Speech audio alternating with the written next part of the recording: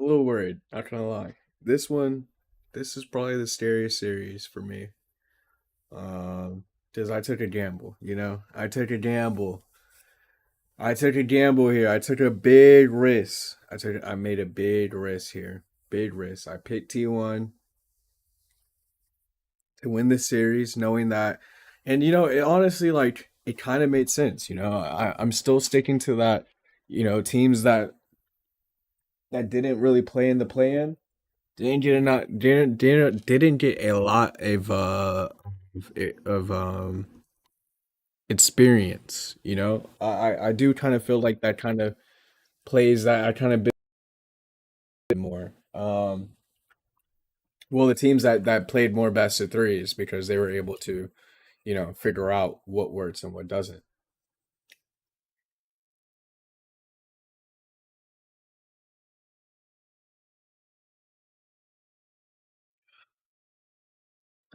But T1 is just such a scary team, man. Sometimes they really do look they look nice. They look perfect, matter of fact. And then sometimes it looks like, wow, this team cannot get a win for their life. And yeah, so let's just go ahead and right here. Been a massive difference maker time finals after somehow is, which I think is funny, but we've seen this with Genji last year when they looked quite champifying in Wakabide. But now it's feature Flandra. Snake was a really fun team to watch back in 2015. He made a name for himself there for his creativity and flashy plays. His doesn't make any sense. I see it. It's just bad. And what bet last versus AL? All right, let's go.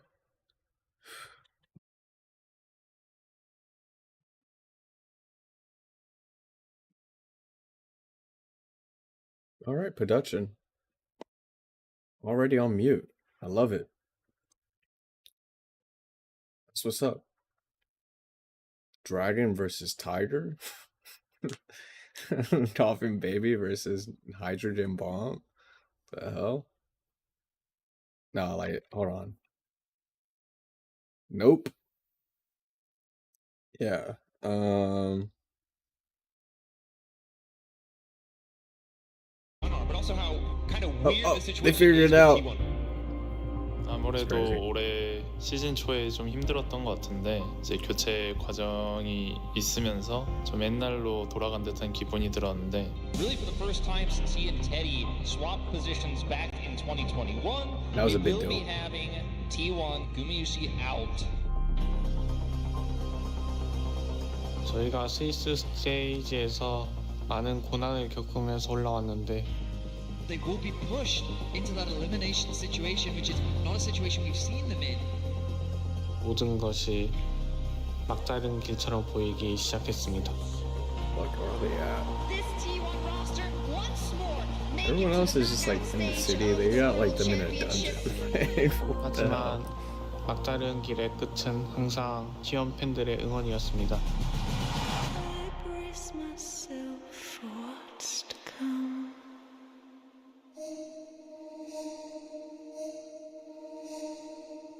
AL 刚组成的时候，我们当时想的争一下4号种子，能走到现在是没想到。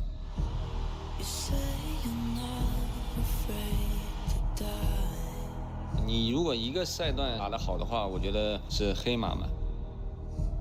但是如果你一直都是保持在前面的话，这样才能够称之为是一个强队。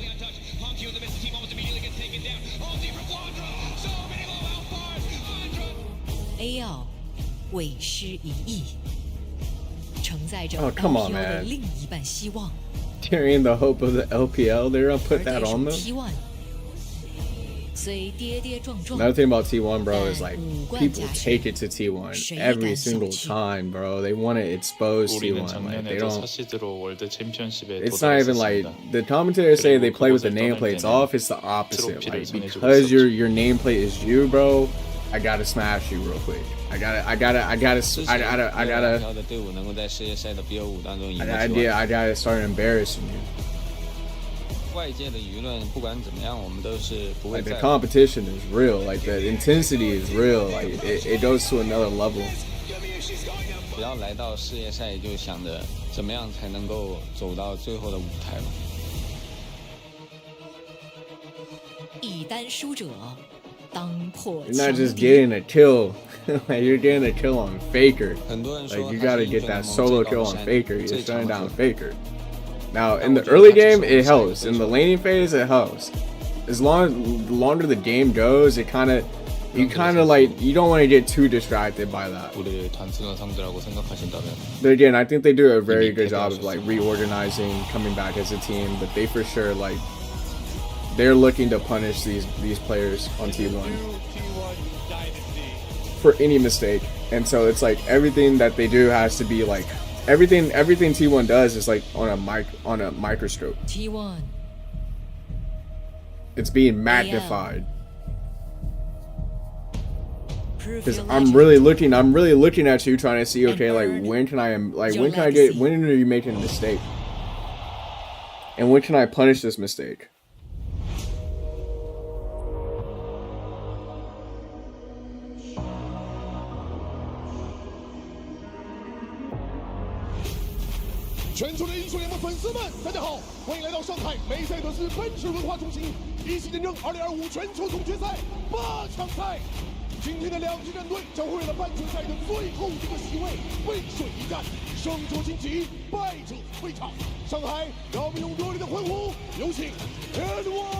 Titles, like yo, like bro, like yo. Ladies and gentlemen, welcome back to Worlds 2025. I guess they don't. It doesn't matter. I'm pretty sure they've had subtitles on those. Oh, the legend pushed for the first time here in this best of teams. Prepare to enter Champion Select, powered by Omen and HyperX. For the first time here in this best of 5, it's Bard and Azir, banned out by AL. Bard has been banned against T1 for every game except that FlyQuest best of 1 so far. Keria earning a lot of respect on the pick, while T1 will ban away the Trundle and Yunara. Yeah, unfortunately, the West has become the experimentation chamber here, because it was the Bard against FlyQuest. It was this Azir against MKOI that really made teams take notice and go, okay, we don't want to give these ones across. So AL making sure that both those champions aren't going to go across. But with Trundle banned away, are they trying to bait Flandre into this Sion first pick? I mean, very well may be the case. I feel like with, you know, Ambessa So the and everything picking stage, drafting stage is pretty regular. You're going to see regular picks, so Rise is going to come out right now. Pick up and available, the Rise as well. A lot of things to choose for as far as the priority. Okay, Nico pretty and normal. the last 2 bans here in the first half. Both, Nothing crazy. Now, them not audio locking this so is no Orianna. Interesting. First and pick yeah, of the okay, entire Kiana. draft is going to be the Kiana here for Tarzan. And this has been such a So, strong pick in I the mean, LPL. I think Kiana can on kind of towards be Worlds. Tarzan's outscaled, already and that's the won on only this problem. champion That's the only at Worlds issue as is that well. there are It looks like they're gonna junglers try and like I'm focus going on, okay, let's Wukong. You get gotta lock early aggression Wukong. here, see if we can snowball Wukong, off Rise, early skirmishes Wukong. and really take it in those objective Oh, fights but yeah, Wukong The Rise. team I fight is so mean, big for it. The execution so big. With the Trundle band that you are looking at, the Sion, I mean, it's a very safe pick if it works.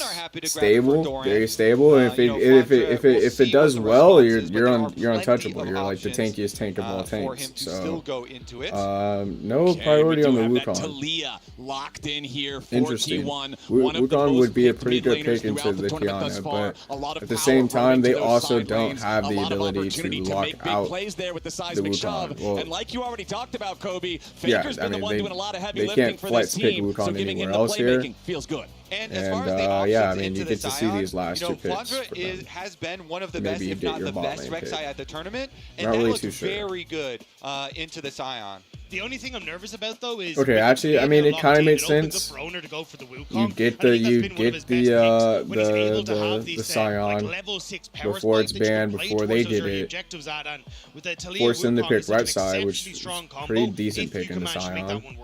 And back on the AL side, we've got the Rise, we've got the Rek'Sai so locked Pantheon in for can be Flandre flexed. as well. He has played this pick 3 times already at Support Worlds, by far top, his most played, considering they've only had to play 5 games to get here so far. But it is not the Wukong on the T1 side. Instead, going for the Pantheon, most likely for Owner, of course, still could have a support angle there, so we won't rule that out just yet. Yeah, the guaranteed point and click for the seismic shove setup here, and the double, almost triple globals with a Scion ultimate as well. So lots of ability to try and answer Rise split push, but we're looking at the bottom lanes now. Yeah, it looks like T1 are trying to set up for either the Caitlyn or the Varus pick with the Ziggs ban. So I'm curious if anyone's Ziggs ban is try major. and take those Ziggs two has priorities been away. Instead, focus too on safe towards of the a pick support right role, now. taking away the Poppy, Very maybe looking strong, towards an very Alistar solid, as well, hard to try and punish. that pool for carry in the bottom lane. Yeah, honestly, keeping Keria down, you need to add the Poppy.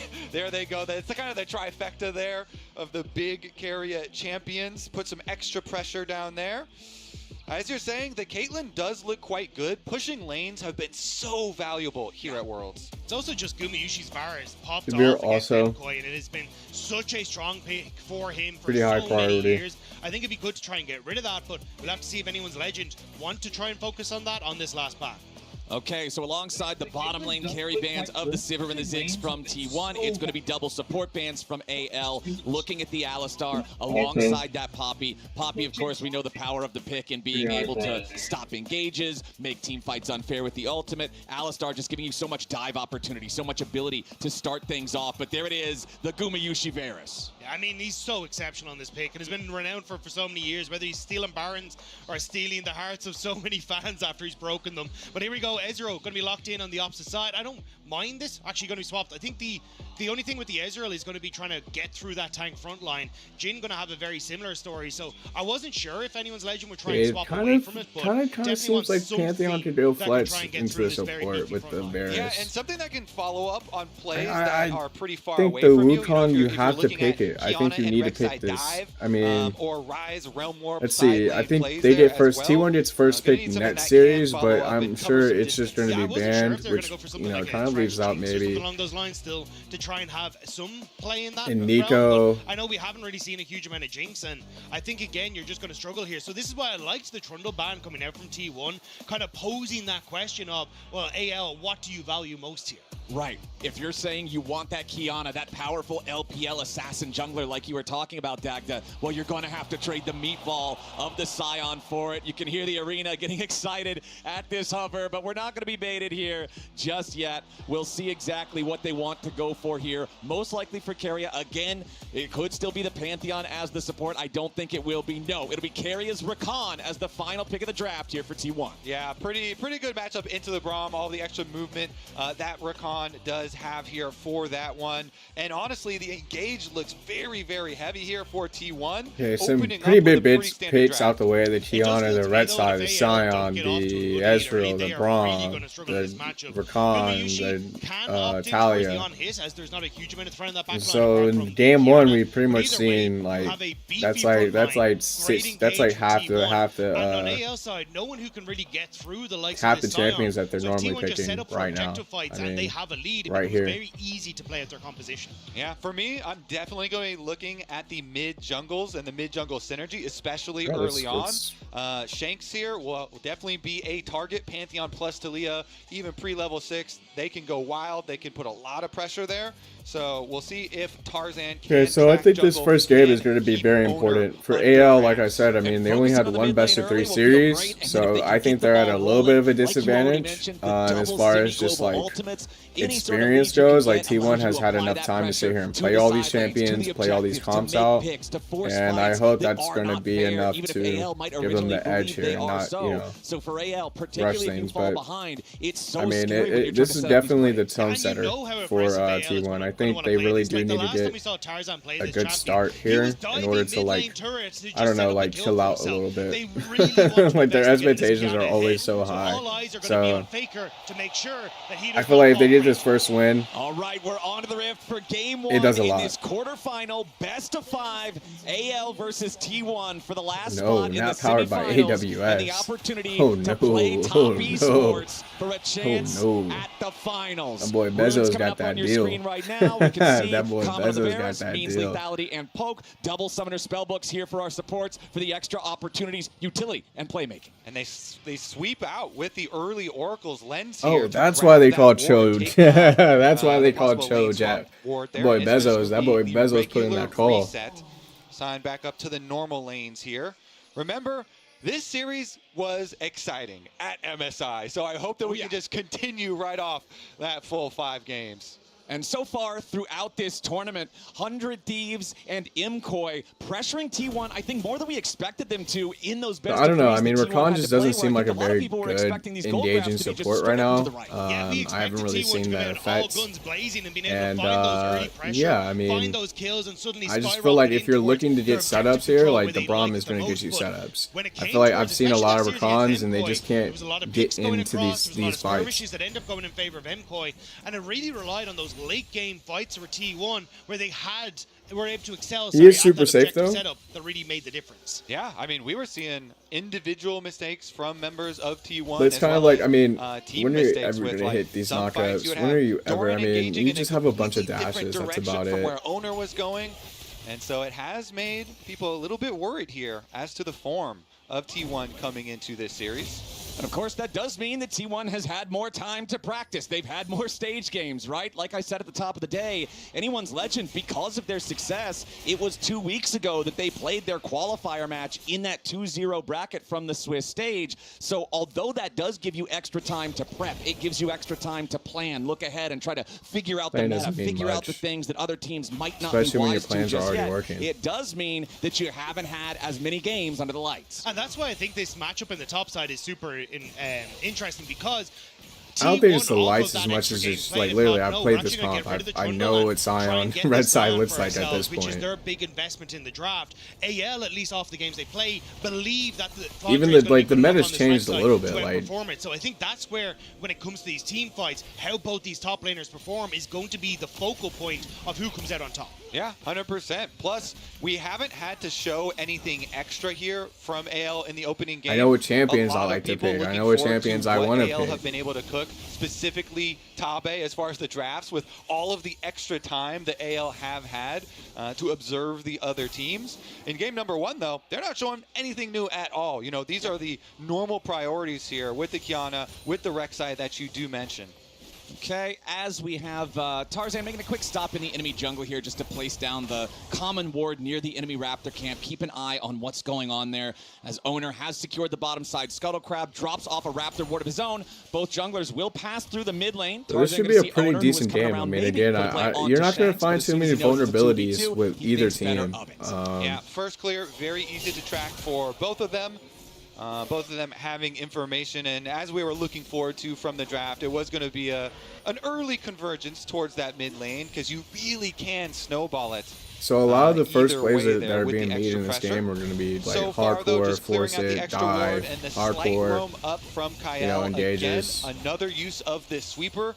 He's gotten a couple out of the early oracles, and keeping this pathway between mid lane and bottom lane clear is huge to be able to get those roams off. Yeah, especially like Owner will get the information that, oh, the Raptors were just about to spawn, so we'll be able to track where Tarzan is going for the moment. But I think it is a case of trying to make sure you can also keep Tarzan safe in a lot of this, because Pantheon early matching into the Kiana, if you have the support from Baker, you can very quickly burst out this Kiana, and she's nullified entirely in these early skirmishes. All right, taking a look down here in bottom lane, you can see the farm even here. I don't mind pretty much TP everywhere carries. thus far. We don't have any of these lanes pulling out to a major advantage early on. 4 seconds left on the clock before the Drake spawns is a Chemtech Drake, which often means you're not going to have as much early priority on it from junglers and bottom laners as it could be for something more valuable, especially considering, like I just mentioned, it's a little weird in the team fights, though. Nobody's got prio over the nearby area. Yeah, I think if your team, I just don't see any real power, air strength, and then also this. But yeah, you don't really see enough strength in like the Varus TP, the Varus TP into a fight, you know? Gumayushi and Carry have actually had a decent job of pushing in this lane on the bottom so side. I think it's great when you get this first back. I mean, it did just get punished for, you know, like the support not being in the lane with him. Down a flash, it makes Gumayushi a little bit more vulnerable if AL try to contest any sort of early dragon take. The other thing to consider for the dragon. Yeah, but later on in the game, it just becomes less important. Just uses it now on the rec side. Ooh, tower shot. Extra tower shot here for Shanks, but not too big. I was gonna say, ooh, that's if he got a stun off of that, that would have been his so reset nasty. and had hovered towards mid. Now we're seeing another hover towards mid, but it is spotted by the warding here from AL. So good vision around mid lane. AL have known, yes, Shanks is going to be a target on this rise. We know that T1 want to be able to compound off of this Taliyah, but the other side is not warded. Oh, Owner with the flash and the stun going after Shanks. Not really too sure. To buffer through it, so no seismic shove there for the follow-up. With the knockup, Faker didn't look like he was ready going to commit a flash. It looked a little late. If Faker was going to flash, it would have been a very hard thing, I think, for Talia to get that. She'll be able to walk out on towards this bottom side. That knockup should just up. be Owner picking up the Raptors. So I think that might have just been, might have needed to call that out a little bit. Is able to leech to level 6. He got that topside scuttle crab, so Kiana very threatening with access to the ultimate, but nobody finding actual blood. But good for Faker to keep flash there because Italia is just hovering, and Italia would have just flash ulted. His first step, blow their flash. Yes. So Shanks, no flash here. Very good trade for Owner to just go in. So no one's on the drag yet so far. Grub's up in a minute. With the close seismic shove. My eyes are towards 50 seconds until that next Void group. Yeah, we'll see. Sion looks like he's doing pretty well here. Teleport, which means that then Carrier can just stay on this bottom side and work which alongside Gumayushi to keep this pressure and then TP to that next fight. So I'm curious if Kael is going to try and swap as well to keep himself in check and match I'm sure they have some idea. And we mentioned the leeching of Red side just back right there a couple times. Owner now level 6 on his Pantheon. Whether they want to use that to try to make a play on the now flashless Tiana's going to go ahead. I mean, no one's spinning the wards in the pit either. I really want to see some value out of this. That's kind of like going to delay the drive being taken. Meanwhile, the lane's going pretty well for AL besides that Gumayushi lead that you do see. Flandra, we kept on talking about it, but he has put so much time into this Rek'Sai. You know, looking at the solo queue accounts, spamming this champion, and he's gotten results because of it.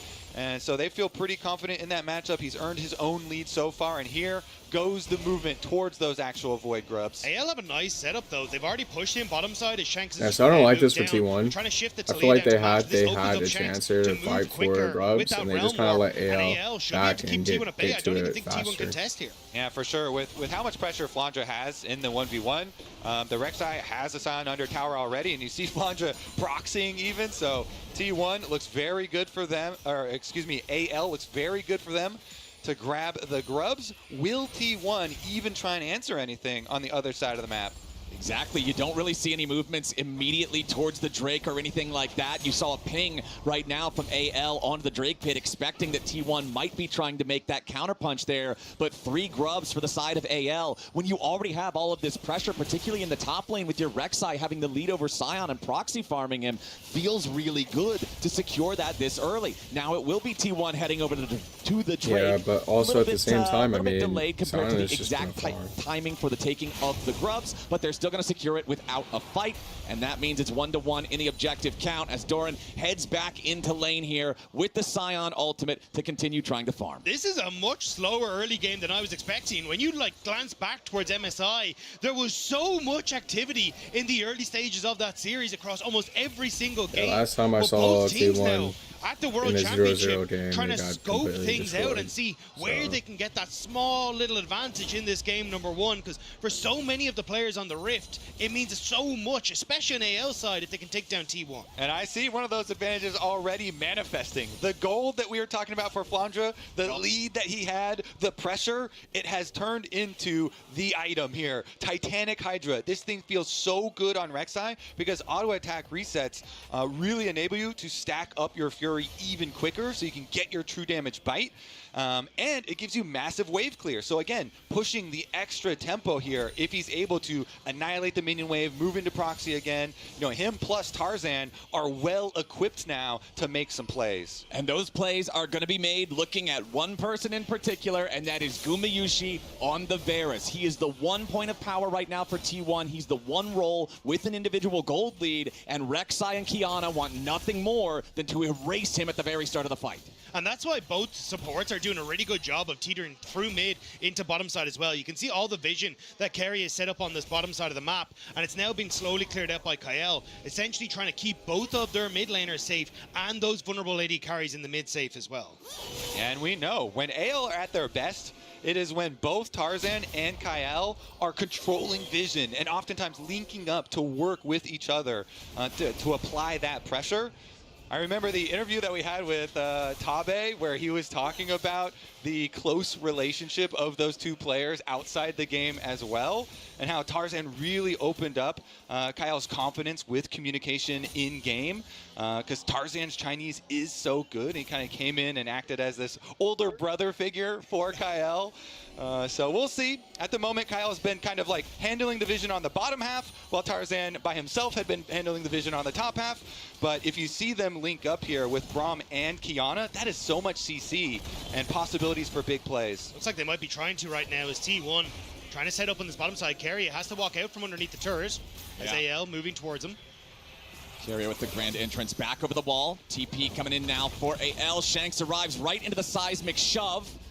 Doesn't take a whole ton of damage there. Going to back away. True Shot Barrage fires through. Back from all the way over in mid lane, but not going to find any targets. Owner also hanging around the area. But again, gentlemen, it just seems like nobody wants to be the one to force something that doesn't have to be forced here in this first game. Well, AL want to make sure that they're not falling vulnerable to Owner, but a little bit of a play there on the bottom side, because Owner at any point in time can show up mid, can show up bot, and similar to Faker, where he's already pushed in this bottom wave, if they don't want to go for the dive mid, they can always try and rotate into something happening on that mid wave. So now T1 investing everything onto this bottom side.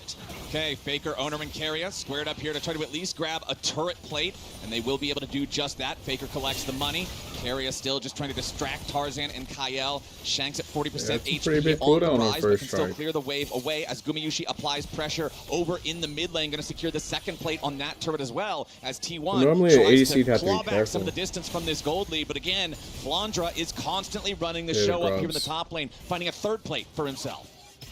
So good, so comfortable on this champion.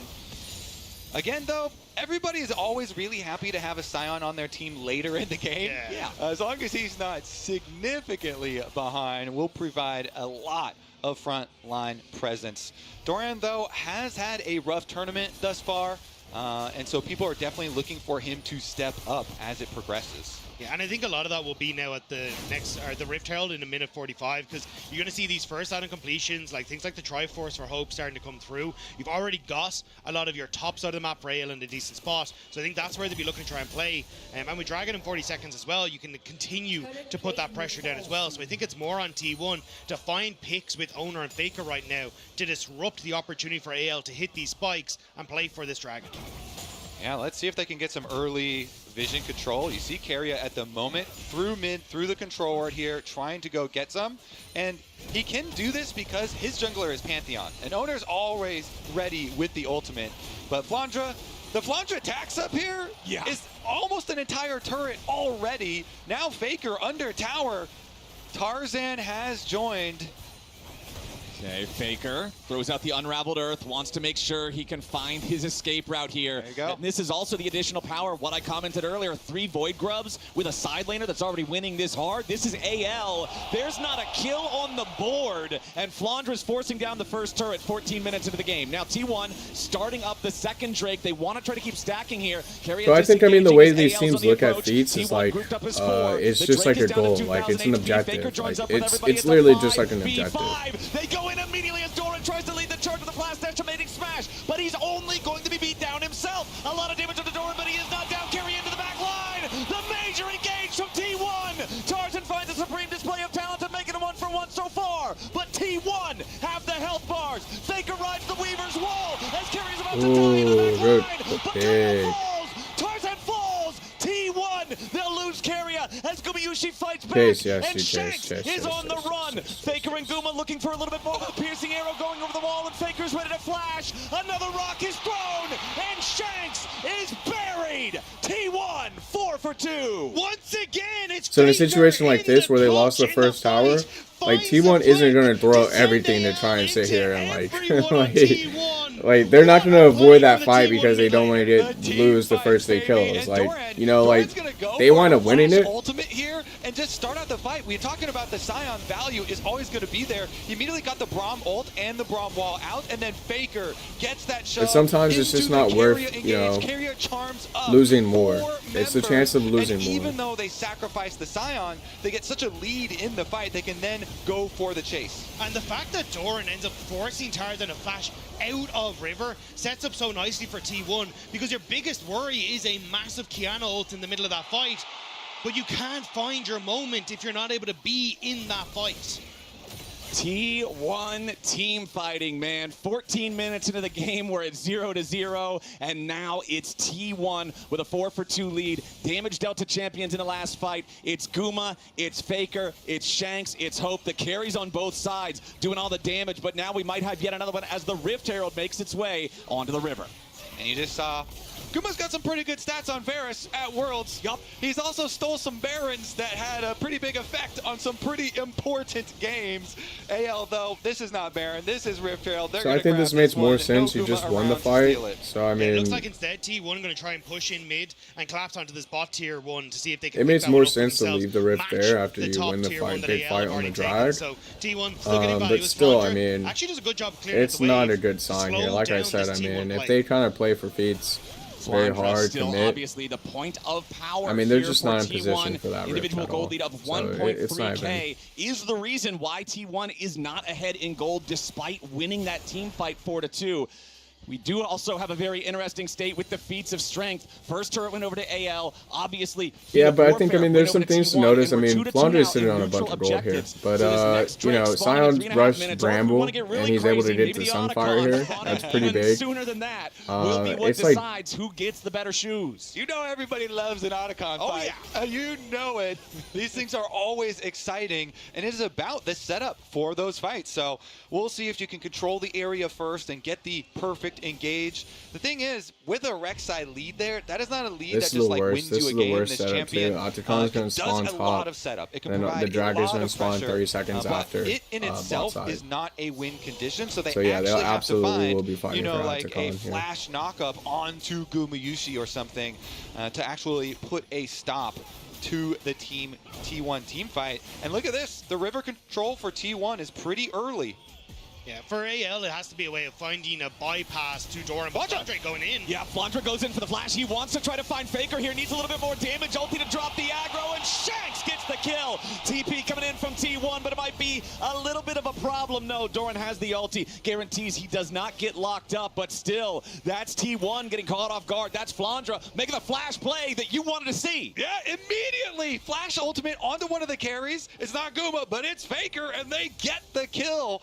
That is Flandre coming up big on the world stage. That is, though, no flash now for this next dragon that we were just hyping up how crucial it could be, or the next Otacon. T1 didn't overcommit there, so it doesn't turn into more very out of the much. back of it. So for AL, we'll have to keep track if they can still find that moment in the next fight. Sans flash.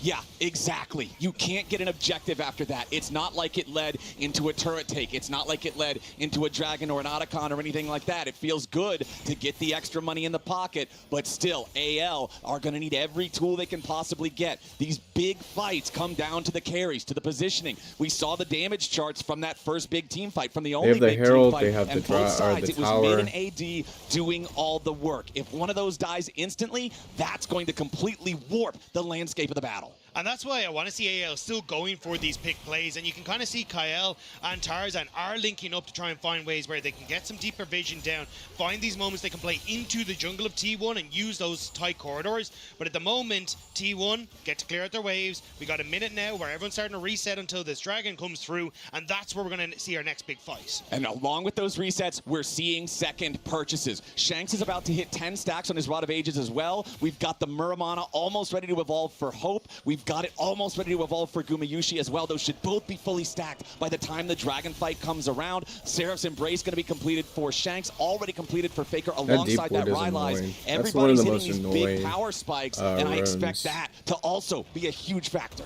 And we've got Otacon here. T1 pushing on top side, trying to set up around it very early on.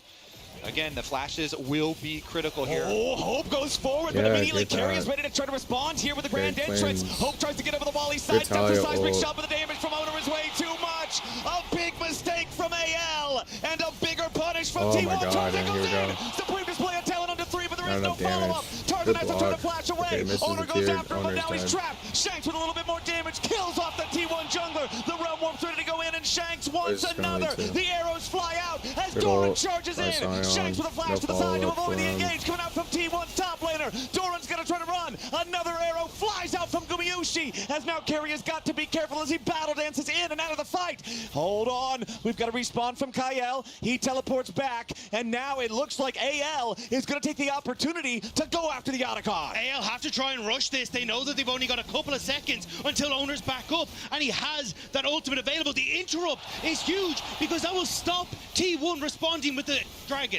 Exactly. Big interrupt there on Gumayusi, and AL, despite the fact that their bottom lane duo gets caught out, despite the fact that that fight looked so good for T1 at the start, claims the Otacon. Here it is again. Yeah, the counter engage was so good for AL. Hope here, he arcane shifts forward, that immediately gets hit with Gumayusi's ulti. They are able to buy some time, but immediately Owner flashes over, they get the kill. Here is the counter engage though. They pop down the Rift Herald, and they got the big Kiana ult, as you know, but back to live, the dragon is important. T1 already starting it out. Crucially, Tarzan had the Axiom Arc, so his They got baited there by the Herald. AL want to fight this. This is sole point. If T1 secure it, AL know that this puts them in a very bad spot. Dragon down to 1,000, already going to be secured by Owner. AL continuing to walk forward. Okay. But they decide better of it. There's so both teams, I mean, really, this is both teams, you know, really making this a hard game to just T1, then run away with here. And in a position to everything's just been traded so far. I would say, I mean, AL's probably have the easier game. Flowers, everybody's looking at the next dragon now. With the power of the Otacon, it's not super big at the moment with only the 19 petals being picked up. It's a pretty early one there. It does give the nice on-kill effect though for AL, and this is a team that has a lot of burst damage in it, so you might actually see the use of that extra on-kill effect. I mean, Tarzan, we saw the big Kiana ult just before we went back to live in the previous one, and he might be able to find another.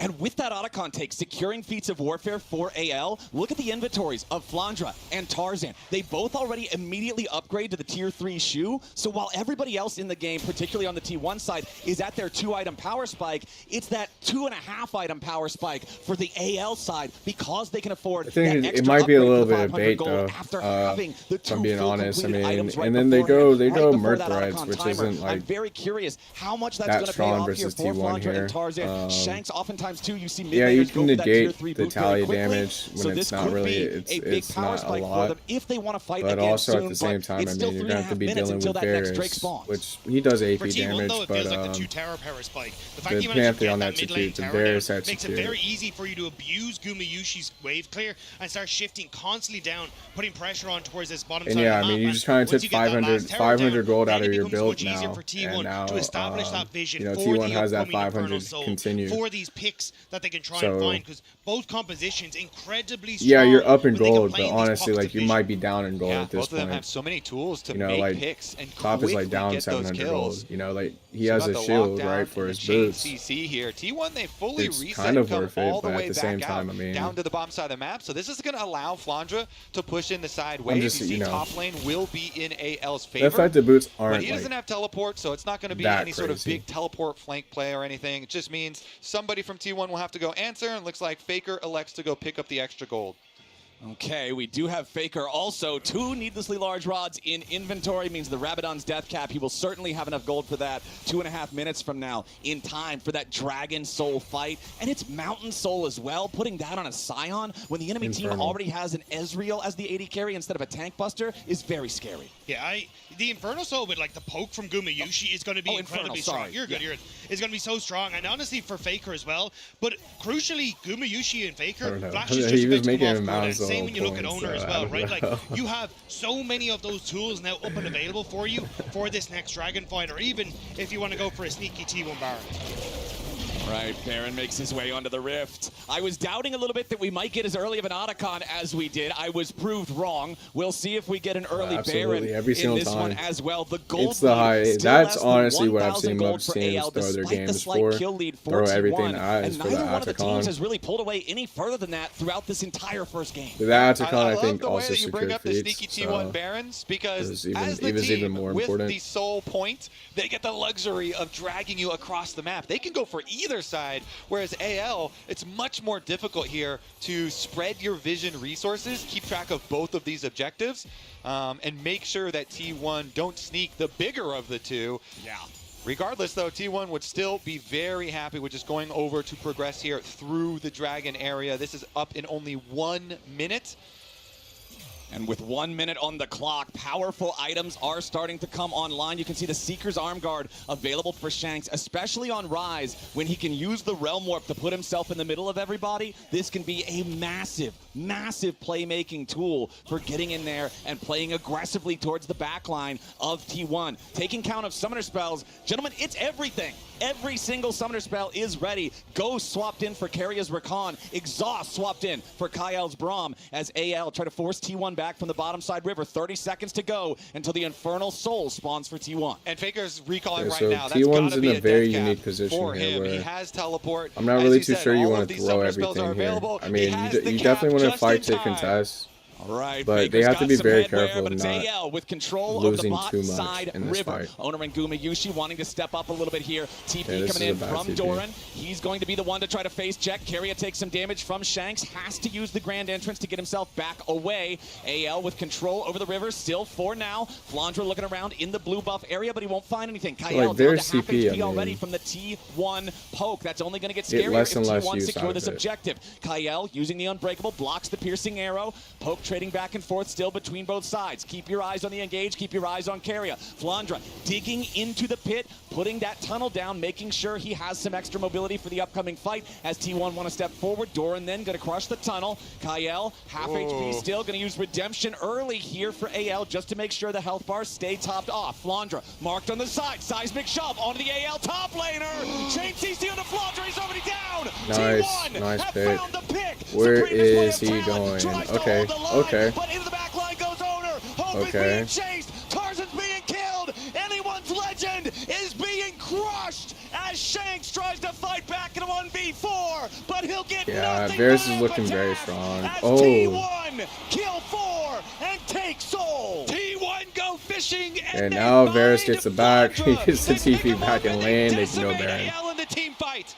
Hope is trying desperately to hold on, but T1 are chasing. Faker's riding the wall in. Hope's going to be the last to die. A delayed ace for T1, and the delay Oh my makes God, it even Goma, you better greedy. now, even when AL respawns, What the hell? He's going for the tower. They will not be full strength. T1 won't just take the soul. They're going to take the whole enemy team. They're going to take the top lane turret. They're going to take Baron, and they're going to take a hell of a hold on this game. That makes sense. And all of it is because Kerry was doing such a good job of matching delay the Tarzan. Baron a little bit. Tarzan tried to move, and they sent Flandre It's into 100% guaranteed. I mean, you might die. You You might kill your mid lane, but it's cool. with Kerry, with Owner, they find Hope. They shut down AL's Hope as the rest of T1 clears up in the pit. Oh, Karya is back, baby. He camped on that. Okay, so Flandre gets caught on the backside there, and I think that was kind of perfect. That was the perfect pick. You single out the only person that's just like kind of like in the peripherals, not with the team. And yeah, I mean, Sion is just big bait inside the Dragon pit. Nobody can kill him. And it feels like this is now T1's. Then they're able to get on the edge roll, push him out of the fight. And I didn't even see Kiana just died in the middle of the pit. Now only amplified thanks to the soul. And T1 They're going to start to move down here. They will spot out Hope, but do they know AL are in the bush? AL trying to set some kind of a trap. They know a fair fight doesn't favor them any longer. Kyle going to be trapped on the wrong side of the Weaver's wall. Seismic shove connects onto Shanks, who immediately goes golden. But it's going to be a 2-for-1 deal. Supreme display of talent at least takes Carry out in the process. Yeah, I'm really liking Varus. The execute damage on Varus is lethal. Also, I thought Pantheon might be a little bit of a weird pick, but Owner's doing a really good job of using his ult here to get these plays done. Flandra trying to distract, get something else back over in the mid lane here at the same time, try to get an objective bounty because AL know. And then, yeah, I mean, also, I mean, the Ezreal poke is just not really happening. The Rise kind of setups aren't happening. Corruptions, locking down Shanks, making sure that neither him or KL could get out of there. T1, they are in the heads of anyone's legend. I mean, but again, I think like this game would be over if it was anyone but anyone's legend here. And T1 down here, after they've already gotten so many big objectives, Flowers, you were just talking about how much they won off the previous fight, they get right back to it. Seismic shove here, gets Shanks, and they immediately get his Zhonya's. The response from Tarzan to try and get at least something back from AL, you know, does get them a tiny bit, but T1 are not stopping. Oh, Flandra, he's got to try to get out of there. Rek'Sai, luckily very slippery, takes the blast cone, gets knocked back to safety, but T1 are not slowing down anytime soon. Still about 45 seconds left on that Red Bull Baron power play as they continue to take more and more of the map from anyone's legend. And that's the biggest issue. We've already seen how quickly T1 can collapse, how quickly T1 can find those picks, and now the map is dark. And T1 continue to push in this top side. AL are attempting to get here, but this tower is gone. Nothing left of the tier 2 top. Another one falls, and T1's gold lead climbs back over 6,000 as the Baron, still 20 seconds left on this one. Another wave about to come towards the tier 3. And it looks like this is Elder going in to be 2 the last minutes. wave that T1 get to push Important with. things to know is Pantheon has the GA right now, and they're gonna make one last push to try and get this in-hit down. Just to make sure they can power through this. Okay. From Shanks, just to make sure he's not caught on the wrong side of the Talia ulti, and that's T1 using every second of the Baron to grab their first inhibitor of the game. Getting the TP here from KL and Tarzan. Looks like they're going to try and make some sort of sneaky play as T1 are coming back out of the map and try and find something in this, because with 2 minutes out from Elder Dragon, that is going to be the death warrant of AL signed. How powerful is T1 Aura at Worlds? They're strong, man. Yeah. Honestly, strongest thing I've It's ever too early. seen. It's only one game. Crazy, man. They said it themselves last year, come in as the 4th seed, and they left holding the trophy. This tournament, they came in not looking super strong, and yet coming out in this game, they win that one fight at the Dragon. They win it very heavily, but they get so many rewards. The Dragon Soul plus the Baron, and they immediately just take over the entire map. Have been pretty it's not even this tournament, right? Like, you look down the roster of AL, it's Hope in 2022, lost against T1 on JDG in quarterfinals. It was Tarzan who lost against them in semifinals. And then even Flandre, the year he won Worlds, still lost to T1 0-2 in groups. It just feels like it is so difficult for LPL teams to match up against T1. Their plan, their objective here, they secured all the drives. They're able to get to Soul. Ain't MSI. All right, T1. Let's see if now they they can just finish the needed, job you here. know, one more Flowers, again, drive this here. is a full best of 5 as well. We are going the distance today. T1 here in game number 1 have jumped out to a very sizable lead for themselves. Now all that's left is to push in for one split push. Since they already have the top inhibitor down, they can just do mid and bottom. Currently though, they're actually split a little bit more, with Faker going back using his, I assume, extra teleport being at the ready here. They'll just answer the wave that Flandra's pushing and then join at the next cause. Blinking only if they challenge behind you. T1 though, and maybe that's what AL are looking for. You can see they're pinging that ward that's just over by the T1 blue brush, and that may be what they're trying to get Flandre onto, as Faker going to match that push in the top side, but they need to go very quickly if they want to make this play work. Exactly. Elder spawning in 5 seconds. This objective, for how powerful the buff is, dies very quick.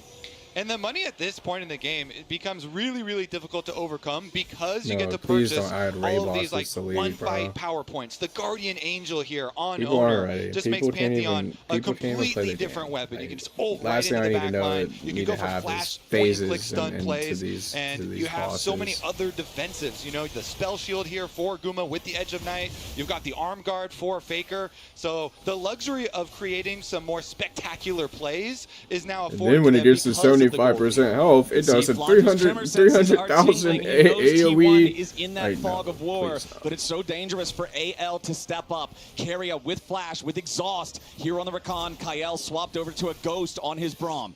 Looks like T1 don't know where Tarzan is, though. There was pings going over towards their own jungle, wondering if Tarzan managed to sneak his way in, but Dragon now started, and Tarzan spotted as well. Okay, Owner and Keria are the only two around the Dragon Pit for now. TP coming in. Faker is ready to join back up. Yeah, they kind of baited them to come out here. The Crypt Bloom. AL starting up the Elder Dragon now. T1 watching on. And AL's going to take it and say thank you. And so Varus ult has to come like right now. Okay, good angle for Tally ult. And yeah, this is just almost guaranteed to get pits. Owner's got GA. He should go very hard in the back line. Pressure onto Tarzan. Triple kill Guma. AL are cut to pieces. And T1 holds the sword. Flanders last to die. And ace for T1 will be the end of game 1. Great force there from T1. They use their wallets and they destroy AL at the Dragon one more time. Doran putting the last touches here on the Nexus turrets. The Elder Dragon is claimed, but there's no one left to execute. The game was quiet. The game was close for so very long. But when it came down to the clutch, it's T1 who proved why they are the get your little BM in. Champions. They out-team fight AL, and they'll take the first game in this best of 5. T1 looking to silence any doubt that was thrown their way. Oh, cool, clock that. Yeah. Save that T, Faker. Clock it. You read them, Faker. You read them, Faker. Game number 1 goes to T1. So dumb. I feel like this has to be a team that can be called anything but normal. Bro, I blame production for that. There's no. That was so unnecessary, bro. Cut to somebody else, bro. Magic all over again, but at least it was only one game, so we won't parlay it into something bigger than it is. The problem is, Mao, that we set up the entire pre-show talking about how in this economy? they don't look like themselves. They've not shown good things. Their early game isn't good. Their top players aren't playing as well.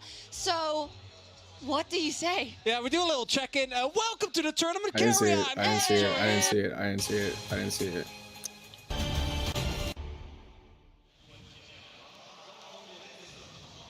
Yay. Welcome back to the 4th and final quarterfinal here at Worlds 2025 between AL, but when one's jumping into Champ Select, powered by Omen and HyperX, to see if AL can bounce back after the Game 1 defeat. AL's back on the blue side. They're going to continue banning Bard and Azir, while on the T1 side, it's Yunara and Orianna taken off the table. And I want to see Tarzan on something where he can be proactive in the early game. It felt like it was a very, very quiet early game from him, and almost every time Tarzan kind of joins a team, he becomes the soul of that team in the early game. How aggressive he can be, how he can dictate how early kills are going.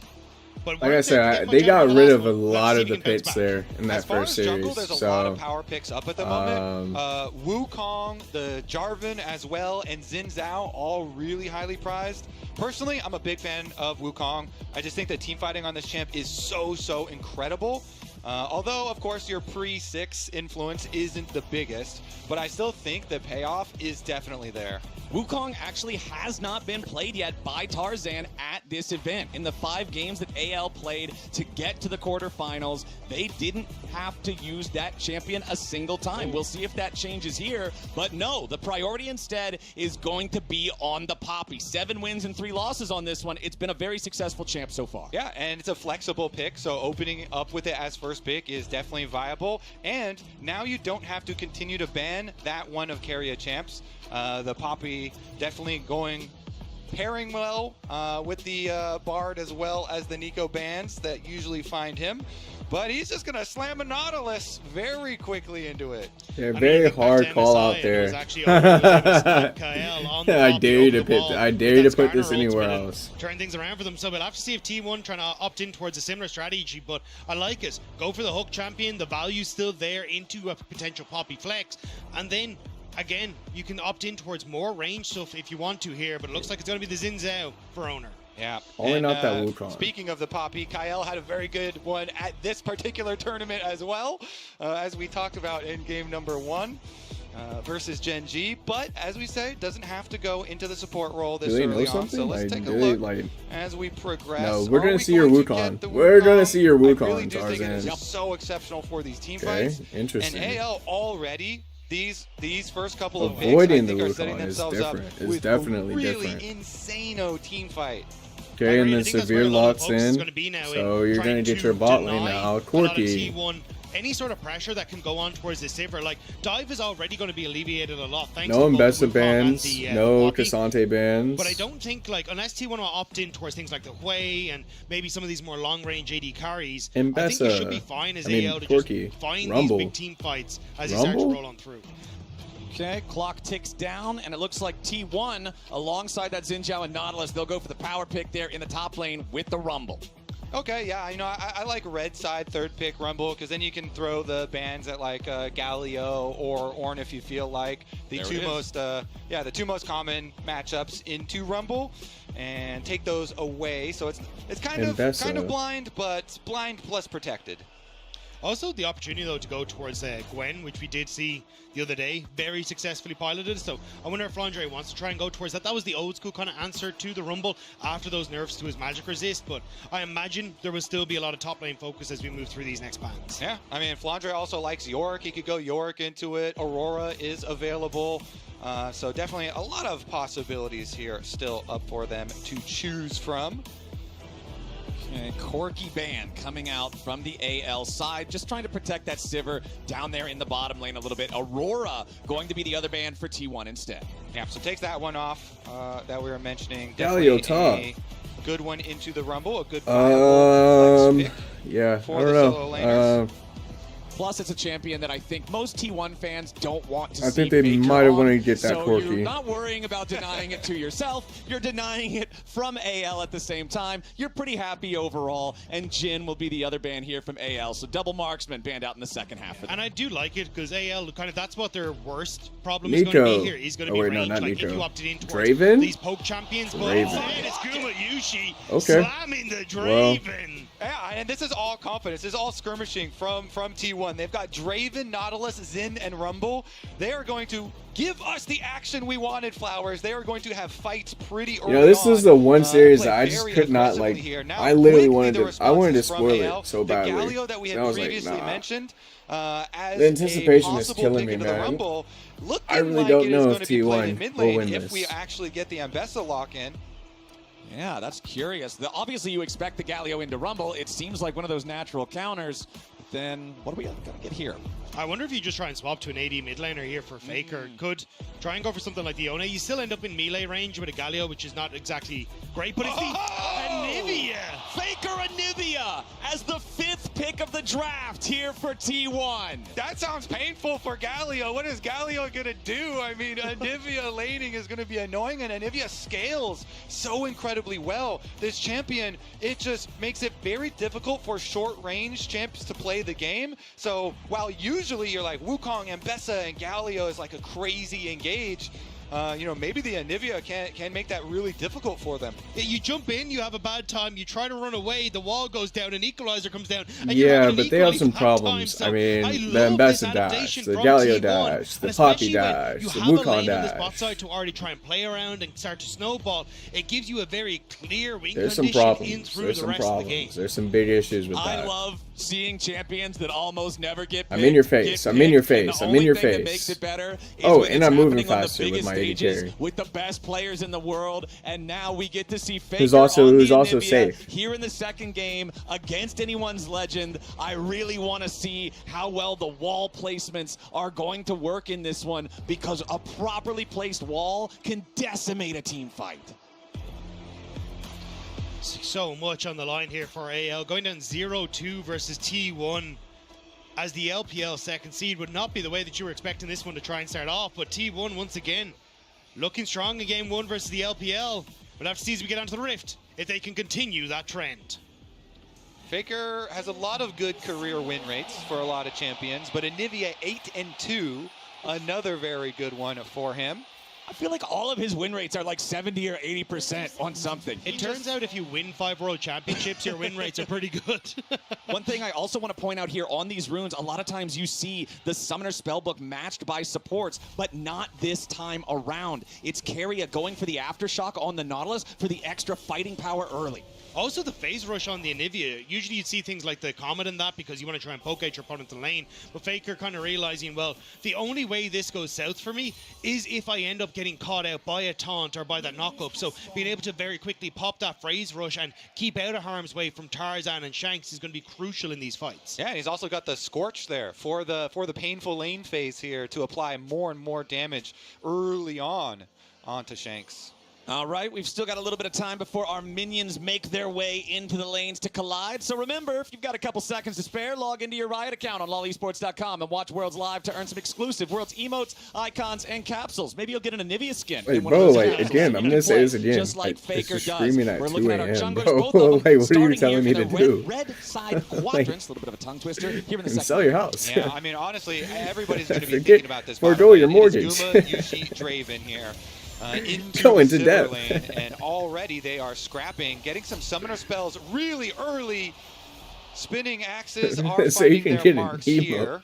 Popping the barrier to extend that trade as well and make sure that he can win out as much as possible. So already with that trade and also having T1 pathing down towards that bottom side means that there is a very high chance we see Owner trying to make something happen. That's so crazy. I forgot this was 100% because, you know, Xin versus Wukong early, you're going to have the extra advantage. So you want to play around this Law Esports. Draven and see if they watch this live and okay, Faker with that early push here in the mid lane, crashing so we can that keep wave you. into Shanks' turret. As we you can keep you in our stream instead of Flandra sleeping. crashing the wave into Doran. Flandra was the point of strength Level 3 for AL in that first game, but now we can see Tarzan coming down for the Wukong level 3 gank potential here in the bottom lane. Keria goes in with a dredge line. A lot of damage onto Kayeli, flashes away. Goyushi flashes after.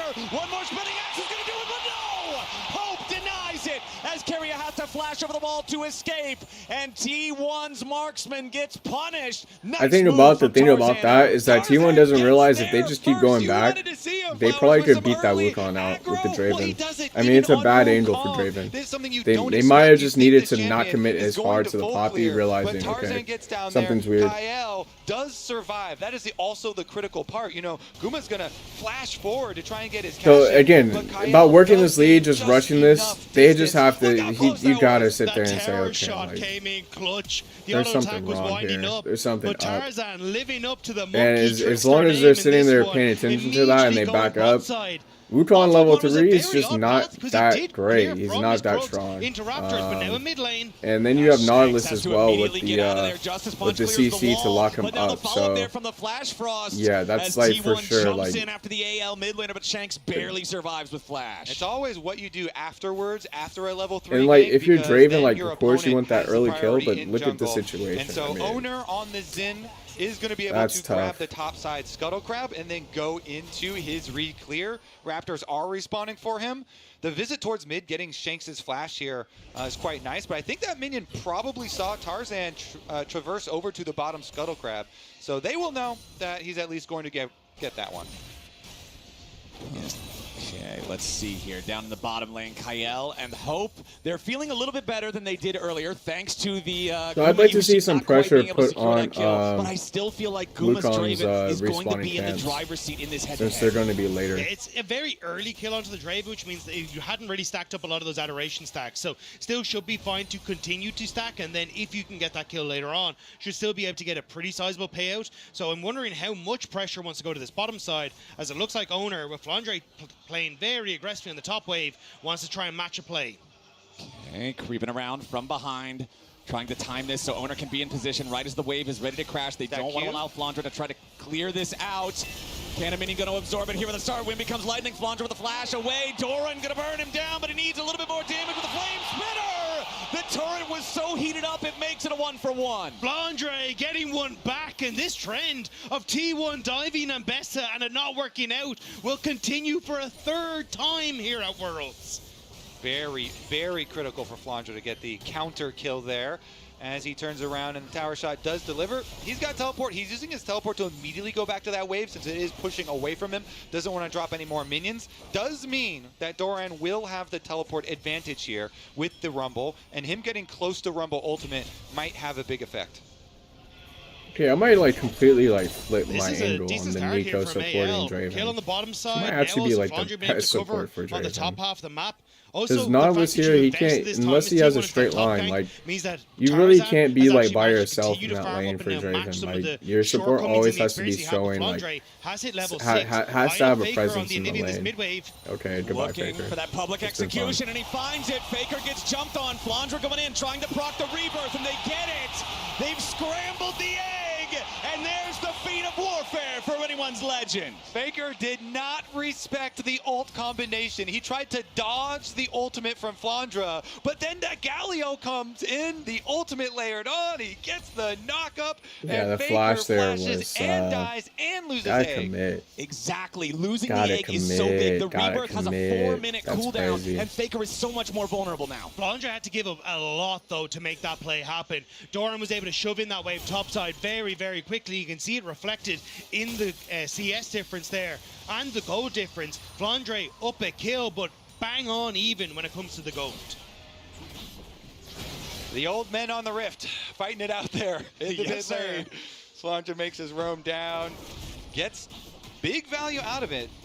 Let's see, though, Anivia does still scale well, but you have to worry about repeat ganks. When you don't have the safety of your flash or your egg, you are definitely a vulnerable target. Exactly. That Passive is such a powerful defensive tool, just a dissuading You plays pived being bot, made then you against you, pived and mid, to and lose then it he just alongside went the flash, top. like you already said, Kobe. There's now this massive target on the back of the Anivia. 35 seconds until the Void Grubs spawn. The Infernal Drake already on the rift. You're seeing a couple pings around that bottom side river area coming out from AL right now. Okay, so this makes it a little bit easier to fight now that the grubs, I mean the feats of warfare is out of the way. Normally, I mean, you don't want to lose feet, you don't want to lose an objective and then also give up feats. With their own ultimates up and available. It will be a very short window of time where those Void Grubs are up, but at least at the moment, with the push on top for Gumayushi, and so far, I mean, you're not going to really see looks any like they should be able to start up these Void Grubs on spawn and at a least big of a get one for difference with the themselves. kills. Yeah, meanwhile, that big of a AL difference. feel I'm really sorry, but happy that because of yeah, the I early mean, gank on no one's bottom going to be side from completing their Tarzan. items yet. Hope got that. T1 is going to be very on this. early They're going to so trade the keeping the drag. Sivir in mid and just farming Pretty and smart if you know, last game, AL got completely my Sivir's just gonna mow down the minions in pushed out of every rotate single over drag. the dragon. You know, we And, don't yeah, want this early they paid the confrontation price for since it. you've got Xin and Nautilus Draven, and so they will go for the dragon and they will continue to farm. Exactly. Remember in game number 1, it was AL securing all 3 grubs, and then T1 securing that first Drake about a minute later. This time around, we swap them around. It's T1 going for the 3 grubs, and AL immediately handshaking the Drake in trade. Yeah, and Kyle even TPing up to make sure that Flandre could get that wave without having to worry about the T1 dive afterwards. And one of the nice things here for Shanks too is because you're up against double AP solo laners, he gets a very easy build path. You traditionally want to go for the Hollow Radiance anyway, but it doesn't really matter if he ends up against the Anivia or that Rumble. Yeah, so Realistically, that's he's not going to enough get to value freeze. either way I mean, out of that item. you're gonna which is stack just a wave great like for that. the I AL don't know. mid laner. Yeah, and we'll see about the control over the mid lane. Now this is a good way to fight with. Like match you can this Sivir. fight in that wave Both of them have pretty well. extremely good wave clear, but one of them is getting ganked. Okay, Hope? Nah, he's fine. He's Sivir. He's got a spell shield. He's okay. And during that time, where Keria does But show you mid can very going easily for a just possible get frozen it actually with a wave allows like Kyle that. to get really deep vision. Look at All I have that to do is jungle. just take the melees He from just you, lit it up. and I think that was 3 also a wards cannon left wave. by Kyle super So, deep, I mean, and you know that Tarzan can take advantage of that information. A Wukong plus a Galio ultimate being ready to go over the top definitely provides a lot of very threatening engage angles that Tarzan can go in, and they have perfect information on Owner. because of those wards. You can see the way Kyle is playing, though, to match these roams from Keria is a little late on this one, though. Yeah, Shanks could be in some danger as the axes spin. Shanks forced to flash again, but the whirling death doesn't quite catch him. The angle wasn't there, and Shanks survives. And Kyle was trying to move down towards this bottom side of the map to cover this play exactly, but thought nothing of it when T1 didn't show Keria on the bottom side, starts to move towards mid instead, and that's when T1 pounce. If I'm on AL, I am calling to gank Guma Yushi now because no flash on Draven, and we've got a Wukong Galio. Shanks, of course, did have to use his flash to get away and teleports back out to mid lane, but that is going to be some decent threat. Yeah, I mean, Shanks arrives. He takes a quick burst there from Faker, but luckily for Galio, he's pretty resistant to that magic damage, so not nearly as punishing as it might be if someone else would find themselves caught in the same situation. We still don't have any neutral objectives to fight over here for quite a while. Still about 3 minutes until the Drake spawns, 4 minutes until the Rift Herald makes its way onto the Rift. We do have the first major item completed with Owner grabbing the Sundering Sky here on his Xin Zhao, so I wouldn't be surprised to see him try to find a play. Yeah, I think if you're on AL, though, I like what Kobe was talking about, trying to punish Gumayushi with no flash. You can try and shove in this mid-wave, Galio has the ult, Tarzan has his ult, try and use that to catch out Gumayushi on this bottom wave and still have that timer for it to cycle through before these next objective spawns. T1, though, starting to set up on this top half of the map. Looks like it's only to see if they can spot out some defensive vision, and they'll clear it out.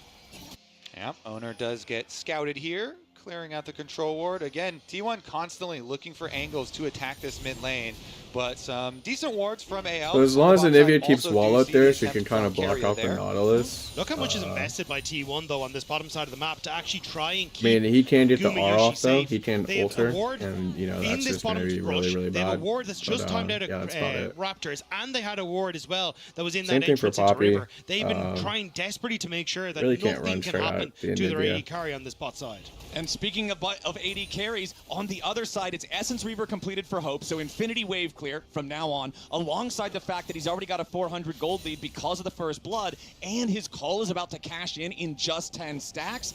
AL's AD carry is set up to be in a great spot for this next objective fight. Yeah, I mean, Sivir versus Draven starting out like this, where Draven has not gotten a cash in, had an early death, and Sivir has gotten a lot of free farm towards mid lane because of their assignments previously, is really, really good news for their side. We'll say, though, you know, we are still looking towards the next big team fight. And that's the thing about Draven is, like, you're holding all these stats. You just got to keep stacking, brother. Like, you just keep stacking, dog. 50 seconds away now. And already trying to get some setup work done. Because if you die, I mean, there goes your money. There goes all the money that you're flashing for. I'm curious how AL want to try and approach this fight, though, because at this stage you still have Gumayushi, his flashless, so I think that is going to be your focal point. It's Hope may try and stop them, but again, you're kind of in a position where it's difficult for you to hold on to pressure on this midway because it's against Anivia. That's a quarter, and it looks like right? at least so a quarter, Tarzan 300 identifying that, holding on here in mid, so then you can play hyper aggressive on this mid wave and try and find something. And you just 75? Saw it right there. Hope's boomerang blade, his ricochet, bouncing through the wave to stop Gumayushi's back as Doran goes in from a ton of damage here with a Flandra. The public execution plus the flash to try to get away. Flash has a shield. Yeah, it's not working.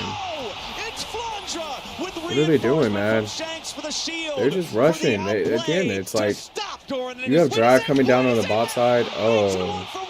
Gumayushi from all the way across the map strikes true, and T1 starts the Drake. How much did he get off of that? He had like 300 stats. Finds the cash in with the ult from the opposite side of the map, and now AL There's no way to be it's careful. calculating. Yeah, AL's got to be careful here. Kyle gonna have a nice keeper's verdict to make the fight unfair. Keria is your first target. His owner wants to go in after Kyle now. Loses half his HP. Boomerang blade takes Keria down to 150. Faker making his way forward, but T1's not gonna find anybody. They also using the teleport now. Doran coming up behind him. The Rumble's already arrived into the fight as Tarzan tries to find some damage onto Faker. Shanks okay, once again, the egg again. The rebirth is triggered as Flandra's made his way to the fight. I'm not a big fan of the way T1 is playing this.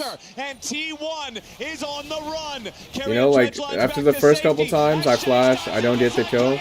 Okay, like let's relax. And the Draven is dead again. again. Anyone's Legend comes to life in Shanghai, and they're at a 2,000 gold lead. They turn the play back around on T1. Doran win the drag. tries to get there faster. Okay, T1 we're done. try to collapse onto Hope, but it's Anyone's Legend who may have just blown this game open. And Tarzan's Wukong, he does so much work prioritizing this champ. Gets onto Faker, the double ultimates there. He did so much. Got Owner's ult out, puts Faker into the egg, and Tarzan will finish up that kill there. While the rest of the team, they had brought Flandra in, he had teleported in, and they allow the chase. Kyle knows Guma's got no flash, so he's dead meat. Gets him against the wall, and they get the second kill for Tarzan's Wukong.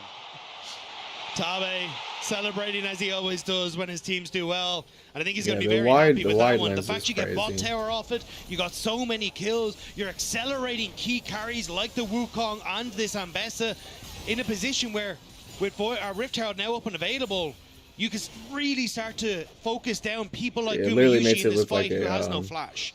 Exactly, man. Guma is in some serious danger. He's got his Bloodthirster, so at least that's going to allow him to power through some of the chip damage. He's got his Serrated Dirk for a bit more power if he is not immediately bursted. But you know Anyone's Legend is looking after him. They want to make sure they can pop this Draven any chance they get. Tarzan's Wukong with his Trinity Force, with his flash. Fishes. This guy's going to be a massive threat in any fight, and right now, he's starting up the Rift Herald. Shanks is on the opposite side of the map, though. His TP is available, but they will need to bring him in if they want to try and make a play in T1, trying to scope out the area as that goes. Yeah, Keria jumps in here with the dredge line, finds Tarzan, but to no avail. Kyle jumps in with the point blank keeper's verdict. Shanks has arrived. They're looking at Gumayushi, and they find the taunt. Guma's already down. T1 are routed as they try to escape from the pit. Keria now focused, forced back again by Flandra. Doran's going to get time with this bottom lane tier 1 turret. He might be able to take that, but it's 2 more kills for Anyone's Legend. It's Rift Herald to Anyone's Legend. It's another fight for Anyone's Legend. As soon as T1 step into the river, AL close the trap shut. They teleport in. Shanks is able to lock him up. Even so yeah, I mean, it comes down to those mistakes. You know, like yeah, AL's made some great plays here, changed the game here. Wukong with the level 3 against the bot. Anyone's Legend. The setup with these wards deep to try and you know, but a lot of it's like really like even look at the top side, okay, right? like you can't finish off the kill on the Ambessa. You can't flash after the Ambessa after that. Try and finish off the kill. You can't flash on all these kills as Draven. It doesn't matter. Able with the phase rush to get that taunt that they need. Owner does pick up one on the backside. But there's just so many members of AL there. There's just rushing it. Yeah, beautiful engage from Kyle. Unnecessary, you know. You can still recover when it's the first mistake. They you know? also are going to have the extra but you do it once, you do it twice. Yeah, I mean, you're really messed up now. And when you look at AL coming into this head-to-head against T1, this head-to-head of the LPL against a team that has never lost to them in a best-of-5 at Worlds before, I think you're looking at Tarzan and Kyle to have that synergy that they had back at the peak of this team at MSI, to be able to make plays and work together to find these opportunities to really take the fight to T1, and they did it right there. T1 are trying to find a pick onto Flandre, though. They're matching Faker into this top side with 35 seconds until Dragon. Faker has no TP. He used it to cover midwave after they lost that last fight. So AL going to have to be a little bit careful of keeping Flandre safe before they realize exactly where T1 are on the map. And Hope's got Infinity Edge, so that means this Sivir has scaled. This Sivir does some big damage. Have to be very careful about their positioning. Faker himself a little worried about his positioning. Yeah, he's getting caught out here by Flandra. Public execution, though. Not lined up correctly. Now Flandra has to flash away. T1 committing to look to find the kill onto the Ambessa. Owner goes after it, needs the third talent strike. And Doran's damage is enough, but off to the side at the same time. Hope is going in. It's another kill traded back as Gumayushi dies once more. Anyone's Legend, they want a second, and they'll find it. A double kill to Hope as as T1 reinforcements are coming in, but they're a little too slow. Rift Herald summoned up here in the mid lane. So AL's doing a very good job of trading back here, making it just kind of, into the tier 2. Tarzan you don't even get really that He'll much. I mean, they actually overcommitted for the Equalizer investment. from Doran needs to be used just to clear the wave as Hope knocks down the minion spawning for T1. Faker's going to take the turret up there in the top lane, and it's AL with more men on the Rift looking at Drake number 3. Yeah, Hope's got an Infinity Edge and he wants to use it. He flashes over to follow Guma. He knows. He wins those. And it's such a good counterpunch because you see that play in the top side. KL again flashing over, immediately picks off Gumayushi and sets up for this play in Keria, trying to keep his AD carry alive, only gives more money into the hands of anyone's legend. And it's at the beginning a good play from T1. We think, yes, sure about that Trade one. Dragon, you can't really fight. But now they're on towards Adakan. Flandre, they're looking for his It's TP. all or nothing. Okay, T1 not afraid to start this up. It's a 2,500 gold lead for anyone's legend, but nobody's here just yet. Otacon already down to 5,000 HP. Tarzan goes in for the Cyclone. Shanks ready to arrive with the grand wall. entrance. What the hell? Tarzan's low. Anivia, what are you doing? Where's the wall? T1 still fighting back as the Otacon is slain by Owner, but he dies in the middle of the fight. Public execution finds no target. Gumayushi on the run. I didn't know any better, bro. I say Faker's trying to get to go next. For anyone's legend, but T1 Where was the wall at? He must have wall tried. The bloodbath continues, and they do get the Otacon in the scramble He just wasn't there in because position, I T1 guess. focused down Tarzan. They get the kill there. 2 for 1 is a little bit of extra gold, but Maybe you would Wukong definitely flashed rather in. have the Otacon and the And he extra could've flashed experience and over the stats wall. that you get from that.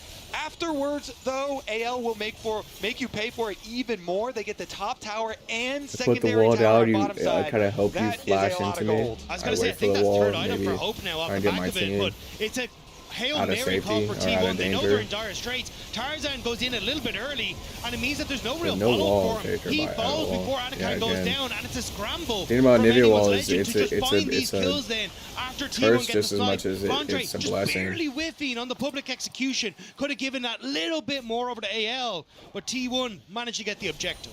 Unfortunately for T1, the shutdown went to Keria to the Nautilus, and so it did not get picked up by Guma there.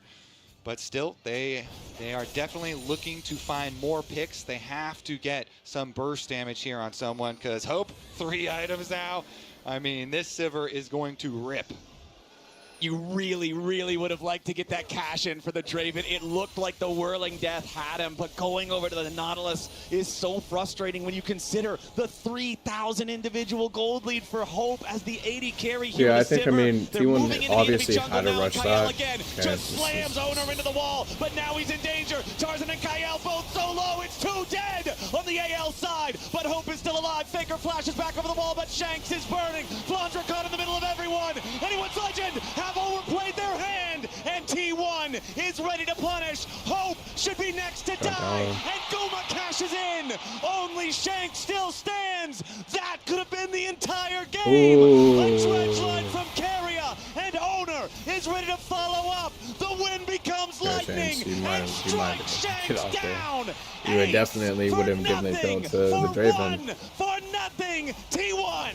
You cannot make mistakes against T1 in playoffs. This is a team that will fight you Bit of a every chance 50-50 they coin get. flip there. And a gold lead and a victory that seemed defined for AL is now slipping into T1. I mean, the play there is to fight for the blue. You're in the lead. You figure we just want to take this fight.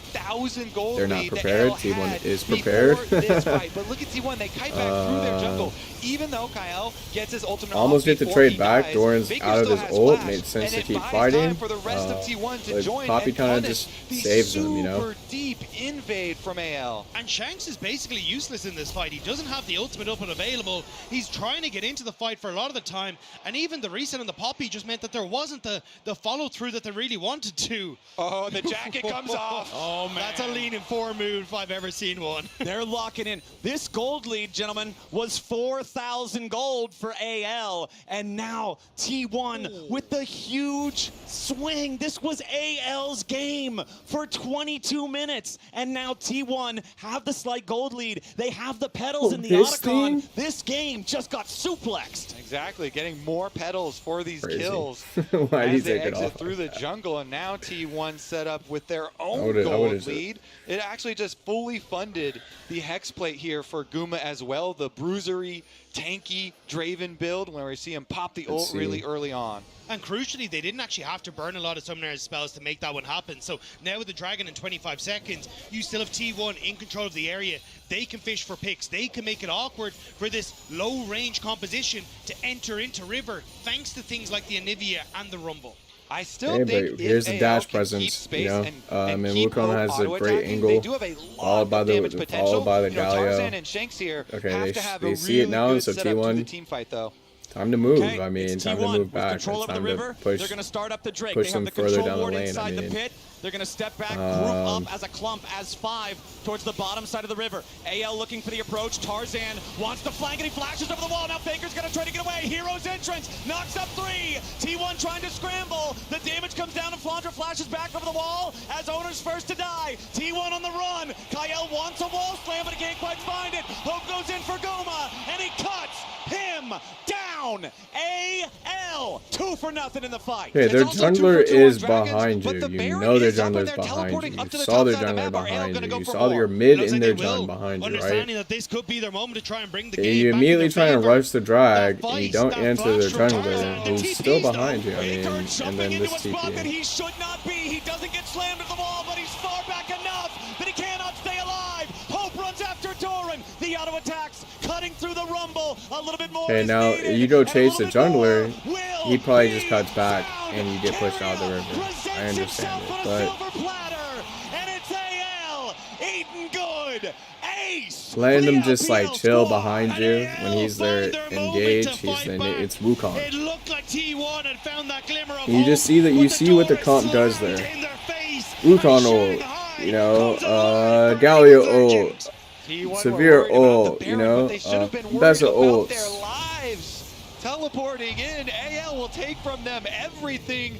The gold lead has ping-ponged right back. The gold lead returns to where it once stood for anyone's legend. Now 4,500 gold ahead again as we take a look at the fight that made it all happen. No, this is the teleport in from Faker afterwards. It was so aggressive from Faker. Could have gone towards his own tower, but not having any sort of ability to get out of here means that AL pounce immediately, and even Hope here, having the support of Kael, means that Doran can't really go aggressive on the play and hope that he can trade something back.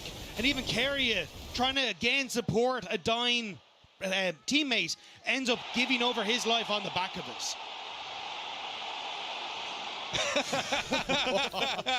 Okay. Look at these guys. All right, AL with the gold lead back in hand, and the Baron buff, so they can take a lot more. That little dip there is just a blink in the radar now. AL looking to siege.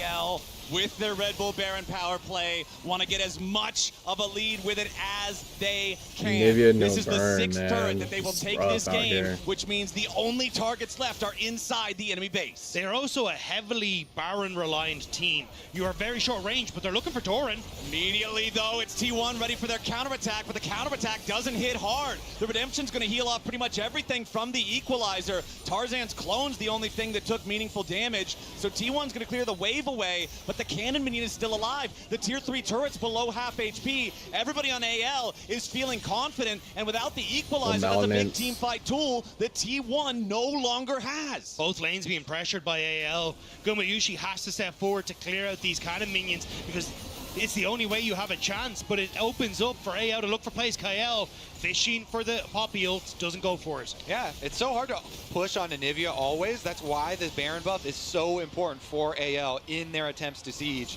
The Baron buff allowing so much of this extra damage to come through, empowering those cannon minions, empowering both lanes. All right, top lane about to be the next target. Flandre wants to crash the wave. Still 1/3 of the cooldown left on the Equalizer. Tarzan takes a little bit of damage here, but again, it's nothing super serious. Shanks leads the charge. Tier 3 turret drops to a colossal smash from Shanks as AL has found their way into the enemy base. T1 scrambling, regrouping between the top and mid lanes. as they do want to continue trying to defend the turret. Hey, notice how like they take one Baron, the pressure leads all the way to the next track. You know, they fight, they lose the fight on drive, they get Baron, and it goes all the way into the next track. Anyone's Legend still playing it nice and slow. Inhibitor under siege, top side first. Like Hope plus the cannon. 5 seconds, Baron is out, drive spawns in a minute. Lane's already down. Those two inhibitors within 10 seconds of one another, nearly perfectly synced up as Anyone's Legend take their exit. They look at that 40-second Drake timer and say, right, we've got enough pressure. Mid and top wave's going to be pushing in our favor. We can reset, pick up a completed item, a 4th item for Hope. And he should be able to carry through this next engagement. I think for T1, maybe you just have to let it slip. A 3rd dragon, buy some time. Hope this Anivia can get to a position where she can be a massive threat in fights. Yeah, AL here. I think moving you need in a 4 fight. items now for Hope as well. The Sivir, the damage think will be you kinda insane, have to bouncing back and forth, cutting the healing as well. Because you could potentially win the game in the fight. Of Anyone's Legend. 4 tier 3 Mercury treads purchased. The ability for the Anivia to try to do anything meaningful to so many of these champions is so restricted. And you can see T1 are making the call. We cannot go fight for this. It's not Soul. It's not worth it. AL with a 6,500 gold lead now find themselves also at Soul Point. The Whirling Death used to just try to maybe get the now you're miracle just waiting steal. for them, right? No matter what you get done here, you're just going to be waiting for them to push the wave back into you. It's going to be a fight anyway. And that's why you're seeing them just try and give as much gold towards Faker. He has the Seeker's Arm Guard for protection. Would love him to try and finish off his magic pen item, but unfortunately for them, you're not getting that time as T1 tries to clear out the mid wave while the bot siege begins. Yep, no more Baron though, means considering Faker has the wave clear of an entire team as Anivia, he can take care of those super minions. Everybody else groups up to defend the only remaining tier 3 turret, but over the wall goes Tarzan. Faker's got to try to stay safe into the back. Hey, Rumble, where's that? Where's the Redemption's not there in time. The egg has already been procced, but he will not be reborn. A kill onto Owner follows. AL's already found 2, and they Owner should have immediately ulted the rest of the team, who's just gonna like group up with the Wukong. Are wiped off of Summoner's Rift. Anyone's Legend with a clean ace to win game 2. The Panda Warriors are coming alive in game 2 and showing that in Shanghai, this city will belong to them. Yeah, so that knockup, that Wook knockup into Mbessa ult is just guaranteed, like guaranteed to super damage. And if you did it on the first knockup, you're literally getting hit by every single ability by Mbessa. Elated at Anyone's Legend taking a game off. But yeah, I mean, that's a little bit weird letting that Wukong through like that. I think you got pretty, I mean, you played well in the Pantheon and it worked. But in the second game, it goes back to you. Like you cannot let that Wukong go. Great game. And I love the adjustment draft. Even Willy game with Tarzan's early gank onto the Draven to kind of try to set up the Sivir into a fairly good spot. It just seemed like back because Anyone's Legend looked like in game number 2 they've woken up. And one thing that I noticed in particular in that second game, Faker on Anivia, a huge part of the champion is getting value out of the Rebirth passive, out of punishing your opponents for not having a strong enough play when they try to go after you. I'm pretty sure that egg was served sunny side up every single time Faker was forced into it. So AL knew the job, and they passed the assignment with flying colors. Yeah, they certainly did. You know, props to Flandra as well. The Mbessa, not only did he get the better of Doran a couple of times with Doran trying to kill him under tower, but he also did that roam towards mid. When you're talking about Faker and the Anivia, getting not only the kill plus the flash plus the egg, that was a lot of cooldowns out of him very early into the game.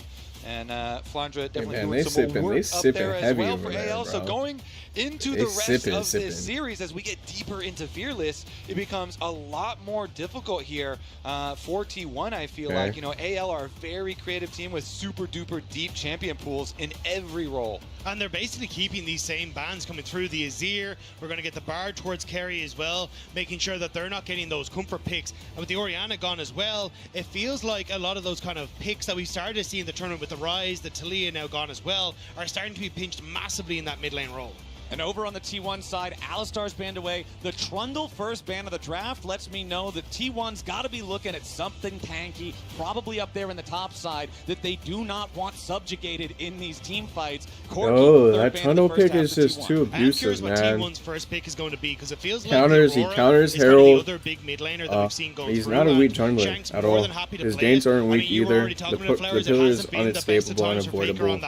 So do they end up just trying to take it as a pick away, or will it be anyone's Legends able to get their hands on it? But that Bard that you mentioned, Dagda, it's through. Yunara is the final ban in the first 3. Here for anyone's Legend. Ziggs, Remember, I mean, Bard they're baiting Bard pretty for much every Ziggs. game. He's kind of a miracle worker on this champion. We'll see but what kind of if priority you're T1, Bard is your comfort pit. They let it through. You know, Kyle definitely can play it as well.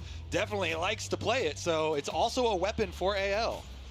Well, there's the Cassante locked in for T1. First pick, 7-16 so far at the tournament. It is one of the most picked champions so far at Worlds 25. Bard. But they're going to pick your Bard one now. of the most successful. T1 looking to hopefully change that a little bit for themselves here with Doran locking it in, but it does leave the Bard still on the table, and AL's hovering it. This is what I'm saying. It is a big weapon for Kyle, too. This is the second time. You let the Wukong through. We're going to pick Wukong. And quite you're gonna let the Bard through. We're gonna pick your Bard. Player too, and they're going to snatch it right up. Fire the coach. Fire big brain. This is the first time they Fire the biggest brain, bro. They let it slip through, knowing that you don't really want to first pick that Bard. So instead now they get their hands on the Jarvan and the Bard, and already you're kind of looking at, well, what are the options that we have for trying to escape away from this Jarvan? Where Ezreal's gone, I think they have a certain comp that they're coming in with. They want to get this comp. But both of them and like again, it's like to a potential pick of the Bard ahead of time before that Jarvan goes in. Yeah, I assume they just have this comp that they're looking at. That they want to try and get out here. And just feel comfortable. So I mean, maybe even a Nami in the bottom. Of course, they could flex this still as well if it ends up being a good matchup. I think the hope as well is to open up the Yone in the mid lane for Faker as well. But Mord on the other side. Because again, I think that Aurora is going to be the last pick coming through here. Jarvan Aurora, such a very strong combo, but it's going to be the Vi that's secured. I have to see that Aurora is going to be last. And I always love that combo, Vi ultimate into Ziggs bomb. The problem is Bard can kind of counter that play if the Bard is in a good position and is, close enough. So looks like we are going to get that lock-in as well that you're looking for. Yep, there it is. Dagda called it. The Aurora locked in. The first pick Cassante, which I feel like is not that high of a prio. Like, yeah, he's going to get picked, but like at the same time, he's not very like, he's not doing that great in the tournament. He's got some. Try and make sure you have a decent matchup on that bottom side. Like, what was the win rate? What they want to try and go for Hope here. The Xayah would be, I think, the best answer, just given what's I don't think his engage is that strong right now. I think he needs a really good gank angle. I think it's kind of hard for him to get in these fights. And then when he does finally get into these fights and he gets these picks, I'm also thinking I think it kind of he goes too deep for it, and he doesn't. There's no way to follow up on it. Can follow up on a lot of these plays now with Vi, she can dive with him, but by themselves, they're both two champions that just go way too deep. Though it looks like T1 not convinced that this Aurora is going to be going towards the mid lane to Shanks. I think it might be going in towards that top side to match up against Doran. It's something we used to see, but I think with the Rek'Sai gone as well, maybe so they're a little bit more 58%. I'd keep my eyes on more things like the Gwen and that. But there's that Pyke, that other roaming support that you were talking about, Kobe. Yeah, take away another one. T1 Pyke Fearless won't show up in this game. Pick ban. It's got 58% pick ban rate. It's 7 wins, 16 losses. I do feel like it is actually a again, I'm just not. I'm not feeling it. I'm not feeling the picks. Does get very tanky. J4 8 and 10 with a 53% pick and ban rate. He's messing with us a little bit. I'm not going to react to any of these because he's jumping around to quite a few different choices. I mean, banning the Kai'Sa is good. That also is a big threat. It also has follow-up potential for some of those dive angles. Nico got through. Very valid there as well. Yeah, I like so you gotta lock in Nico. You have to lock in Nico. The Zeri, Caitlyn, Xayah, I think you're all perfectly fine with, but I've seen it's just going to be the Jhin for that long-range follow-up. So again, now it's kind of on Flandre, I feel like, to have a little bit more damage coming through from that top side. So I think I would be looking at things like the Gwen or a Jax, decent matchup into that top side, and can provide enough of that DPS in fights as well. All right, T1. Let's see what we're going to get here from that support, from that mid lane. We mentioned earlier maybe wanting a Yone for Faker in the mid lane. We'll see if that comes through. Supports both targeted here in the second half of the bans, but no, it's carry a Blitzcrank. Yeah, I think I called for the this blitz, pick the too. counter roam right here. Going to be looking to make some plays across the map. And the Silas on top of it. So T1 will be a little bit light on attack damage, especially if Owner does not get ahead or does not get some early power. And so it looks like the Aurora is going to go trying to abuse the Cassante up in the side lane. And it is going to be Shanks here, looking to lock in one of those melee carries. I really like this adaptation here if they go towards the Yone. It gives you a really strong matchup in the mid lane that you can look to bully through, and you end up with the Aurora having this push on the top side as well. I love what Anyone's Legend have brought to the table here. Great dive, great safety for your AD carry, and it feels like T1 have to find creative ways to be disruptive in those fights. And if you want to disrupt something, one of the most disruptive champions in the game can be a Blitzcrank. We know what this champion does. The old phrase, Blitzcrank one into pull, Jen is really one good. game. If you're not hitting hooks, you're completely useless. You might as well be a cannon minion. But the hooks can warp the entirety of any fight that you land a big one in. Yeah, and I think they're going to have to in this game, because to me, I think AL are going to have a lot of pushing power early in this game. Push out your lanes and let Tarzan get some room to work with on this Jarvan. I think AL's early game is going to be fearsome. Yeah, and Flandre, 10-1 on the Aurora. Incredible performances from him on this pick, and especially if he can get that better Adorn and continue to, keep that pressure and push up. Suddenly the opportunities for Blitzcrank to try and find those hooks and find those places where you can play off pocket of visions becomes a little bit more difficult. But for Anyone's Legend here in Shanghai, what a day it would be if they could finally take down the T1, or at least continue to push themselves forward in towards that game number 4. Let's do it, man. So far, the series has delivered. We're tied up 1-1. Game number 3 as we head onto the Rift to see who moves on to match point. On these big stages, at this highest level of competition, momentum can be so very powerful. As we head out onto the river now, I always want to look out for level 1 shenanigans when Blitzcrank is in the game. Standard opening so far, so no early invades just quite yet, but we're just getting started here.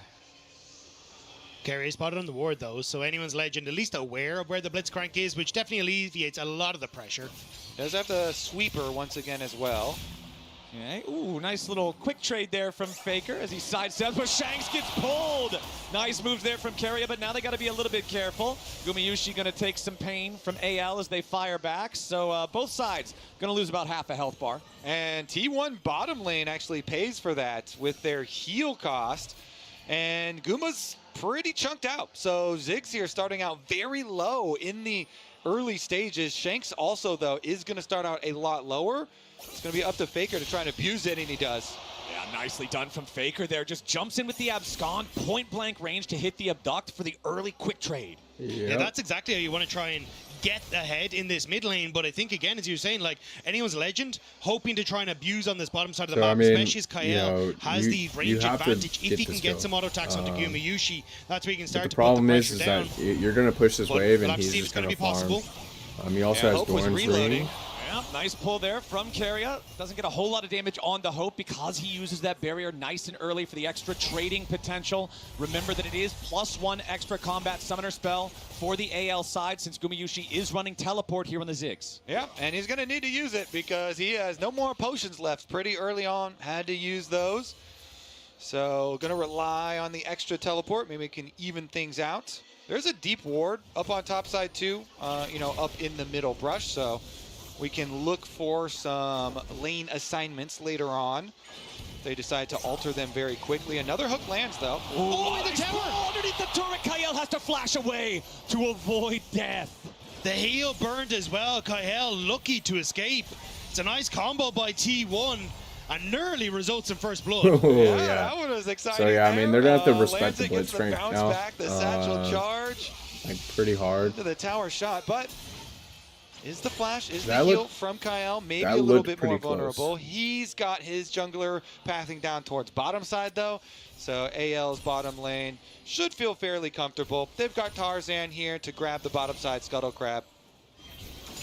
Yeah, I wonder how much this wave is going to push out. Looks like it will be pushing back in slowly towards Gumayusi, but might have given an opportunity for Tarzan to look for something on his bottom side. Still considering, but a nice ward spots him out, moving towards mid here. Shanks continuing to lose out in these short trades with Faker, but it's not really affecting the farm very much. You can see both of them very close in that count as Owner is hanging out on the side of mid lane. Shanks in some danger. Vault Breaker charged up. Shanks with a flash away. Nice. As Tarzan Good comes recovery into the by counter AL attack here. there with the EQ Make sure combo. he can't get the kill Kyle right back. behind him looking for a binding, T1 also does a good job of not flashing. Shanks for losing the these flash kills. here from the gank. No summoner spell spent by T1. A nice gank timing here from Owner. He goes for the gank. Oh, that's actually really big though. Vi doesn't have to flash. Okay. From Carrier, but not quite close enough to get the lollipop on the hook. Yeah, Shanks just able to step away from that one, and now that flash being burnt on Carrier actually helps out AL in keeping this Blitzcrank under wraps. Means that he has to be a little bit more honest when it comes towards the laning phase. Shanks though, I was going to say with KL should be able to have that help to pick up a lot of this wave underneath the tower before he looks for his first reset. And we did get that swap that we're looking for towards the early stages here, where I'm a big fan of Aora. uses teleport, goes up to the top side. They want to get I'm not this, seeing all the Aurora damage away from that should be there. Bit, painful, and they swap them over to the other Yeah, side. It I'm should be just fine not, to push I'm not out. really feeling the pick. As you recommend, Got Jarvan 7 just and keeps 8 on re-clearing. record, You don't want to be and too it's picked inefficient. and banned So get those camps 66, respawning once again. 67% Tarzan of the just time. clear on down to the bottom side of the map.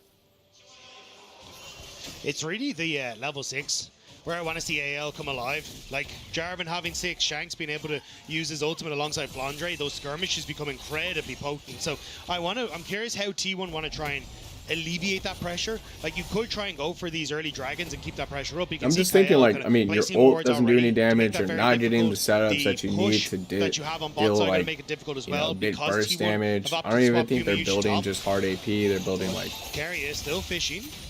Yeah, wants to see if he can get this Burn. hook, but Shanks playing to the other side of the lane. And they got a lot more value out of like I think like the main line Shanks. build that's dealing damage for mages and worlds right now is Right after, no flash available Horizon on this Focus, Yone. you know, Horizon Focus as second item. You know, I've seen health to play with. He has to drink the potion, and Shanks is not in good shape. It first truly item, is providing like a lot of Blackfire, value Horizon. there. It's causing a response from AL. They've got control woods all Not the way really through the river, loot-ins. so I they haven't can really seen too constantly many loot-ins. roam up to mid lane as well. And Faker, it's getting dangerous. Yeah, Faker walks too close to the brush. The deadly flourish right after the EQ coming in from Tarzan. Faker still on the run. AL thinking about going further. There's your fate sealed. Shanks goes in. First blood over to Hope. Anyone's Legend collapsed onto the mid lane. T1 have put so much pressure onto Shanks, but the valve just popped in favor of AL. Not only is it first blood, the jungler is the one killed, so it turns into that, plus the dragon right after. Yeah, I mean, Faker is the one who wanders into the darkness of River, but Owner's the one who pays the price for it.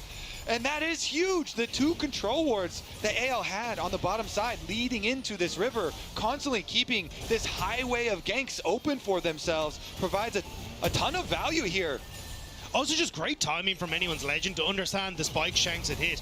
Hit level 6 off the wave that was in that mid lane to open up for the follow-up play. Doran, a little dicey here. Yeah, Doran's not loving this 1v2 situation. Deadly Flourish doesn't hit him, so he does manage to get back to safety with a little over half his HP remaining.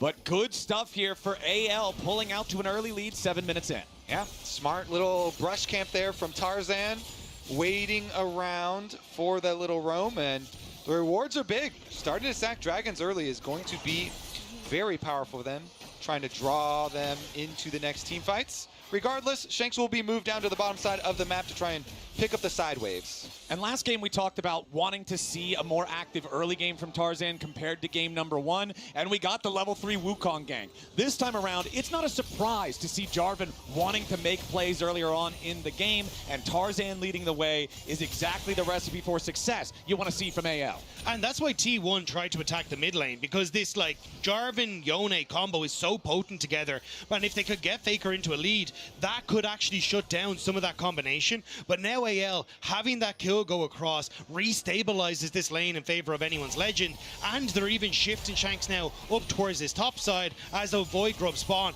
They want to really hammer home how strong they are right now. Grub started up.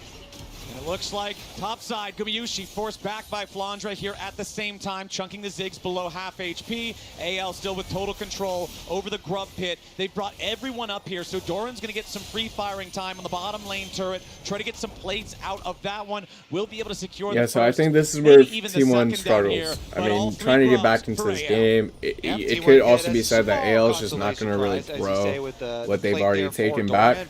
And yeah, I just think T1's just a lot better when they're playing forward, when many problems. Meanwhile, just throwing out the they're not having to play from behind here now. I mean, they do have some interesting, hits here. I mean, the carrier can always, the Blitzcrank can always the carrier. The Blitzcrank can always get a hook to get a kill. I mean, there's no ADC to follow up, but they do have a lot of there's so much mobility, so much lockdown with the Vi, the Toussaint. But this is the He also kind of like helps them, get these picks so that they don't have to dive as deep. Okay. Tries to get away with the ball. And here's the damage, just like almost not. Him down. Gumayushi gets the kill. Like that's a lot. That was a lot. More men, and they'll claim their pride. Yeah, that's a just play safe moment. How do you survive that one? That is painful. Nice job from T1. They full send on it. Owner uses ult and flash to secure this. I'm really sure kill. where the Jin's flash went there, but like yeah, I mean, on the midwave as well. Blitzcrank just absolutely just dogs a Jin. Whenever you can. Versus Shanks down here in the bottom it's side. Always a problem for Jin. Trading a little bit back and forth, but I don't expect a whole lot to happen from either one. You can see Doran does have the Negatron cloak for the laning against Flandre. That's not going to do a whole lot against Yone. There is still some magic damage in the kit, but most of it is physical. I also still going to keep my eyes very closely on the inventory of Shanks. We know how powerful Yone is when he hits Blade of the Ruined King, and I think that could be a big deal if he can get it before the next dragon fight. Honestly, across the board, the one-on spikes for AL are terrifying. Sundered Sky for your Tarzan. Flandre going to have a ton of bursts as well when he gets towards his Hex Protect Gunblade. And the fact that he's able to now, with these 3 Void Grubs, continue to put pressure on side lanes, makes these 1-3-1 threat significantly stronger for anyone's legend. And now, looking in mid, they want to try and burn this flash on Gumayushi. See what they can get. Kyle on the Bard, almost level 6. No Tempered Fate available. So you said Tarzan. I'm like, I'm trying to figure out like. Try to get it, I would assume, from this minion wave. Very, very close. There it is. Okay, level 6 available for Kyle. Keria also level 6 on the Blitzcrank. Of course, the Blitz ulti generally considered much less impactful than the Tempered Fate. Tarzan 4. All right, let's see. I think this is kind of hard for AL to enter since Keria's got the early teleport out here with the spellbook, and the Blitzcrank is very threatening for a Jin with no flash. Hope has to be so careful. You need to keep your range if they even thinking about going towards this dragon, because a Jin with no summoner spells is exactly what T1 want to try and attack. Anyone's legend do have some early ward setups though. You can see one at the back of Dragon Pit and one that just died in that pixel brush on bottom side. So having some idea as to where T1 are, they will spot that T1 have started this up, but reset for Tarzan doesn't look like they will be here in time, although Owner taking this one kind of slow. Okay, both of our junglers have their Sundered Skies available. Proto Belt also completed for Faker. T1 starting up the Drake, have it down to half HP. Kyle, Tempered Fate, trying to save his jungler. Tarzan survives for now, but T1 is bringing everybody to the show. Doran in the middle of the Cataclysm. The stolen Tempered Fate. Tarzan's already down. Kyle's about to die. T1's found 2. Shanks is in the middle of everybody, and he has to try to get away. He wants to charge Q3. He gets to the wall for now. Faker. Anyone's legend has That's the flash Faker needs to go for right there. And again, I think that's the biggest key. That's the key. That's the key to the game right there. Okay, you overcommitted flashes. They yelled at you for it for a little bit. Right there, that's your flash. But T1, they do not hesitate. They immediately That's turn. why it's important to say the Ziggs ult is the benefit. With the Bard ult. Wait a second, Kyle's getting in there. Yeah, Kyle on the approach, but no, the smite is there for Owner, and T1 take the Drake. Maybe just hoping he could fish for stun that's a back flash of the for dragon Faker. Find a He had kill, his stun but right there. That's it will a be flash. T1 securing that second dragon. As you say, Kobe, well played on Faker with that second Bard ultimate to just lock everyone in place. You did that kill. Shut down the Yone. Not even shut down, but get that early kill. Start it. Start. You know. We'll see it the here. snowball. Tarzan approaches blind, doesn't have the support there, but in mid lane. Yep, we're right back to live, and it's Gumayusi. Already used the satchel, sidesteps the deadly flourish. Tarzan steps forward, and Hope's got the killing bullet. AL with their second kill. I tell you, mid lane is a dangerous place in this series. It is a dangerous place, especially for the carries. The walk down here, even with the fancy feet from Guma, AL, they find the kill to bring this gold lead ever so slightly back in their favor. And once again, we have such a close game state here with Dragon split as well.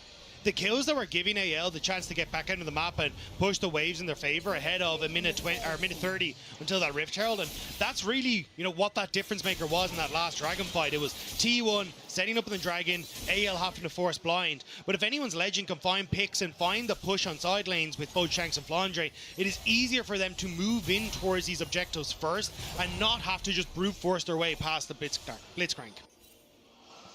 I'm loving this series, man. It's so this is a fun series. All of these early games feel like we're getting such a close matchup.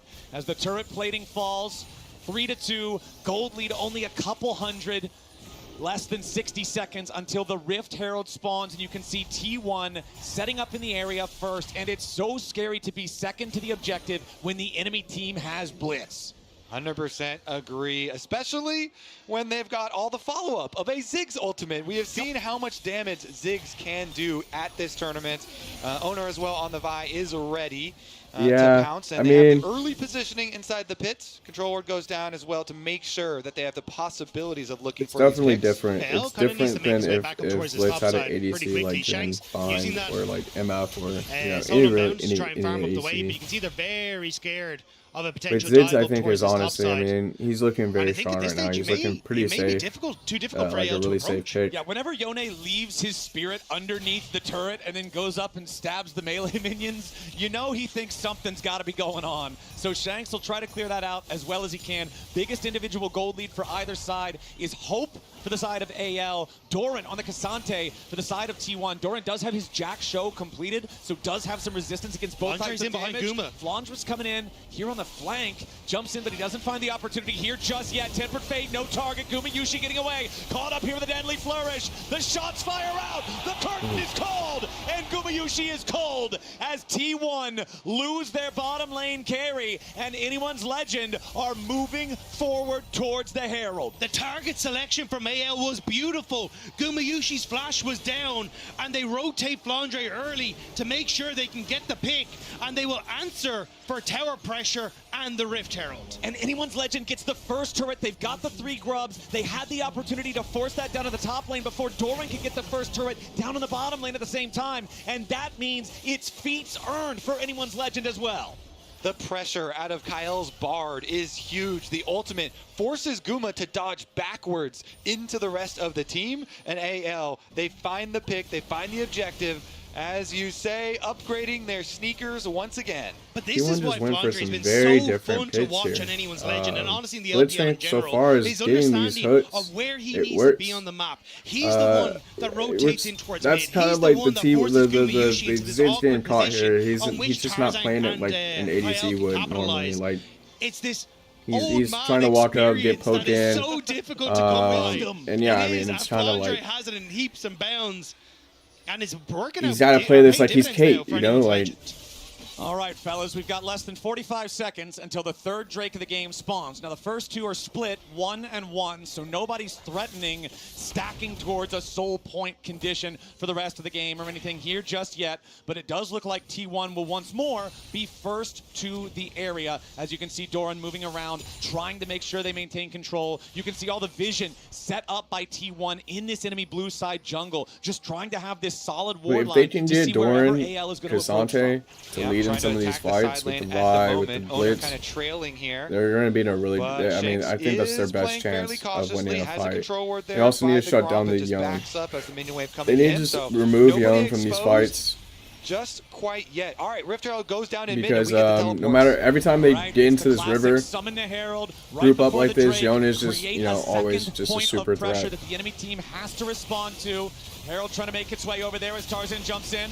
Doran sliding away, Deadly Flourish not gonna lock anybody up, and the Herald eliminated before it can charge. And now AL heading down into the bot side river. T1 on the approach, they have stolen the Tempered Fate yet again. AL got what they wanted though. The switcheroo on who has control in the river. Now T1 need to try and break AL. Okay, keep your eyes on Keria, keep your eyes on either one of the Bard ultis that could fly out here. Flandra hanging back near the tier 1 turret in the mid lane for the side of AL, as the Dragon is already down to half HP. T1 trying to decide where they want to go. They're staying nearby for now as Faker throws out the Tempered Fate to slow down the Drake a little bit. AL secures the Drake. They try to defend the tier 1 over in the mid lane here at the same time. Ulti from the Aurora keeps the structure standing, but Gumayushi has the satchel to complete the trade. Dragon for AL, tier 1 turret for T1. Yeah, T1, wait a second. Nice Tempered Fate there, flies out from Kyle, and now they're looking to go in after Keria. The Mega Inferno Bomb's not gonna matter, and AL get the free pick. Kyle finds another pick, and T1 thought they were gonna get the better of the money exchange honestly, here. like, They decide, okay, fine, you've got the Drake, we're gonna delay you by using the stolen Bard ult, and we'll take mid, but then AL still get paid a little bit. You can clear that ward whenever you want. Like, why right there? Why when they're like exiting the gun? It's just Shanks and Flandre tend to when they're leaving the drive, when they're leaving the river, that made zero sense. So at this stage, it looks like for AL, going to be an advantageous trade as long as that gold is staying even off the back of it. And you can see again Kyle poking his head in towards this top lane, wants to see if he can pay a visit to Faker. You just took me like the trading's over. It's all gone. Let's see if Guma can stay safe here in mid lane as we see so much pressure. The flash very important as well, and Keria doing his work to try and create at least one side of that mid lane where you can lean to, where you can stay safe. But the wards are hard to keep up. As soon as you put them down, either Tarzan or Kyle move in, and it feels like they're clearing out a lot of this vision, opening up avenues for AL to try and create these picks. And we're getting closer to those second item power spikes. The first man there Guma is Hope trails on the Jhin. the It's one Blitzcrank here. advantage that Jhin has over a lot of other Also AD carries. switches His positions here, itemization switches is lanes. cheaper early on, and it makes it so he hits these spots faster. So Hope with so jungler might be going through his progressions and saying, okay, like I want to be here.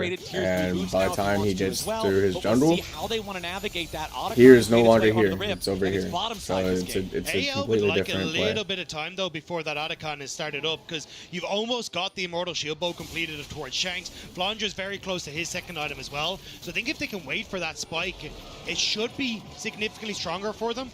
And the only worry obviously is that Faker will have completed his has the Seeker's Arm Guard. Actually, I thought he was going for the full Sonya's Hourglass, but he's going to stop off for a pit stop. So looks like, at least I think that 2-item spike is what AL can play for. Okay, Keria and Gumayushi trying to maintain some control over the Otacon pit. There's nothing else on the Rift to fight for another 2.5 minutes, and even then, that's the Drake. It's right next door to Otacon's house. Everybody's still going to be on the same part of the map. As AL decide to make their way forward, Tarzan will use the flag. T1 needs to be very careful here because they're starting to, and everybody knows divide here, and AL is just going to group. Going to try and look for the reset though, because he's completely out of wards. Group and fight on that objective and try and take their objective. So T1 looking to invade, knowing that Kyle is going to be answering the splits here. Doran I don't know about this ult. The 1v1 against Shanks. The Cassante is all out. Okay. Shanks fighting back, sidesteps the third and Tofo strike. Got a little dicey there at the end. Gives him the Team Liquid thumbs up and walks away. Shanks barely surviving there. Still, though, putting out this extra pressure. Interesting that Shanks is now going to have ultimate advantage because he just used his flash and his E to survive. And so if AL can actually create a fight where Cassante has no ult, maybe they can actually set up a big Yone ult and find something super hard there. As you see, though, a lot of the vision over towards Otacon's house is T1 blue. So they're the ones with the setup over towards the big objective.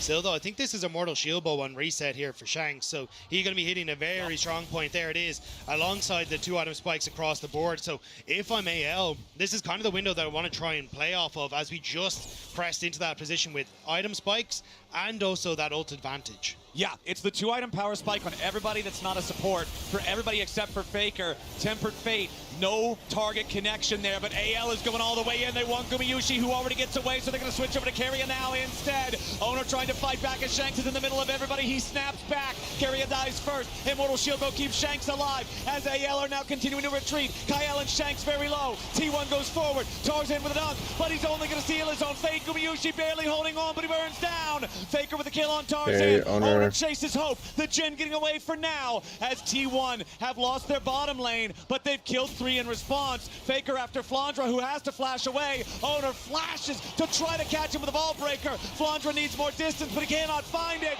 Abscond, abduct.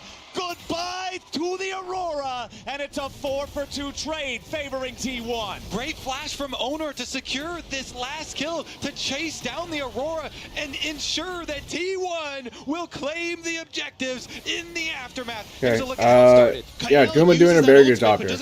He realizes immediately I would have probably looked for that bomb onto that portal.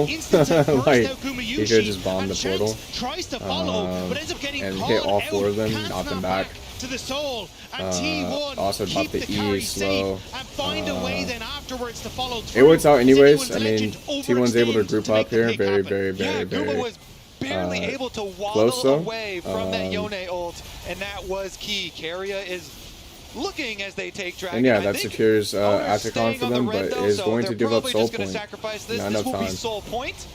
Not the actual soul itself. Exactly, and that missed Yone ult that you're talking about, that's why they forced the fight. Because Yone, like you said, still had it and Cassante didn't. But if you whiff the thing, you might as well already have it on cooldown. Anyone's legend. They pick their fight and T1's ready. Now it's a T1 2,000 gold lead. It also shows, though, for anyone's legend, like, they have a very strong wombo combo, but the pieces kind of need to be put into place correctly for it to work. Like, you want that slow from the Aurora, or you want that lockup from the Jarvan to enable Shanks to hit his ultimate, but you're not really seeing that setup, especially as Kyle had also burnt that Bard ult early. So ult economy, incredibly important for anyone's legend in these upcoming fights, because if they can get a mountain soul for themselves, it makes things so much easier in these upcoming fights. It certainly does. Adds so much durability to your team, allowing them to actually finally get on to Gumayusi.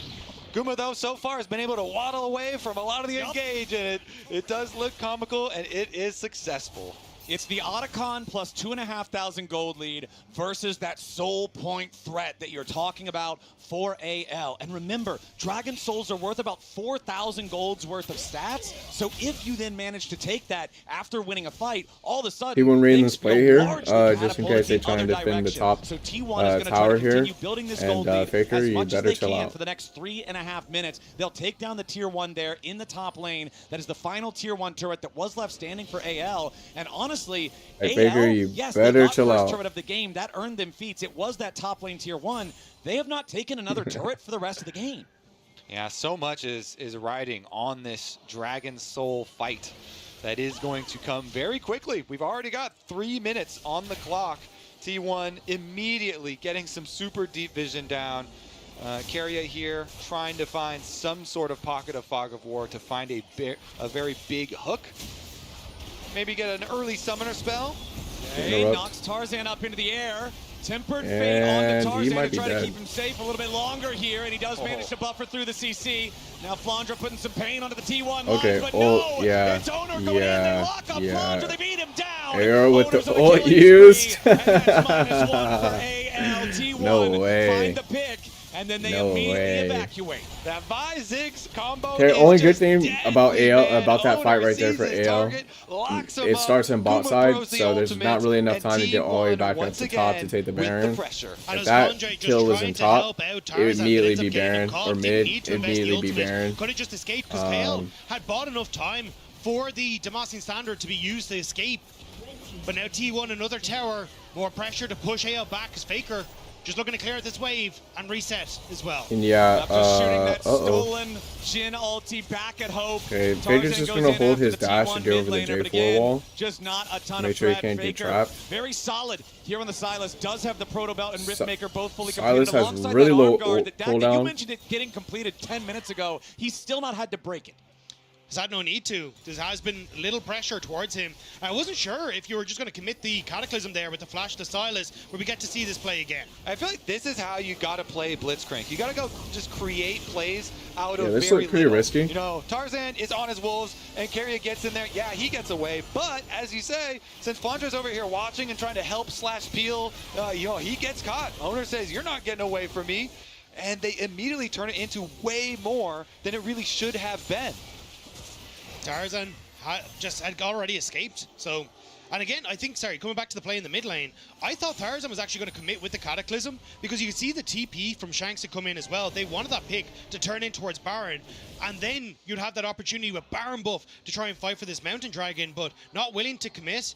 And it means that now T1 back on the map, less than a minute until the next objective, and Anyone's Legend are just hoping that they can push out these waves enough to contest. And I want to go back to something you talked about in game 1, Kobe, where the gold leads amount to something so huge when they get you certain specific items. How about a fully completed Hourglass on Faker? How about Guardian Angel on Owner? These one-shot items that can do so much in a single fight. You're seeing no such thing over there on the side of AL, and it means that getting this Dragon Soul is starting to feel pretty far away.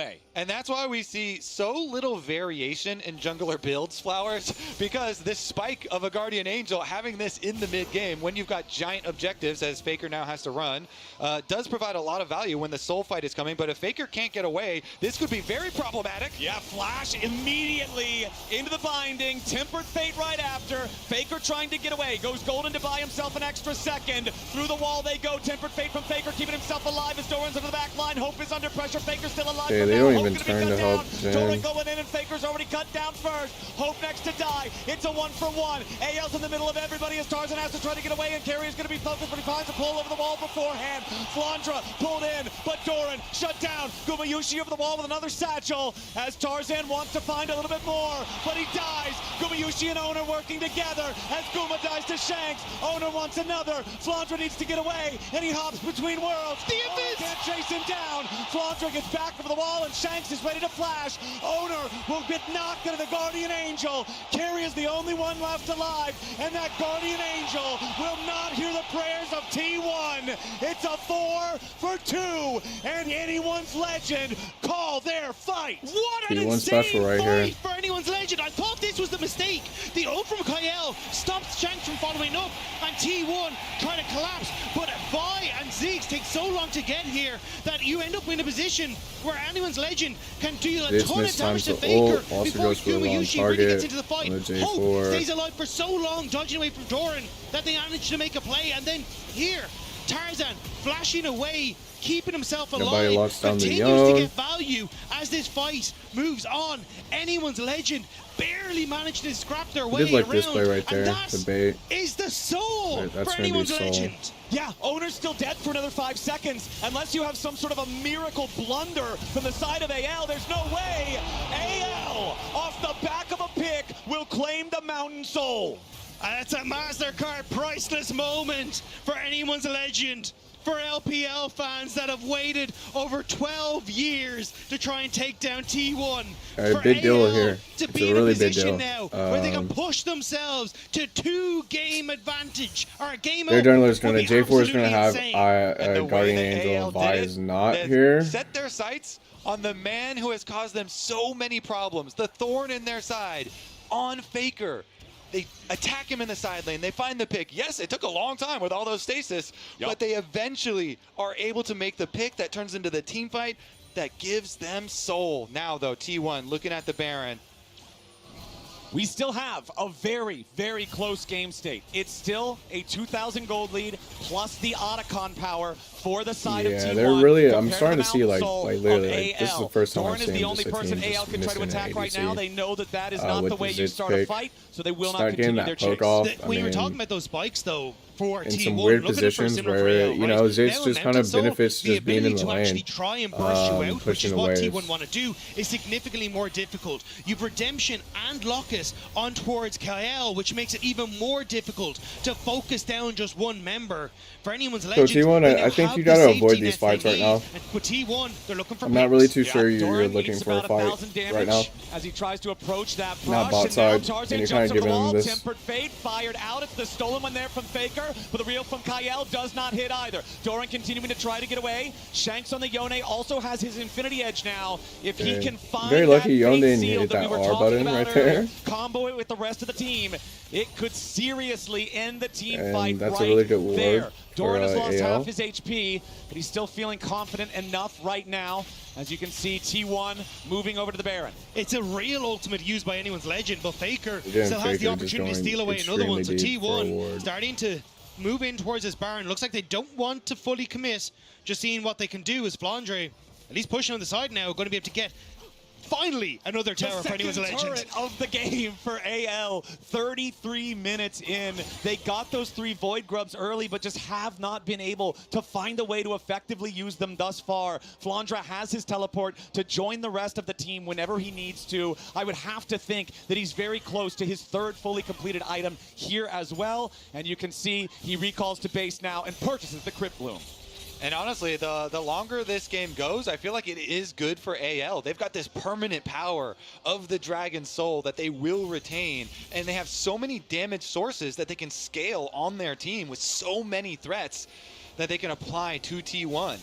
They also now have the tier 3 boots purchased on everybody that is not Kyle. Probably once the Bard has enough money, he'll be upgrading those as well, but a little bit hard to do that with a support budget right now. T1 starting up the Baron.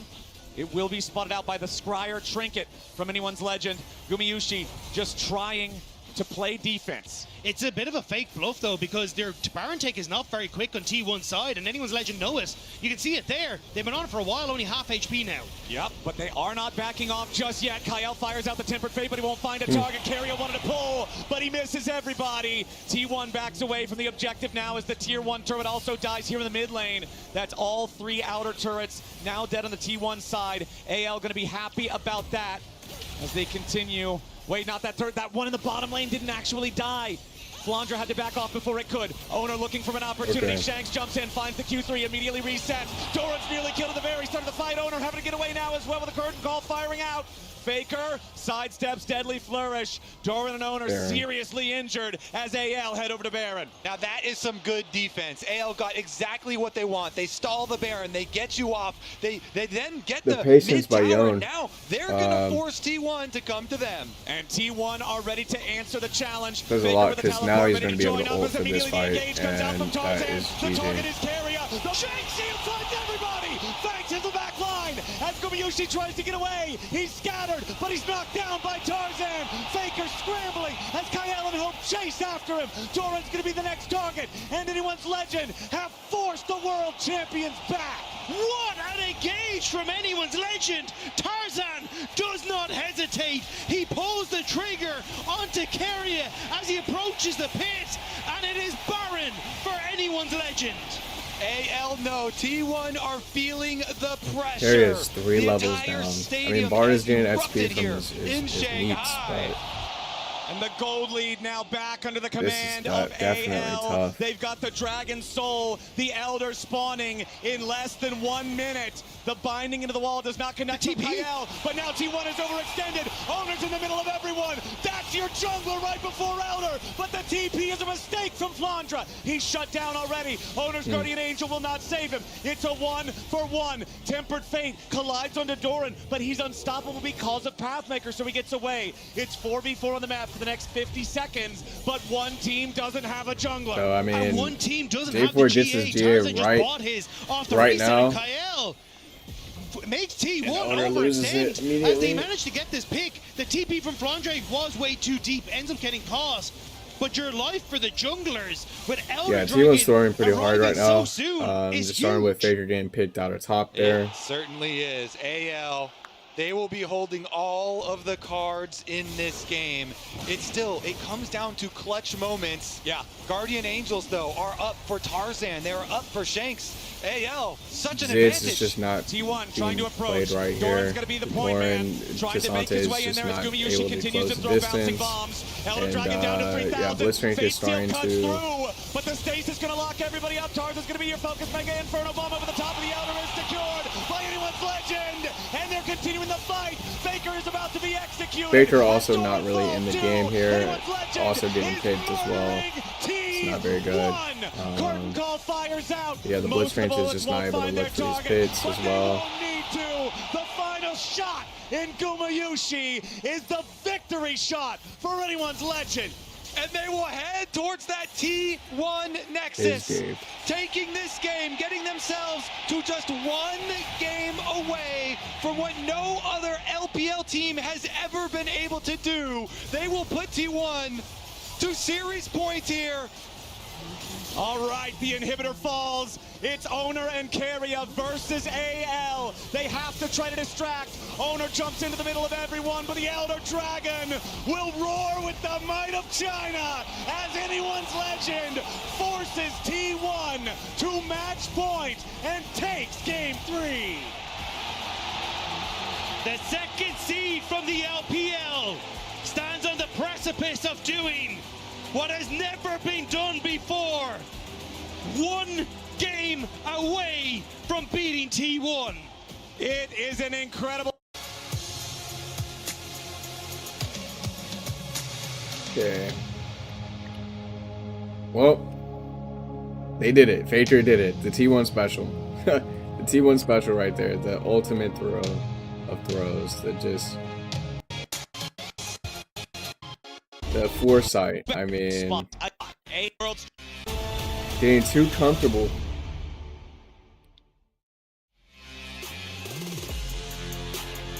Ladies and gentlemen, welcome back to Worlds 2025 here in the quarterfinals. It's a best of 5 between AL and T1 to determine who gets that last coveted semi-final spot. It's 2-1 as AL have moved on to match point against the reigning world champions, and T1 is now in a must-win situation. All right, this might be it for T1. Deep Fearless Flowers. This is where you really put the pressure on what champions are T1 going to have left here. You have to start digging very deep. Faker's not going to have access to Azir or Orianna the whole series. I can guarantee that. Those will remain permabanned. AL have no reason to change any of these bans. And so we're looking, once again, it's down to like... Really weird draft. I mean, you lock in Cassante first.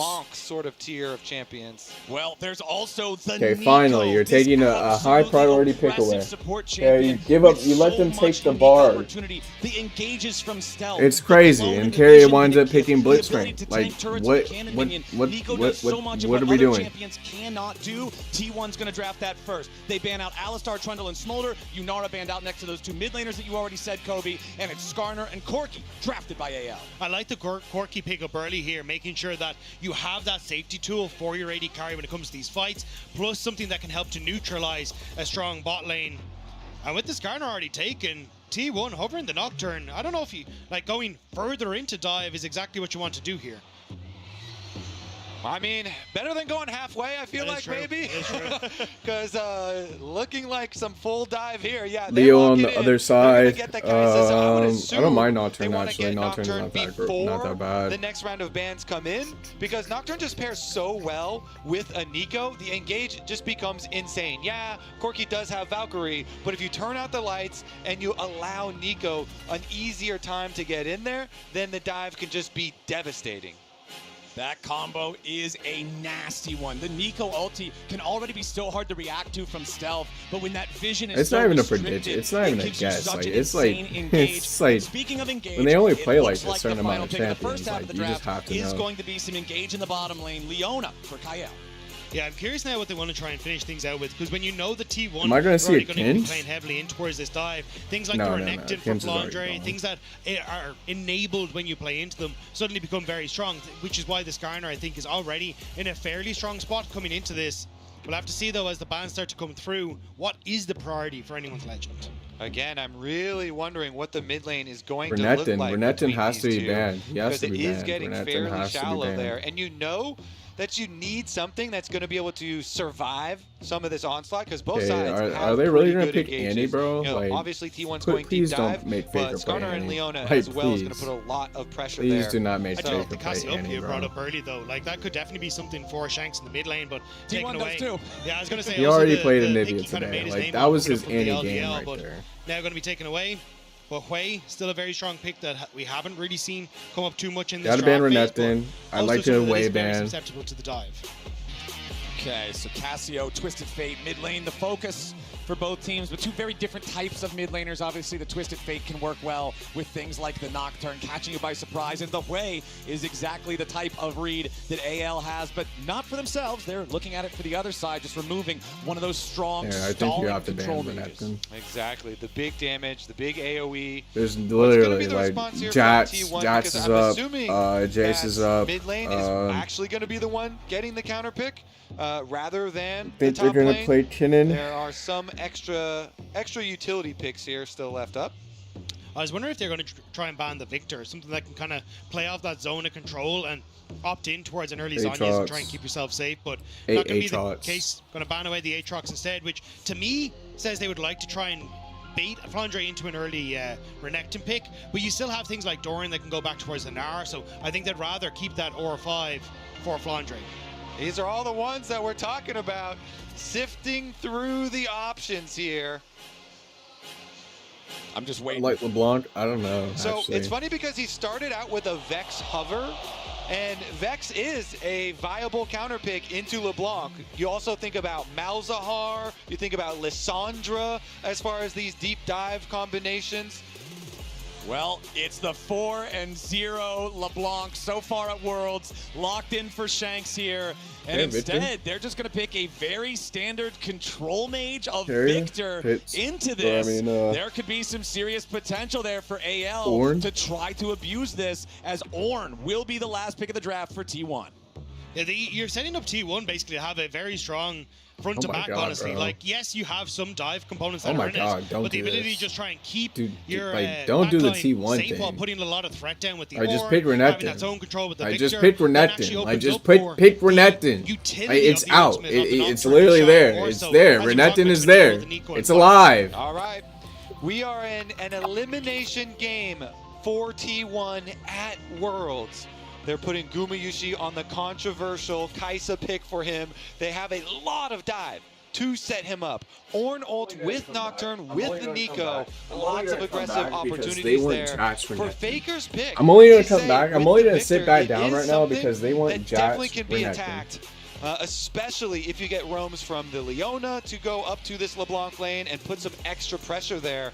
So very interesting stuff. And with Flandre getting that counter pick, I do like the Mordekaiser into Ornn having priority up there. AL, it just feels like they are on the attack. Even when you get in towards fights, Doran trying to call in the Ornn Horn gets brought into the Shadow Realm. Yeah. Same when you look at the Nocturne as he tries to dive onto people. There's a lot of Mord is such a pick. The game plan from T1, which I the really Mord like is such a pick, man. Composition. Yeah, Mordekaiser I think Mord is great. I think Mord is super strong. Actually, I feel like Mord actually should just be a winning pick. I'm excited for this, man. We get to see the Mordekaiser slammed in response to the big team fight meatball. We get to see Faker saying that he's got the confidence to play. He's able to pull Ornn out of the ult. He's able to sit here and solo out anyone. The LeBlanc can't be caught. Can't be caught by the Nocturne in an ult unless she's also drafted for AL. There's some gotta have really good timing on that.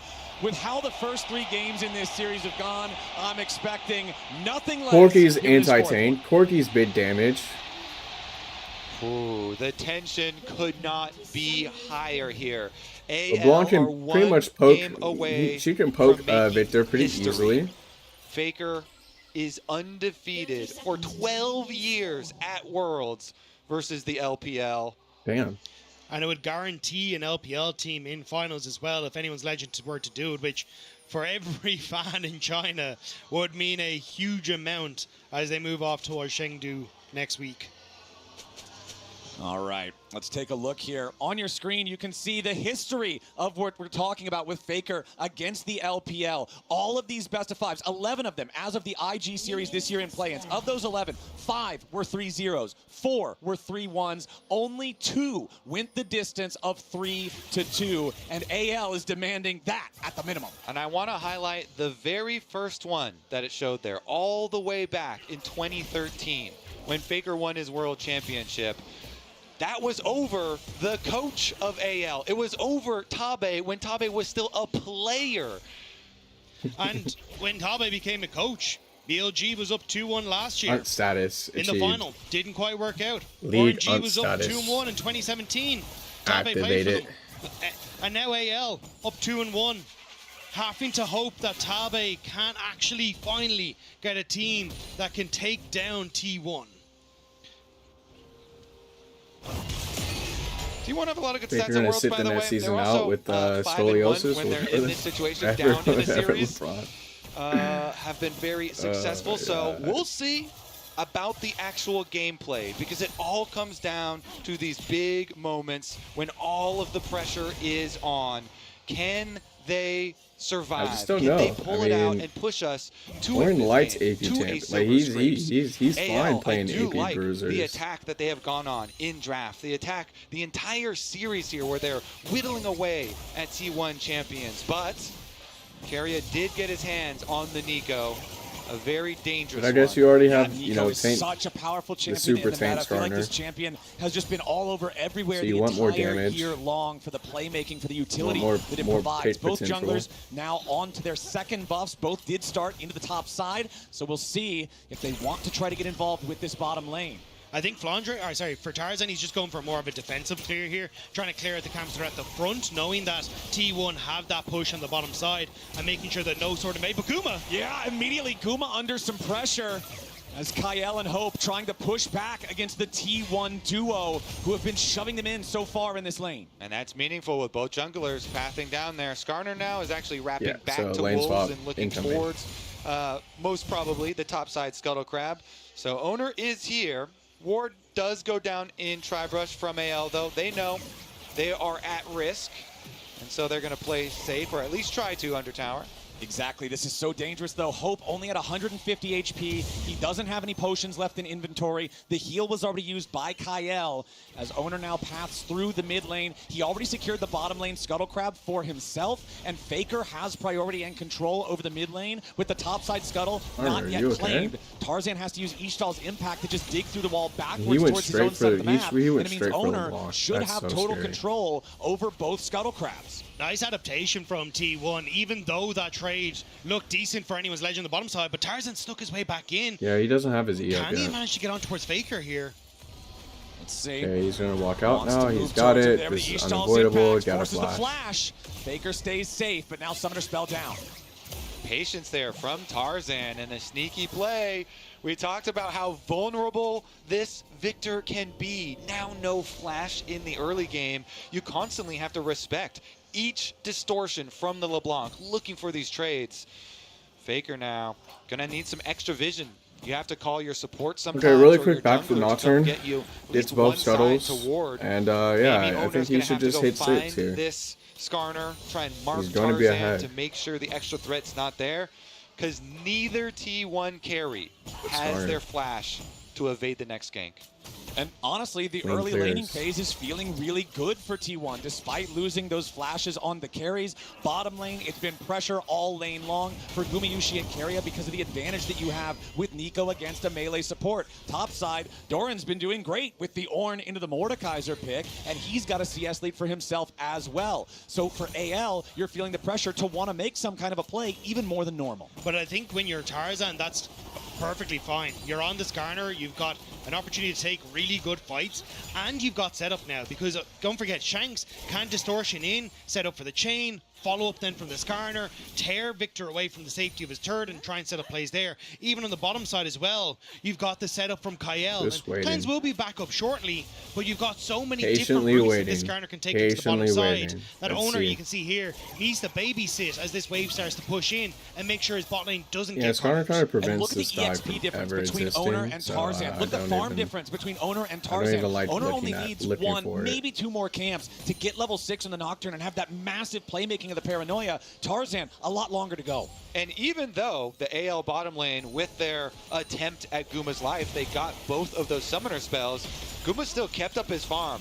Good farm for the Kaisa, especially with that Nocturne providing the jungle pressure and securing the bottom side Scuttle Crab. And Owner once again patrolling between mid and bottom. Those 2 T1 carries relying on the extra presence there, and it has rewarded them. Yeah, Doran also level 6 was teetering down towards the mid lane in case anything kicked off, but going to make his way back up towards that top side. So T1 trying to shift to control Tarzan, which was the big focal point for the game wins that anyone Legend were able to take. I like what Guma did there, you know, going through, grouping up the minions to try and focus fire and deny one of them during the recall. It is going to be a reset after that recall, by the way. Hope going for the swap first into the top side. Flandra with his level 6 on Mordekaiser comes down into the river, and that means that Owner The does T1 not have usually the when chance this to try to lane contest swap this Scuttle comes, Crab they at go all. for the drag. So Tarzan's going to claim that one, and now the EXP advantage that Owner had in the jungle pretty much entirely alleviated, as Tarzan will also hit level 6 as soon as he clears these crocs. Now they're starting to lane swap with it, and then kind of waiting on the late drag. reset, now TP'd into the bottom wave. So this was in the hopes that they could actually set up their Corki for success in anyone's Legend. But there's so many members on the top side of the map for T1, and they don't know Doran's here. Yeah, Doran's still there. The call of the Forge God, the paranoia over the top. Hope tries to get away with the flash, but he's still caught up in the fear. He waits to use the cleanse. Hope locked up with the orb, but he gets enough distance. AL staying alive for now. Kyle and Hope both get away. Okay. T1 goes in. Gumayushi with the killer instinct, but Hope still lives underneath the turret. Doran's coming in with a President's first blood over to Keria. Kyle tries to counterattack with Zenith Blade, but he does not have what he needs. Doran now the target. Shanks doesn't hit him with a chain. He's got to try to get away. Doran's still alive. Wants to kill Doran. Shanks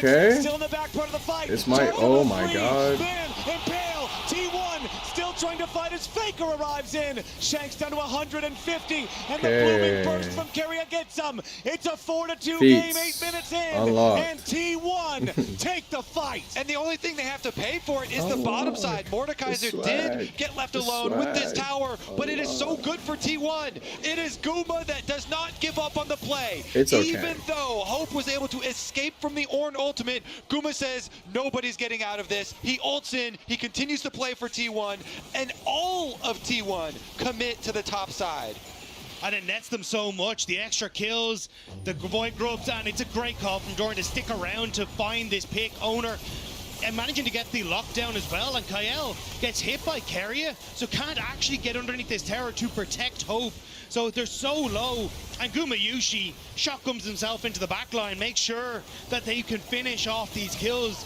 And Tarzan tries his best with Shanks to bring back this play, but there's just not enough consistent DPS.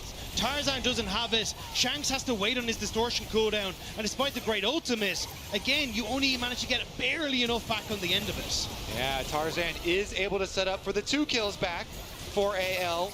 Of course, T1 very happy with this still. They get the first 3 for the feats, they get a bunch of extra gold, and they got the 2 grubs out of the 3-pack.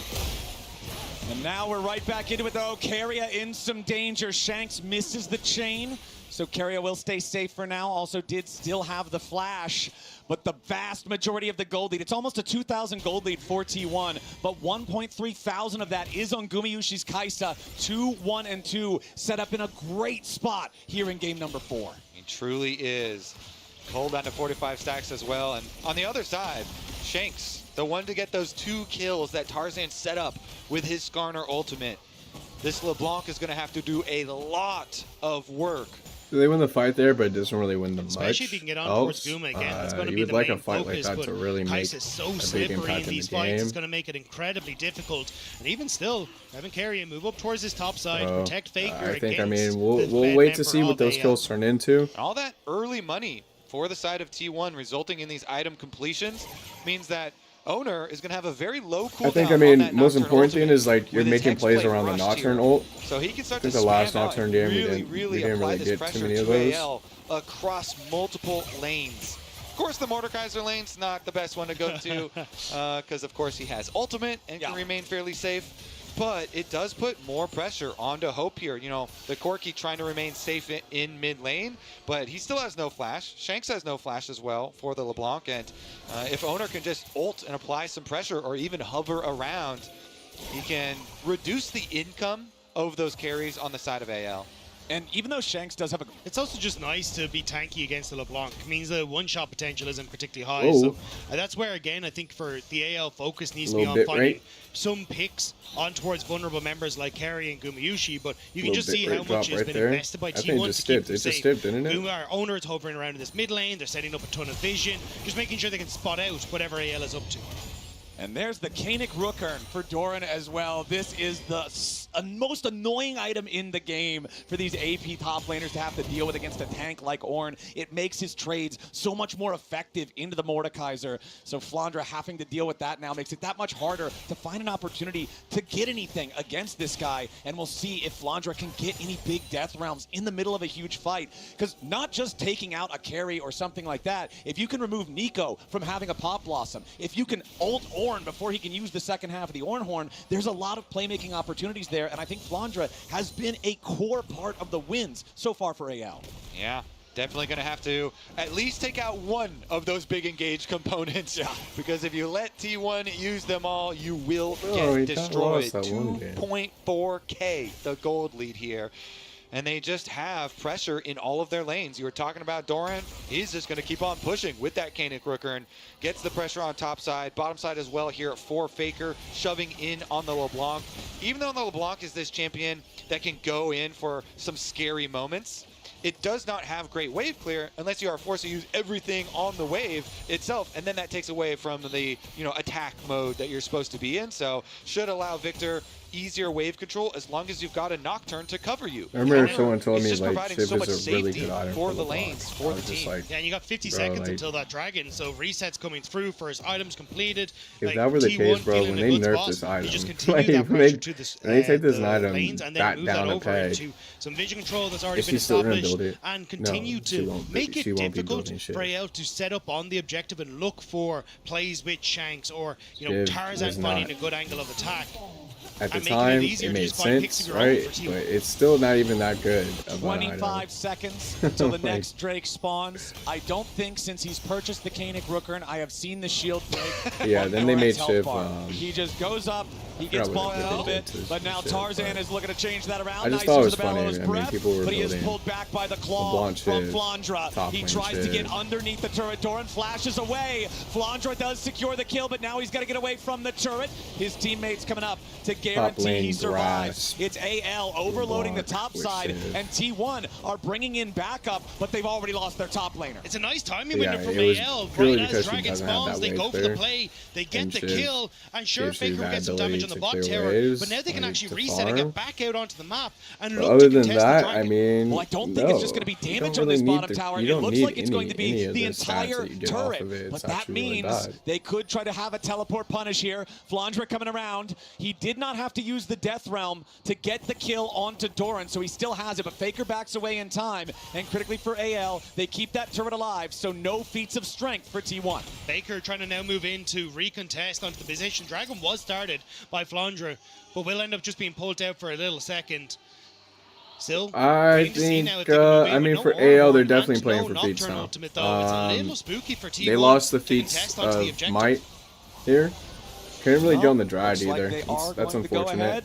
But yeah, I mean, they're going to start to play for first tower now, which I figured they might want to try and do, especially with the kill off the top. Looks to be saying that they have no interest in contesting this one. Flandra's just staying top. He has no teleport, so 1-1 now. Yeah, I think that's the better play. Yeah, T1, they've got the luxury of pushing in on bottom side, and they do have the ability to dive here. Be careful. Yeah, take that tower. Yep, Tarzan's coming in. They want to try to stop this T1 force onto the first turret of the game. Keria over the wall is going to be pushed back as Tarzan throws a rock over there towards him. Meanwhile, topside is Flandra putting the work in on this turret to take the first one. Nice deny there on the feats of strength. Yeah, and the fact that now you get to use this wave push to move over towards the Rift Herald is going to be super nice as well. So it means T1 will have to overforce on that bottom side again, whereas Shanks I mean, reset, he has for AL, they had to get first tower in order to play for feats.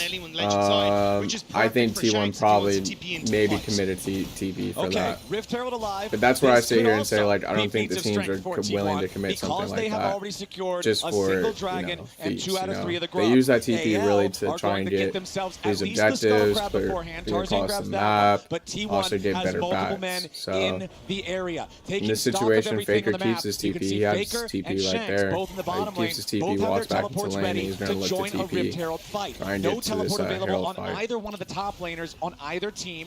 And we're starting to hit Milan's going to have a little bit of an advantage, roles. right? Owner She's going to be currently full still health, only full level mana. 10. She is going Here to on probably his miss the Nocturne, wave bot. Faker still needs another 4 minutes before his Rod of Ages hits full stack, so that's not going to happen anytime soon. Tarzan over the wall here with the blast cone. Kyle and Hope approaching from mid. T1 forced back away from the Herald. Yeah, I like that. You immediately just drop it. Just immediately leash the Faker, Herald for greed, T1 because greed, Faker greed, can finish this Faker, bottom greed. tower and then teleport in. They do. There you go. Yeah, Carrier's going to be the target here from Kyle, but he's not going to go in any further. Might as well Blast do gets it at that Kyle point. back away as Doran tries to escape. Tarzan punches him a couple times, but again, that's a very tanky Blanc Ornn. keeps her Herald's TP going to here. lose all patience, and we can see Faker using the teleport to make his way over to the I fight like now just after keep- claiming yeah, that tier 1 just turret keep in the bottom attacking. lane. Shank still has a TP, but he's held So after mid like by the Faker second or because after of like the wave second time clear it runs of out of Victor. patience, it Faker just winning the like trade against completely Shanks as Tarzan resets. trades with Carrier and Gumayushi. T1 with control over the Herald as AL approach. Flandra's going to look for a target, potentially here for the death realm. Herald down to 4K. Claw hits 2, but Flandra can't get any closer. Owner wants to take the objective. Paranoia's already gone out. Herald secured by Owner. Yeah, Owner, as you the gotta Overlord leave that comes to in, but somebody only finds else. one. Carrier locks up Hope. Drip Gumayushi pick to the back line of the AL on the lane. bat He side carries there already with the down. Nocturne Owner tries to flash away. Doran in the middle of blind. everybody, but Flandra barely stays alive. He should surely die right after the shield falls and Owner kills him. Kyle's on the run. T1's on the hunt. Everybody on AL Wow, dropping. Guma And lives. What is that T1 heal? are absolutely What was that demolishing heal? the LPL team. Tarzan tries to dig through the wall. He'll barely escape, but it's Rift Herald plus 4 kills. The side of T1. And feats there. Even Guma lived. Shanks tried to go back in to kill him. So that's a but he risk for couldn't get the T1. vision, I he mean, couldn't I get think the they damage. just, you know, I think that was a good fight for them. taken control I think they just of realized this that, like, I think they just decided that that would be a Tarzan good wants fight. to see if he can get Faker on the way out. May get the damage down, but AL are so far away. Carry is still in the vicinity. And T1, this They didn't necessarily need that fight. They probably did need so Herald, difficult though. to fight against his AL. We see this, they come in. So you end up with Shanks trying to get access to the backline, but it doesn't really work. Doran ends up getting good value, but it's Carry's ultimate here onto both he's the carries. dirty for that. Sets up perfectly for the play. Oh, he is as dirty Tarzan for that just play can't right do there. enough with Shanks to He carry faked a the fight clone. like this. Oh my god, he faked the other side clone. of the fight, Clone the fakey. Mordekaiser that just ulted this Nocturne. Oh, he's dirty. Owner had already gotten What the a filthy, objective, filthy and then Owner man. still That was lived filth. as well. It's just T1 dismantling AL on both sides of the team fight. That gold lead that they already had gets more than doubled. And adding the extra objective here, T1 seem like they are going to be able to push us to a Game 5. This early game lead is just so big, so quickly, Captain Flowers. Exactly. This is so much larger of a lead than we've seen at this point in the game in any of the previous 3. Nearly 6,000 gold ahead for T1. The Drakes are even, so it's not like AL has this sole comeback condition. And now, Otacon's going to spawn here in 20 seconds. Remember what I said about that Rod of Ages? Faker's at 9 stacks. So the lead is about to become an even larger problem. T1 just continuing to build this advantage. Keep this pressure on. They're going to try to take the tier 1 turret, but not quite enough damage thus far. But you can see So everybody's 5K. up here. They've got Doran down 3K in the on bottom lane. on just He's the one Kuma. answering Flandra. He has his teleport to join Corky's this just Otacon completely fight out of whenever his they need him. game, pretty much. It's just so difficult if you're AL. Those item creation points just aren't there. And now with the push on top side, how do you try and enter in towards River? How do you try and spot that And Anakin yeah, I mean, has already Starter been looks started really by tanky, T1? but that's just a bunch of AL HP. charged with a nearly impossible task. They are going to walk forward. They are going to see the Otacon started. They're bringing in the teleport. AL have to send some sort of a Hail Mary play here. Tarzan jumps in, only finds Doran. Doo-doo. For the Pop Blossom. He only finds it onto Kyle. The Ornhorn flies through and Hope is already down. T1 have found their marks, and they want even more. Owner is smashed by Flandra in the Rift Herald pit here at the same time as Faker stays alive, and they cannot quite do it. Finally, they get the shutdown. AL's winning the fight. T1 may have overplayed. They may have overstayed. AL find their way back into the game. Flandra chasing after the lone survivor as the Otacon will be taken by anyone's legend. AL, they deleted Carrier, and then they set their sights on Owner. They chunk him so low that Flandra is then able to follow, and Mordekaiser ult does kill the jungler this time around. Here's another look at how it all started. Yeah, I don't know about going onto the Corki here for Owner. That's a little bit crazy, especially when the from Carrier, and then Owner, you see him in the pit, completely trapped here. Atacon is that low. I think you just gotta finish Atacon up and you know, peace out.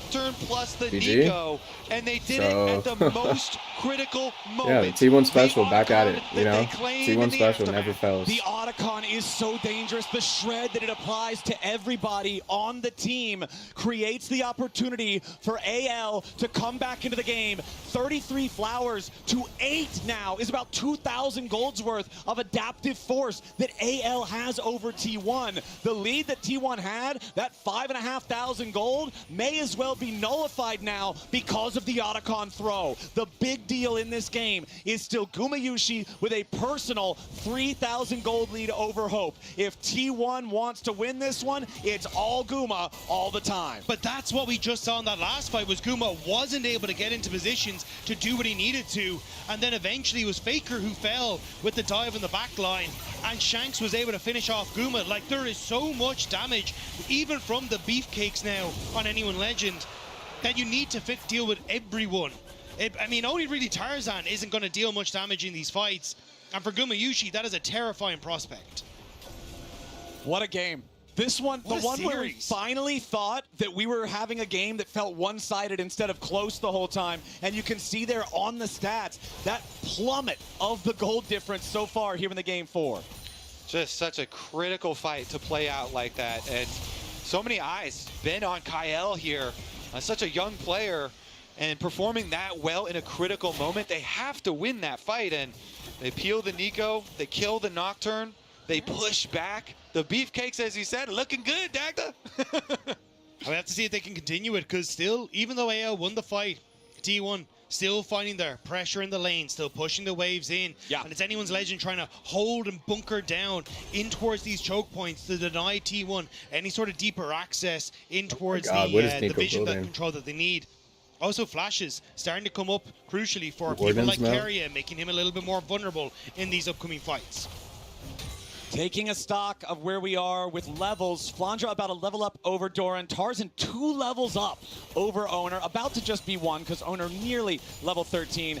Faker 1 level up over Shanks because of that Rod of Ages we were already talking about. Hope almost has his Muramana fully stacked up here on the Corki. 24 minutes in, that feels very, very late, and it has been a very tough game for Hope. 0-3-2 on the Corki. Gumayusi has been going after him nonstop. Yeah, certainly has. All right, let's take another look at this, though. Top tower is so low. Ale trying to use it. Okay, they go in. The solar flare. I'd be looking to. I like that ult onto Faker there for Mord. AL threw a lot out there. But again, I think that's just kind of like the difference there. I think most Mord players would. Shanks all the way down the bottom lane. Not going to teleport up for this. AL wanted to defend their tier 1. Ultimate. But when they swing and miss, it's easy for T1 to finish the job. AL ever so slightly desynced on the play. The stun lands, but Tarzan not there to follow up. You don't have really a lot of damage. You have head step plate, you have head plate, any of those crucial summoner spells. Or Riftmaker. And now T1 going to continue, reset, move back you're going to go the map. Bloodletters next. Especially when I look, like, Faker being a target is so hard with this build that he's gone for. He is so tanky. Yeah, I mean, most of this game, he has been just standing and trading with the LeBlanc. He's not flinching at all, and he has been able to trade quite effectively. We'll see if they're able to create another pick, because T1 still have the cover of darkness here with this Nocturne ultimate, and that with all of the engagement that they do have, should basically guarantee applying plasma to somebody for Guma to come in and kill. He's 3-item Kaisa, 3-item plus some, to only the 2 of Hope at the moment. So this Kaisa really should be able to shred, and they do have the Baron in their sights. They're trying to draw Ale to them. This is going to be a turn from T1. Watch out for the engage. Yep, keep your eyes on Carrier specifically here with the Nico. Teleport coming in from the AL side. Also T1 ready to reinforce. Ornhorn sounds off. Doran goes in. They're going to knock up Kyle here at the very start, but into the back line. T1, Faker under pressure. The burst over the mid lane. They found it, but Hope is also over the down. Shanks next to die. die. The Arcane Storm is a typhoon, but AL is fighting back. More damage to Gumayusi. Flandra wants him. Flandra can't find him. The mace will not connect over the wall. And now Tarzan goes on a killing spree. AL are winning another fight. Doran locked up. He gets away with a teleport to stay alive. 3 for 3. A bloodbath at Baron. Yeah, that Baron just didn't seem real. I don't know what the hell that was. So much on this Mordekaiser. The one of 3 non-Korean top laners to ever win Worlds, and Flandre are doing so much work in this fight. They turn on towards Faker, and they're still going after only hits onto Flandre and hits nobody, and Gumayusi goes into the backline. And Stars in some really big ults. And Flandre holding on to this ultimate for so long to focus onto Gumayusi to make sure he can't continue in the fight. And again, it's this front line from AL that stays alive and deals the damage. And just when you think hope is gone, it is still there for the LPL. Yeah, it's actually crazy because this fight, we just watched Hope get deleted, and Guma also then killed off Shanks right at the beginning. Those are the 2 main carries for this team. You thought, nope, the main carry is the Mordekaiser, and Tarzan got a triple ultimate with the Skarner to buy the necessary time for the Mordekaiser. Yeah, and the problem is he's only going to get, like, he's at 3 items. He just jumped in that team fight. So high, bro. Skarner did that over is so crazy. 4,000. The Mordekaiser cracking 5,000 damage as AL now moving into this topside river yet again. That's a big Solar cooldown Flare for Leo. used by Kael does not find anything meaningful here. Taking a look at summoner spells, there are no flashes available on T1. There are none available on AL except for Kael on this Leona, so keep your eyes on him. AL are trying desperately to pull T1 away from the Dragon, but T1 just going to walk down the mid lane, keep this pressure up, and AL, they're looking at a little split. Yeah, Gumayushi's going to take down the tier 2 turret. Keep your eyes open for the paranoia.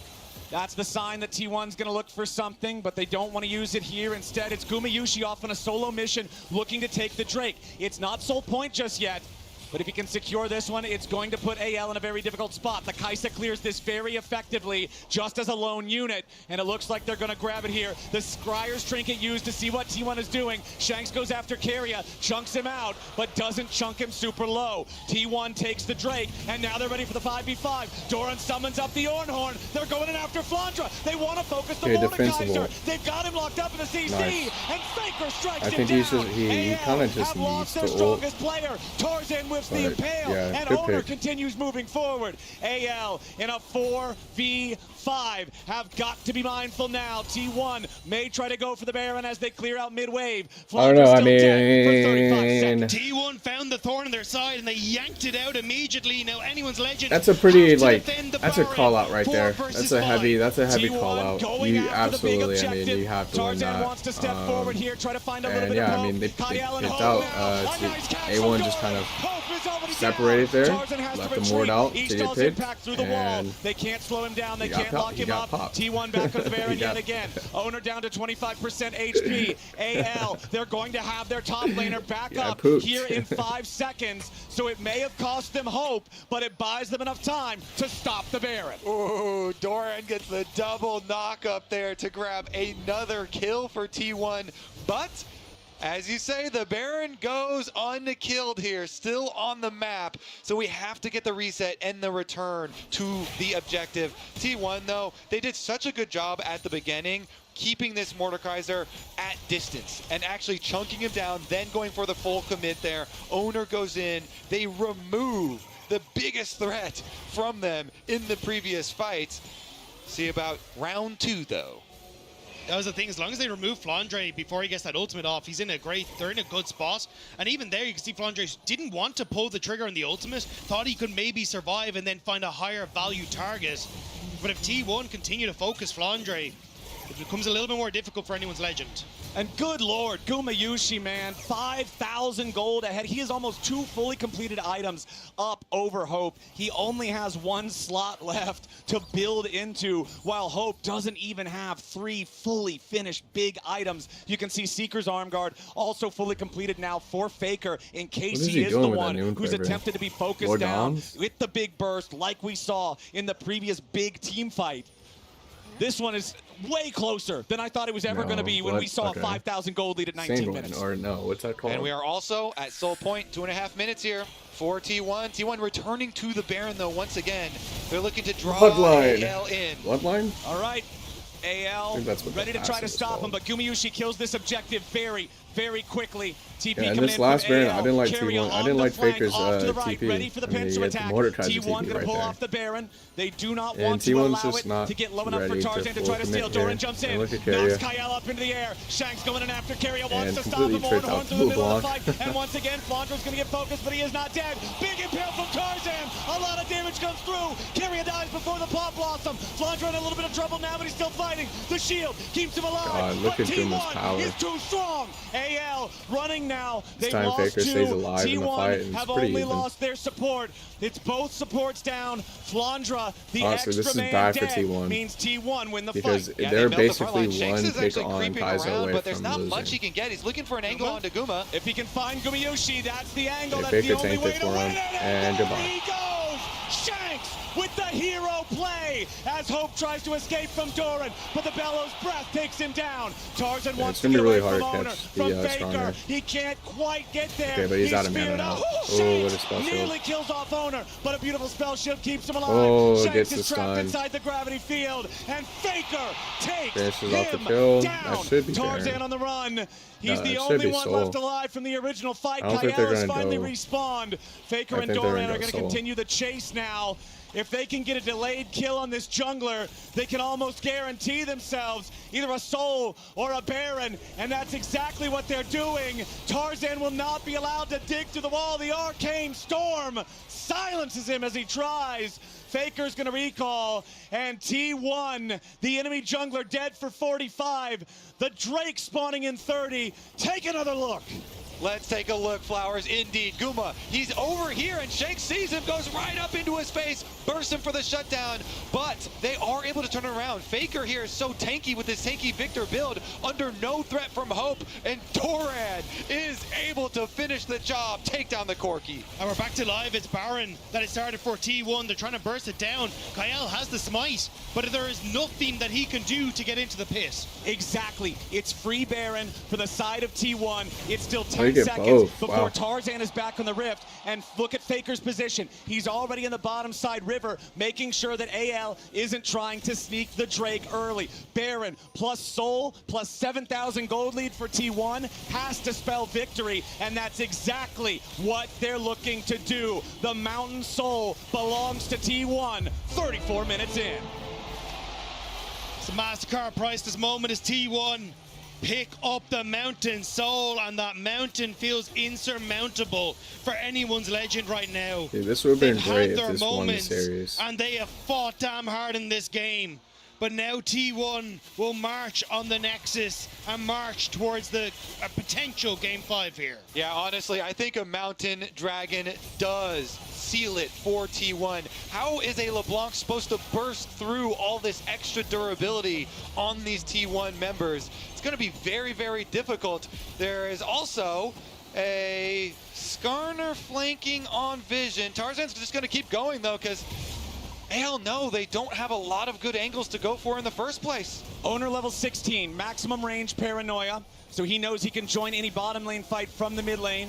Tarzan still looking for a chance to make some kind of a move here. Owner just guaranteeing that he keeps two separate waves of minions enchanted at the same time. T1 continues to push here in the bottom lane. Cannon minion doing most of the damage under the tier 3 turret as Tarzan is stunned up inside the gravity field, but again, not a ton of damage either way. Shanks wants to try to get some poke, but he won't find a lot.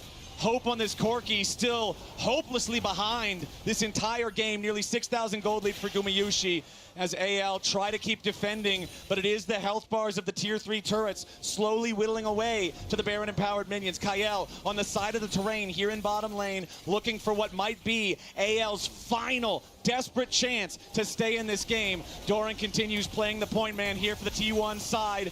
as another wave crashes into the tier 3 turret. A little bit more damage onto Tarzan, but it's not a lot. They don't need a lot, they just need time to chip away at these tier 3s. Doran with a bellows breath to get through the claw. Flandra loses half his HP. The Mordekaiser's gonna be your target. Here goes the Ornhorn. They knock Flandra up into the air, but again, nobody under serious threat. Tarzan with an impale onto one, but he's about to die. He flashes away. Guma flashes in. Carry with a 3-man Palm Blossom will seal the fate of anyone's legend.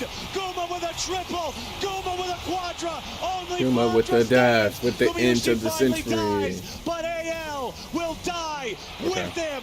T1 will not go quietly. They will force silent down victories, the Nexus silent turret. wins. They will move to the Nexus, and they will take us to Silver Scrapes.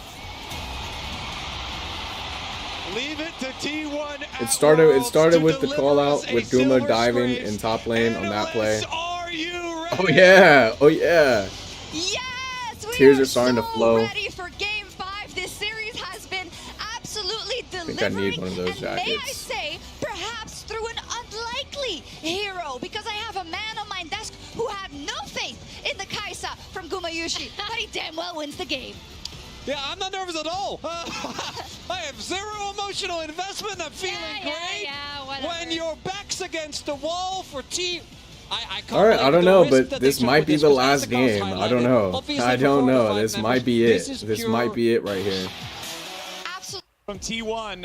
Keep your eyes on how great this year. Bro, I know I Finally, did not not only see did they that. make playoffs for the first time, they I did know go I in the didn't see top that. 3 I all know I year didn't long, see that. Thanks to the play that they Crazy. have, thanks to the coaching staff they have, and now they stand on the precipice of finally being able to do what no LPL team has done. But they're not the first LPL team to ever stood in this position. But we have to believe that maybe, just maybe, the LPL can get one. And then there's T1 and Faker at Worlds. The aura is strong. When they walked back into this arena, the crowd was deafening. You heard it, we heard it. Let's get into Champion Select for our final and deciding game. I am so ready for this. They And trying to Azir permaban. and Orianna Understandable. throughout the entire series Don't get have first not been pick. allowed. That will not change in Azir Game 5. permaban. The Trundle Okay. remains banned Ori as banned on well. the other side. You AL don't get having first lost pick. Game 4 are choosing to play from the blue side here in our 5th and final MF game. Kate. Caitlyn Now, and yeah, this is Misfortune what I like to double see on the marks in bans. in the Again, first I'd half like of to the see draft this from like AL. When I'm you're just gonna already on hard Game 5 cut and Fearless, that AD just carry one pool position. is shrinking to a puddle. Also, potentially setting up for something like a Lucian first pick, which is the other AD card that we've seen at in this meta that is still rising up in priority. Something that you can have that flexibility with, like especially Lucian. as the desk was already talking about, like both the Alistair and the Rel still up and available if they want to try and go for it. Annie, also a mid laner that you have to keep your eyes on, has drifted out of the meta, but certainly still a very strong pick. But it's like the Annie. Jinx immediately, Kobe. You called it. You gotta feel that it Not is coming quite because sure. AL, they know, they remember last time T1, they got the Jinx and they beat them in the 5th game at MSI. And you know how much success AL have had in their 5-game Jinxes. They get it, first pick, it's worthy. Now you have to protect it though, okay? Jinx in itself is not a team comp. You have to be able to keep that Jinx up. You have to be able to get the first kill to get excited and stay alive. Meanwhile, the response from T1, a tried and true Renekton. evergreen top laner that has made it all the way through Fearless up until now. It'll be Doran piloting the Renekton in the deciding game. But it was the Renekton and the Lee Sin that in that game 3 Rammus. I believe, at MSI was able to Be get bold. T1 that very early lead where they played through that Renekton on the Earn top your side, legacy, got the Rammus. kills, and then were able to start that snowball for themselves. So wonder if Owner wants to fall back towards that style. This would be crazy though. Skewmond, is that you? Owner on the Mundo. The return front line of here, Mundo. Looking pretty I think that beefy so Malachi build far. is just T1. so trash. All right, let's see what's first from Like, AL, though, immediately if they're telling me to thinking, build like, that percentage Malachi, I'm damage. definitely. What are they going to use to Can I melt pick through it? Is it Mundo? just going to be buff up the Jinx? Evelyn? Gotta Oh my see god, here. it's just wanted. Picking through a couple of different normal. options. It will be another tank. So tank versus tank in the jungle here. Sejuani into Mundo Lulu, is yeah, not a great okay. one-on-one Yeah, I was- matchup, yeah. but they're I don't know. Yeah, so what's your bot lane really going to be? This early pickup with the Lulu, though, because essentially what you've realized is, hang on, there's very little dive threat on the side of T1. Sure, you can have like the Alistar or the Rel come through for carry it, but unless they lock that in now, you're still going to be playing this front to back. You still got an enabler for the Jinx, and there's very few responses that can actually come through for T1. The Sejuani also very, very effective at just being that big brick wall to keep Jinx safe. And I have been informed by our producers, hold on 1 second. Wait. Is that really? Wait. Okay. Faker Mel potentially could also be a support Mel. Here, the first one in the tournament so far. This is also Owner's first Mundo in his career. And this Mel can reflect so many different objects here. You've got the Sejuani ult, you've got the Super Mega Death Rocket that he can send back as well. These things that, in particular for the Jinx, where she wants to try and get a reset, can be devastating if she doesn't actually set that up. So, if this Mel can manage to step into the front line, cause a bit of disruption, that could be huge. But now, Karma. Jack's going to be banned away. Renekton encounters like the Gnar are going to be taken away as well, I feel like, by T1. And for anyone's legend, focus on the AD carries, or at least on the supports, has to be the call. Oh man, we are getting into game 5, and we are getting the dark magic coming out here. Yeah. See what the response is here. How do you further protect towards this Jinx? Take away the Pyke. Okay, playmaking support there. No T1 Pyke in this entire series. Yep, they're going to get rid of the Pyke. He can also do the X marks the spot for the execution through things like the Lulu Shield or a Locket of the Iron Solari, so they'll take away that execution potential. Over on the other side, you're going to see Jax and Akali banned out, looking at the solo lanes, looking at these big potential threats, these massive damage sources that could come in from those two roles. As AL have one ban left. Do they want to further pinch the marksman role? No. Instead, they're going to go with that Alistar that we already mentioned earlier has been banned a lot throughout this series. So you got to think about other things to pick into this Mel as well. At least by solo queue standards, Syndra is fairly successful. They're thinking Smolder. Xerath, Cassiopeia. Don't do Smolder. And of those, I would kind of lean towards Cassiopeia.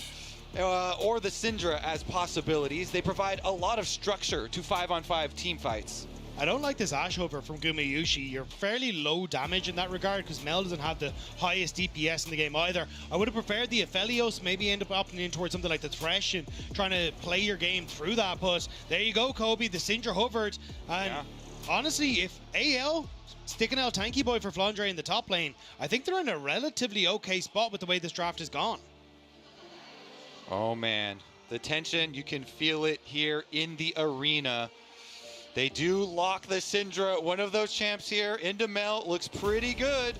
Honestly, I think AL are setting themselves up with good chances in this game. Gumayushi, though, on the Ashe, we assume, could be flex to carry. He does have a history with it. Ooh, Ashe plus Seraphine, the goated combo. Ashe slows into Seraphine, immediately upgrading into the root, into the stun. And what a terrifying bot lane that is to try and play against, because if anything lands onto that Jinx, she's going to be locked down immediately. And Ashe, so strong at those early levels, Jinx struggles to find any sort of plays. So for AL, it is definitely a hope that you can get your Jinx online and play for these massive team fights. But for T1, a lot resting on a strong mid game into hoping that Owner can actually be an unkillable Mundo later on. AL's composition looks like textbook League of Legends 101 to me. A bruiser top, a tank in the jungle, control mage mid, hyper carry bottom with a pocket Lulu for support. But over on the other side, you've got the first non-Scumon Mundo in the tournament, Owner's first pro play Mundo ever. You've got Faker on Mel. He's only played this champion once before in pro play, 0-1 on it thus far. And then the Ashe Seraphine duo, so oppressive, so powerful, so much synergy. And it was Gumayushi in Game 4 that was the X factor for T1. Hey, yo, but it is a different story my young what T1 found themselves here with. It was Owner stepping up for T1 T1 so regularly to carry the early game. Whoa, they're not in Cootie quarantine? He doesn't have that pressure. Hold on. So instead, T1 have gone back to their roots. These hyper-pushing bot lanes that made them win 2023 Worlds, that set them aside from the rest of the LPL. And they started that play in quarterfinals, and the LPL could not find an answer. Now it's on anyone's legend. 2 years later, to see if they can take this down. This is about as solo queue as it gets here. Want everyone to soak in this shout out to moment. Fearless, This man. is If we could just start the draft like reverse We're Fearless. in China. Just have 15 bands for each for position. the first time ever, eliminate T1 from Worlds. The fifth and final game here between AL and T1. Everything on the table. And once more, just a reminder to everyone here. Fire. So 5 far, bands Faker has each faced roll. the LPL in a best of 5 11 times, counting the play-in match just get my against piece of IG paper. earlier we just walk on tournament. They stage have and I'll not just lost give you a a piece of single paper. time. What They you can't- 3-0 what you their can't opponents play. 5 times, 3-1 4 times, 3-2 only twice. And even if T1 wins this one, that will still be the 3rd time that an LPL team has taken kinda them a the little distance botched, you in know, the it's best got a little of 5 timeline at the stage. bottom, Anyone's but it's legend okay. It's has as good alright. a chance as anyone's ever had at stopping T1 I wouldn't even call that a timeline. It's a time All date right. line. Looks like we're going to get opposite side jungle clears. Mundo going to be clearing towards the Ashe Seraphine lane. This lane is so strong because Ashe, with the guaranteed slow, can upgrade the Seraphine. And the poke damage is also very substantial. Definitely going to make it tough, especially because you have to go for a cleanse in this lane with the slow and that setup then. So it means you don't have access to the barrier. So when you hit that level 6, the combo, even though you can get rid of the ult from the Ashe, you still have to deal with carry. There's so much follow-up. And even trying to play team fights as Hope, if that cleanse is ever burned, becomes so difficult to do. And interestingly enough, no summoner spellbooks on either side this game, since we're running double enchanters. Means it's just the heals for the supports the entire game long. Faker Use stepping it, forward, yeah. trying to maybe steal away these chickens from Tarzan, but no, not going to get them. Yeah. He did stop the level 3. Get some of the small ones, I think, though. Yeah, it denies the level 3, which is crucial for Tarzan. Yeah, get some execute. I mean, Mel, the passive, is the bane of so many junglers. The overwhelm, yeah. And Faker goes in. Faker's able to apply that little bit of extra pressure. It's those small things that do end up adding up. And Mundo into Sejuani is a good one-on-one matchup because you can just shrug off a lot of the immediate Sejuani CC and look to scale. Yeah, missed the big chicken, but the little ones are enough to slow down that Sejuani clear and just try to set up a good situation for Owner here on his Mundo. Down in the bottom lane, we can see Gumayusi and Keria having control over the lane like we would expect them to. Jinx is going to need time to scale up. Owner with his double buffs going to now walk towards mid lane to just walk through here and try to contest the top side scuttle first. But that's why I like the pathing from Tarzan. He did his front 2 camps, went back to Wolves, and now is completely wrapped around. So when Owner goes to the top side, Tarzan is actually going to be able to show in on this bottom side, avoiding all that vision as well. You can see Owner now realizing, trying to run back through mid to deny Tarzan the smite, but it's bot lane that might be in trouble. Yeah, Gumayusi and Keria it's bot lane that should have been up, not connect on Gumayusi. That's Tarzan down here with the bottom and they're doing lane. this again? Okay. It goes to Keria. A 1-for-1, but Hope gets the money critically for AL. Tarzan with the wraparound, the first move here on the Sejuani. Everyone in that coach's room assist, is but just him head selling approaching right now. applies the pressure and forces the all-in. That is going to be a lot of summoner spells blown for the bot side of the map. It's going to be a bloodbath as they swap themselves up to the opposite side and top laners teleport down. So T1 actually doing that really does hurt Hope. He wanted to pick up that big wave and bot, now can't because he has to reset. But you see here, Kael, an offensive Lulu, trying to crack down on Gumayusi on the Ashe. Hope flashing forward to set up the play in for KL. Gumayusi in these early stages has so much damage on the Ashe, is able to take him down. But look at that big wave there at the end. Like, Hope resets because the TP from Doran. And look at the CS at the bottom of your screen. That's how much he's now behind because of it. So even though you get the kill, it's still Gumayusi with the gold lead. Exactly. The farm matters so much down there in the bottom lane. There you go. As we see Hope and Kael, Gumayusi and Keria, both bottom lane duos, swapped up to the top lane now. Farm is more important than the kills. To the bottom side. Now, honestly, again, it's like here in this top side river, if you go into low elo, like river. Kills are more for important the than T1 farm. side of things. And again, Fights are more there's important that than powerful burst. If Keria ever catches you, the follow-up damage is guaranteed because to be huge. you can just win the game T1 just have by a winning the long fights. history with But very potent at the very top, duo lanes. oh, Back in the double 80 carry meta, reverse. they were the ones most feared. But this And is now, this is although it's technically not how the 2 AD game is carries supposed as to a be duo, played. it This is how the game very, is designed very to be annoying played. poke damage. When you're not sitting here Tarzan making the mistakes, as getting well caught, is dying, going to you know, find his way the back farm to is the that most lane that is important just thing. constantly going to be under attack. Great heads up from Gumayushi though, ends up spotting him with the hawk shot, and it means that then Tarzan has to run away. Now on the bottom side, because they spotted the Sejuani top end, Owner able to sneak away this Drake. Well, sneak away, he's on vision, but able to steal it away, and it'd be a nice little early game for T1.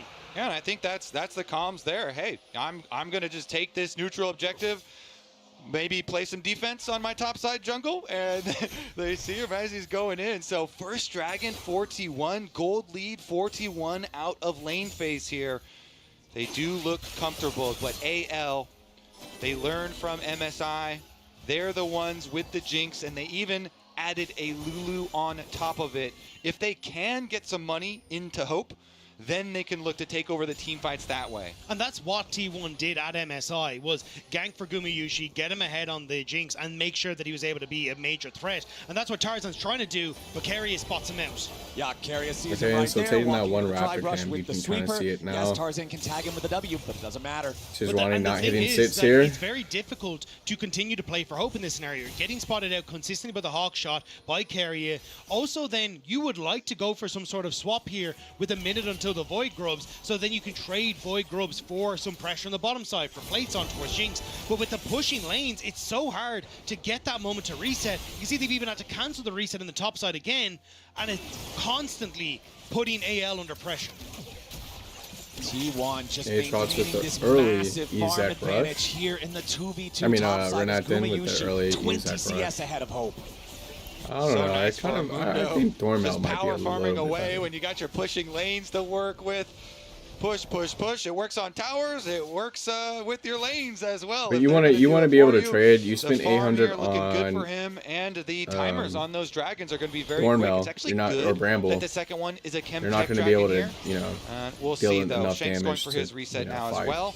After T1 have rotated Guma So over to Ezek mid. gives This you is the the swap I was talking about, anti-yellow, though, and for it Hope also and gives Kyle. you I the think you 80 need of to get them out of this matchup, and hope then you can push in bot side into getting some turret plates for them. But look at the vision that's already been set up by T1 on this bottom side, right? They know if Tarzan ever tries to make a play on the bottom side, and Gumayushi and Keria clear out mid, get a farm advantage, now rotate bot, can match that push, and are constantly matching anyone's legend in those plays. Yeah, and they're going to have a big advantage for the Void Grubs.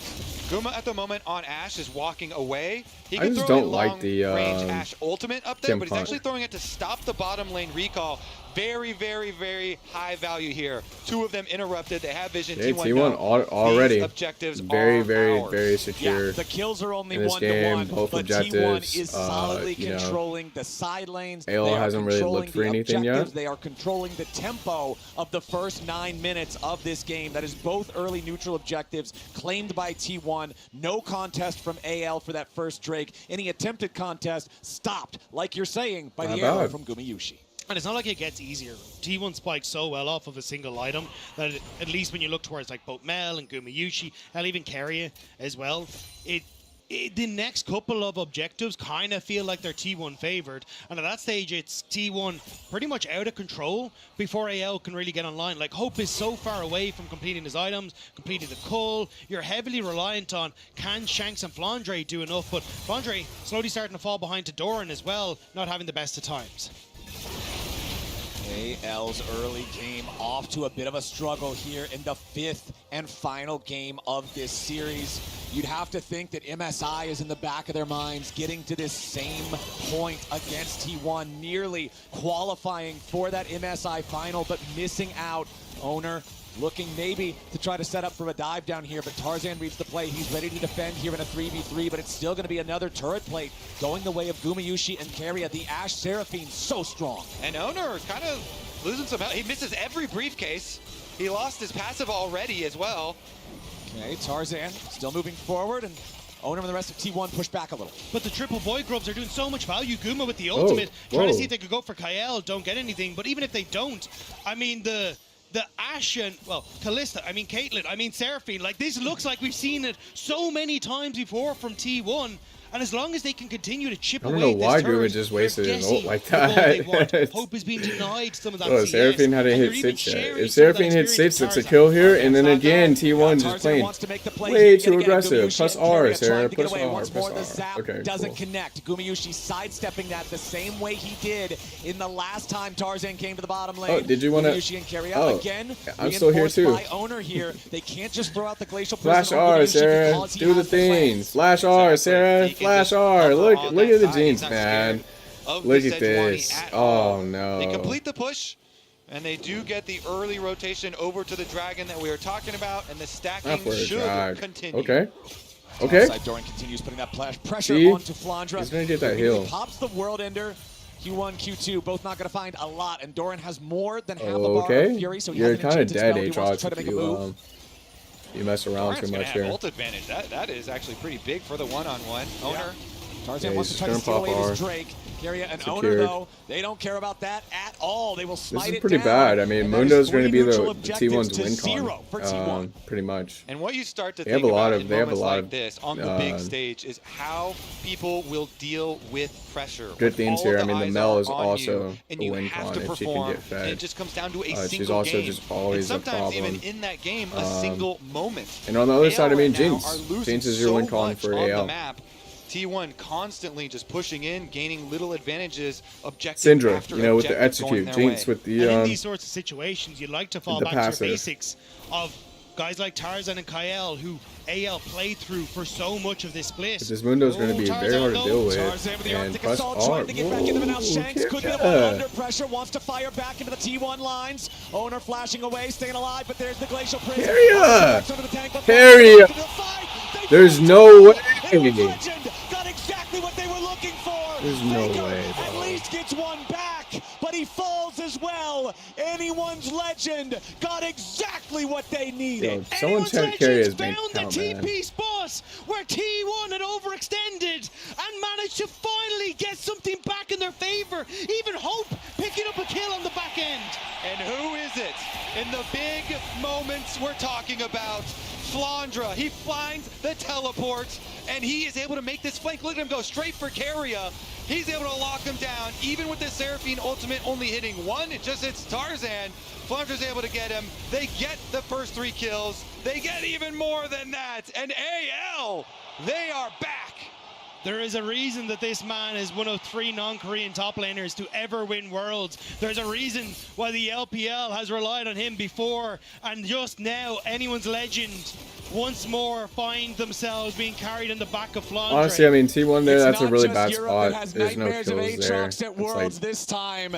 The LPL Aatrox that's not really where you want to try and get hits from. In so many huge moments in the history of League of Legends esports, it looked like back in that fight, it was Faker's rebuttal on the Mel that guaranteed that he got the kill back onto Shanks to not just make it a total wash, but Hope getting 2 kills there. This is so big for the Jinx to not fall behind and make sure that he stays on tempo to be relevant in this game. 4 stacks left on the call before he cashes in, and Hope's going to have a gold lead over Gumayushi. Okay, so now T1's got to play a little bit, you know. This game started. Anyone's Legend getting the perfect Doran needs to gold pop in the places they and just needed. turn on this Flandre started to fall behind. Aatrox. He's now up. Hope is starting to find. He's now going to be up as soon as this call pops. And now, when it comes towards the Rift Herald, when it comes towards Dragons, anyone's Legend have a fighting chance to contest T1. Flandre, he did so much I would just work like to see the on the damage Mordekaiser in the previous game. Yeah. But in the end, it wasn't enough. This time around, setting up for the team as well and trying to put as many resources into the Jinx as they possibly can. Jinx as well with a nice little interrupt here onto Doran. which is going to give Flandre a little bit of extra tempo. They continue to interrupt again, I believe. That was the redemption used to interrupt the second recall from Doran. It's a 1-to-1 game for the snipes from the AD carries. Oh, you gotta get out of there, bro. Recalls. Now Doran popping the Dominus to make sure that he can clear the wave and stay healthy enough to avoid the dive that he knows is coming. If they're using Super Mega Death Rocket and the redemption, you know they've got to have some kind of a follow-up. So that'll force the ulti of the Renekton, and it forces it right as the Rift Herald spawns. And that's what I was going to say. Hope's ultimate will be back up sooner than the Dominus. Same when you look at that redemption. But the timing for AL, it feels like, is not about the Rift Herald. It's about going for this bot lane turret instead. Exactly. This is the first turret of the game. That's going to win them defeats as well. There's already the monster slaying for the side of T1. There's already warfare for the side of AL. They're saying, fine, take the Herald. That'll get you a turret later. We've already got a turret now alongside feats of warfare.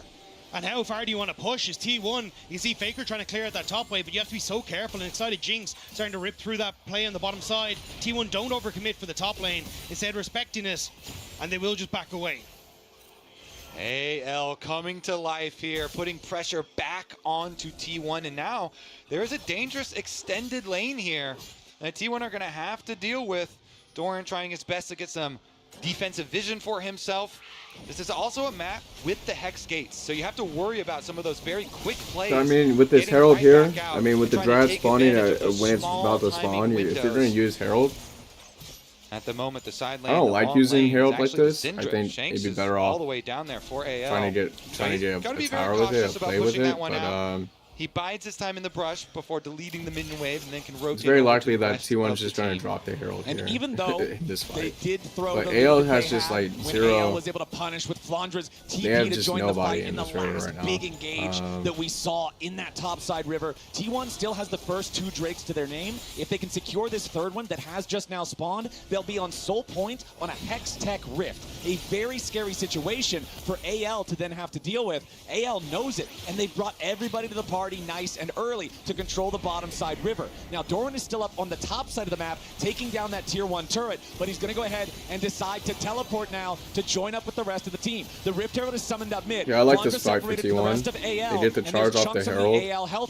Doran's going to have his ult, yeah. Keep your eyes on Keria over the wall. The arrow collides, but it's only on to Shank, and he's at a safe distance, so no real value there. He's pushing out Flandre here. Seraphine ulti, no value. Going to go wide. Owner's going to be in some danger as immediately Tarzan jumps in the middle. Lulu's going to use ult. They need to turn on. They need to turn on Aatrox. They have to turn on Aatrox. And they realize like they're just going to take it AL back, and they will earn themselves soul points. Good fight. I feel like you can tell they are on a knife's edge right now. Everybody very antsy with some of these abilities being thrown out. In the end, though, T1 they win out. They get the dragon. They're going to get the tower as well. So for AL there, I mean, you don't get the drag, but you also don't die. It allows you to fight 2 minutes from now for Atacon. That'll go down with a stiff breeze. So at this stage, anyone's legend, pretty even. They really needed to try and find something there. I mean, look at the gold gaps. 100 gold here, 100 gold there, 100 gold here, 16 between the AD carries. But in the straight front to back, this is where T1 are just so strong with the composition that they have.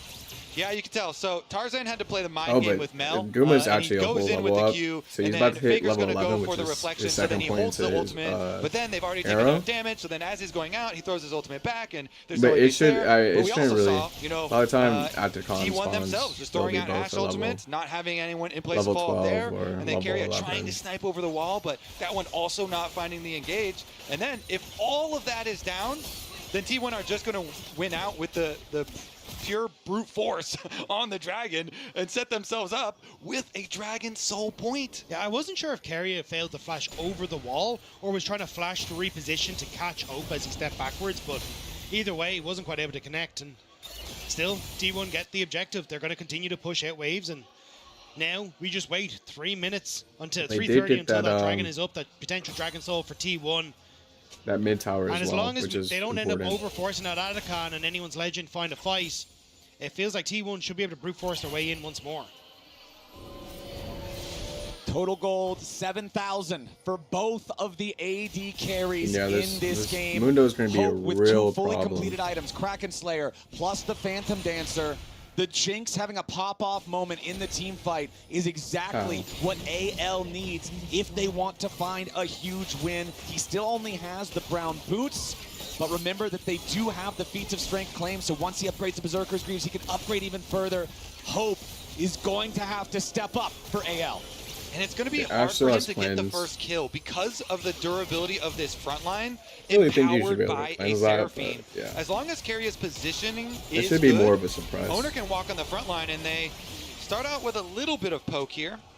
Yeah, they wanted to at least get the cleanse out of Hope there with the arrow, but fortunately for AL, Tarzan recognizes what might be happening. He steps in front of Hope, throws out the Glacial Prison, not going to find anybody. Carria was going to be the potential target. Chompers are used. Owner with the flash over the wall, trying to stay alive. Too easy. And like they're baiting Guma in, and they're not punishing it. Syndra had that stun on Guma, it's death. And so now they have nothing. Atacon is spawned. Woo! Go, go, go, go, go, go, go, go, go, go, go. For the love of God, go. Please go. Looking at the Otacon. Aatrox no TP either. Oh my God. Go, go, go, go, go, go, go. Doran, move, bro. Like, what are you doing? So Flandra has to walk all the way from the bottom side. He's going to do it though. Pincer on Doran. But I'm sure T1 have it in their minds what happened at the Otacon in the previous game. They do not want to overstay. They do not want to force on this objective no that ult. can shred that tanky front line that you're talking about. Who and doesn't let have Hope start ult? to get some resets.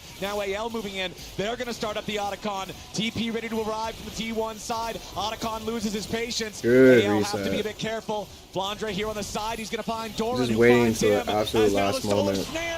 Oh, they can't get it. Oh, did flash. Okay, Aatrox in the back line.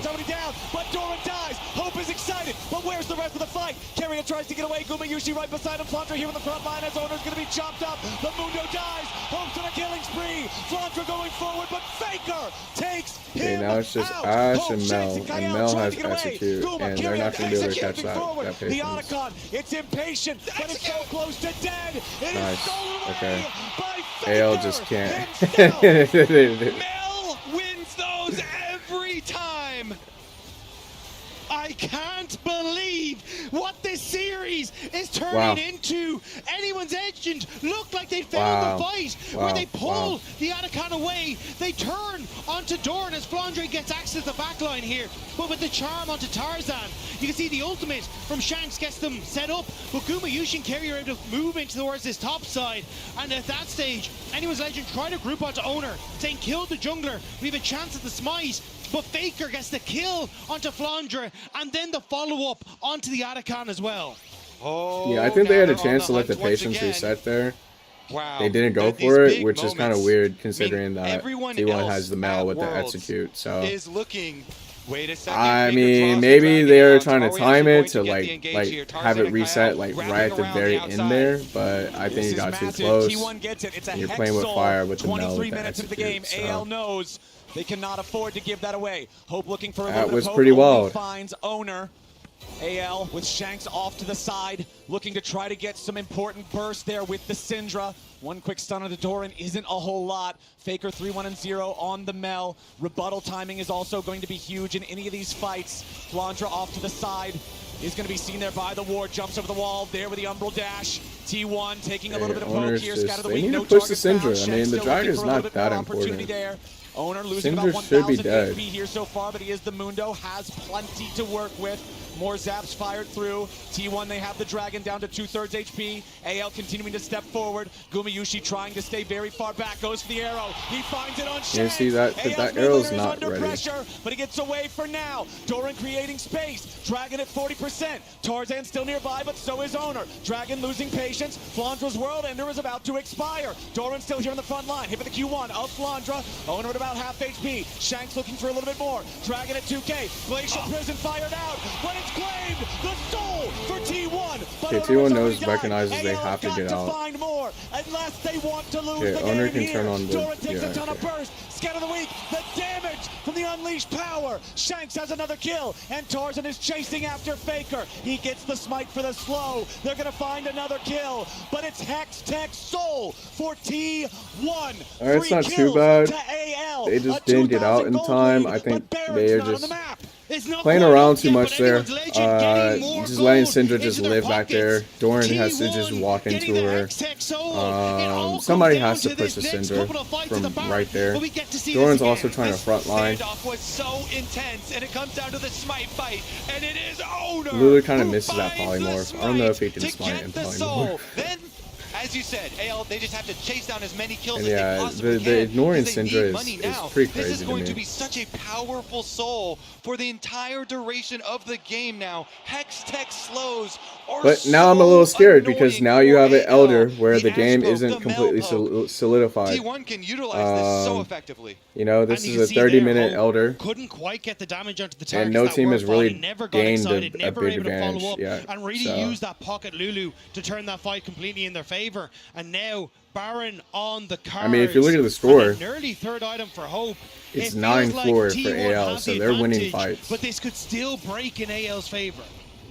This is so big. 3K gold lead for AL, but all of the power of the Otacon and the soul for the side of T1. Hope really wants to get that third item fully completed to break through that front line and get excited as fast as possible.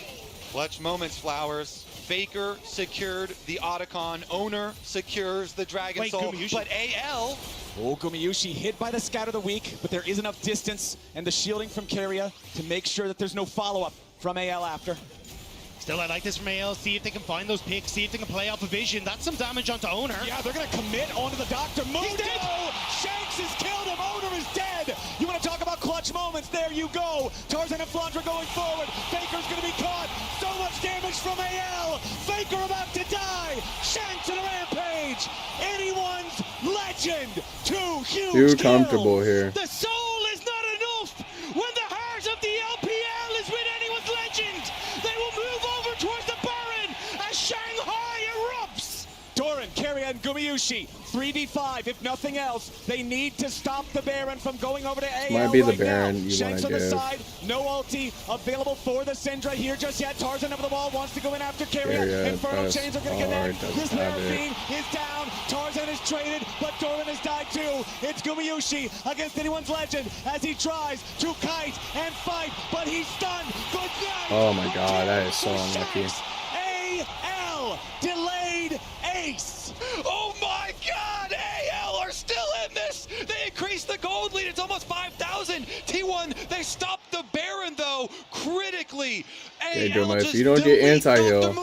And they managed to end up turning this, but there were so many clutch plays. Shanks with the stun onto Doran, Tarzan with the lockup onto Keria, Hope able to kite back, and Flandre setting up for another stun to barely clip onto Gumiyushi and set up for the play.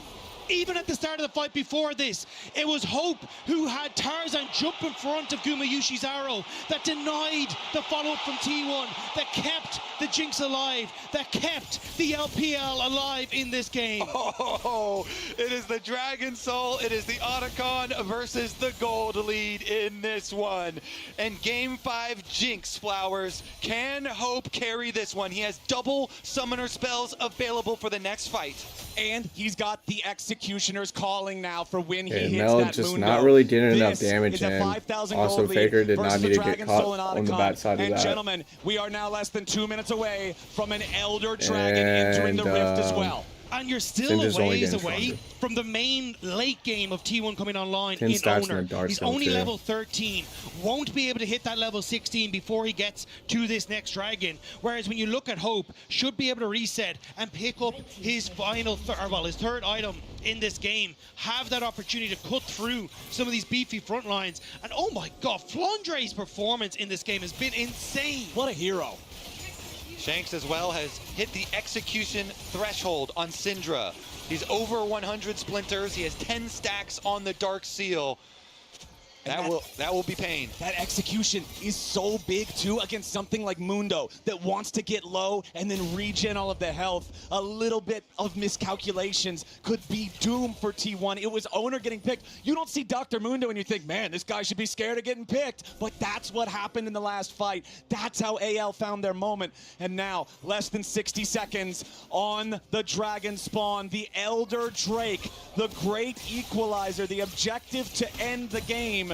We're not even 30 minutes in, and this thing is about to spawn. Pings coming out from both sides. As you can see, AL take to the bot side, River first. All eyes on Hope.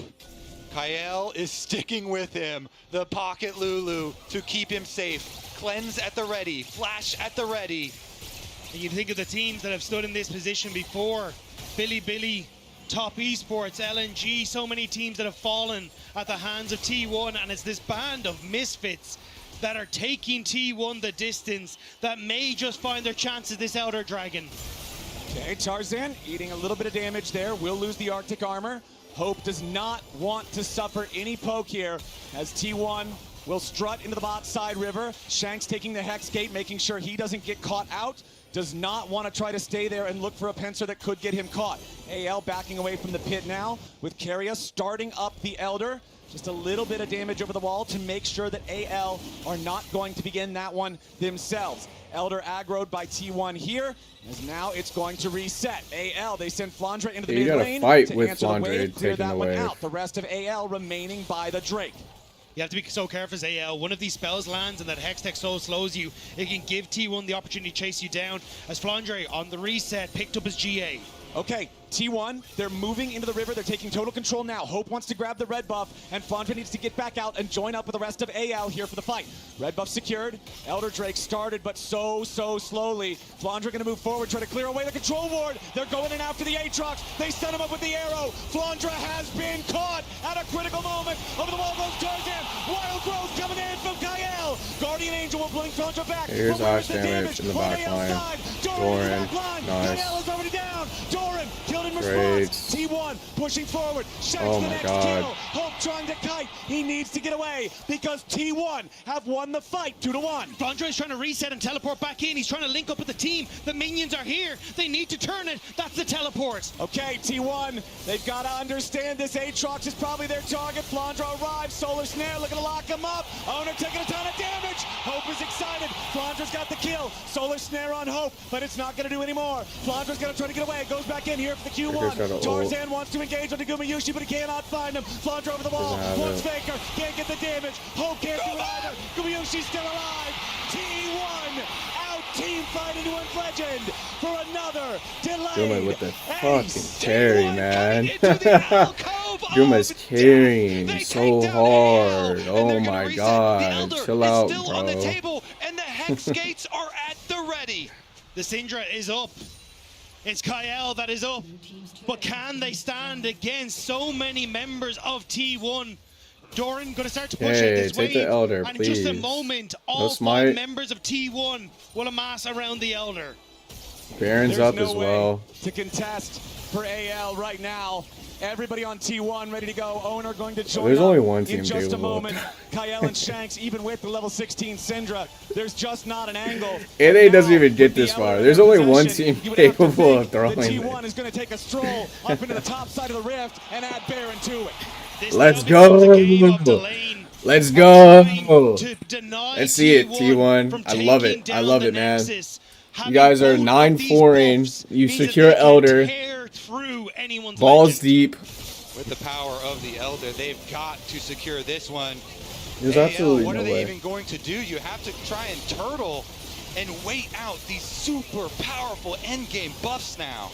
The Elder, the Baron, the Soul, the Otacon, every possible advantage you could have in League of Legends, T1 commands for 4 the straight next drives, though, is 2 actually really minutes. important because that means AL doesn't have a single drag to stack off of, to get any stats off of. Spirit, also with the active con, no Spirit Blossom stats. That's kind of tough. I mean, and they still somehow came out with boots here. T1 are on the warpath. T1 just going straight to the enemy base. Yeah, Tier 3 look at this. doesn't Look at this stand defense. a chance. Inhibitor knocked down right That's after. really bad Tarzan because and that Hope inhib is needing going to join respawn up with the first and rest then of they're the going to team. get mid The Tier inhib. 2 They just over gave mid that still up standing with for now. no There's still half contest. the duration left But on I the also Elder don't know Dragon. what T1 That's is all doing that anyone's Legend here. are trying to do. They will lose the top inhibitor, I don't know but what they Doran managed to is take doing. out the wave in mid. Flandre pushed in that bottom I wave. don't and with just understand a little bit of what they're time doing left here. on this Elder Dragon, how much more can T1 get? Because Dorn needs to get to bot. Somebody needs to get to bot wave now. For LPL right now, the hope for AL. Well, still got 2 minutes on Baron. Elder is about 30 seconds. They're going to need this Elder timer to expire if they want to have a chance against T1, who now have nearly a 3,000 gold lead on top of all those buffs. Elder getting down very low, about 20 seconds or so left here on this buff. The next wave about to arrive, and you know T1 are going to force their way in for a second lane of super minions. Doran guiding the top lane minions up now as well as the second inhibitor falls, and T1 are they going to try for the and end of the game. The Elders got 15 seconds left. They do have enough. They have Ash Arrow, they have Seraphine ult, And the rest of AL they have Execute. Oh, there goes Ash Arrow. There goes Seraph ult. But he gets away. Half HP in the front line of AL. T1 pushing what a toughie. They're just brute forcing it. Wow, Guma with the fucking carry, man. What the hell, bro? Bro said, bro said,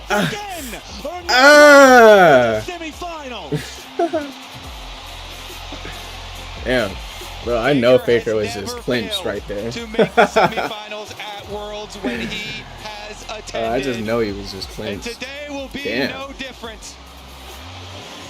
It's another chalk line on what has been a very one-sided scoreboard for T1 as they take to the stage in Shanghai, securing semifinals and one more date with an LPL squad. 4 for 4. 12-0 in World's Best of Fives over 12 years for Faker. T1 remains the I think coaching too. I think a lot of those errors, mistakes, let in the Wukong, let in the Bard. Oh no! It was close. AL pushed them to the absolute Faker getting caught. I mean, Faker always gets caught, but I think those are correctable mistakes. I think those are mistakes that you could sit there and say, so close. But once more again, of course, I don't know what their actual strategy was, but like I just can't think that letting the Wukong go, letting the Bard go was just like a smart thing to do. Best of 5, and what was also a stellar game 5 to watch, but the emotions on the losing side. I can't be in their place, but I can feel it how much it hurts. Emily, you saw that they had it in the palm of their hand at certain moments in this game, but it all goes away. Yeah, I mean, you feel it in the game for sure. You're down 3 drads, you start feeling it. You start feeling it. You're down 3 drads, you lose a soul fight, right? You feel it. You're starting to feel it. You know, like the Elder fight though, I don't know what AL did there. I think on that Elder fight, AL did not want to like. They did not want to get in the river, and it's like they've been winning all of the fights. I don't understand why they would back off there. It's a very crushing loss. And on the other side, elation once again. We asked the question at the beginning of the day, is it happening? Will it be just a rerun? You see, that's what you get. That's what you get for betting on the higher seed right there. I'm telling you, that was their best. That was literally like their second best of 5 series. Like that was like their first longer series. Every other series they played has just been, I win this game, you get knocked out. I win this game, I move on. So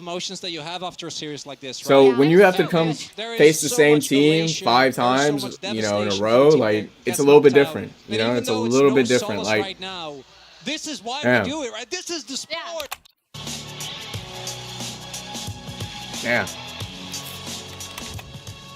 Your boy's 4 for 4. No, we're not doing this. No, we're not. I'm not doing this right now, bro. What the hell? System updating. Joke's on me. I've been offline this entire time. No, it's not. Well, I'm 4 for 4, as I should be, because I'm just a genius. The biggest brains. League of Legends. You can stick around because the League of Legends Game Changers 2025 Rising Finals is live now. Yeah. Woo! That was a close one, T1. Not gonna lie. That was a close one. That was a close call. But so far, 4 for 4. You know, it's just my bracket. I think it ends. I think Genji, they get through. Genji, if Genji loses, that'd be a huge upset. I would nobody's bracket is not lasting past that. I think most brackets have Genji winning, the whole thing. But yeah, that's why I just can't bring myself to vote to bet against Faker in them. That's ridiculous, man. That is ridiculous.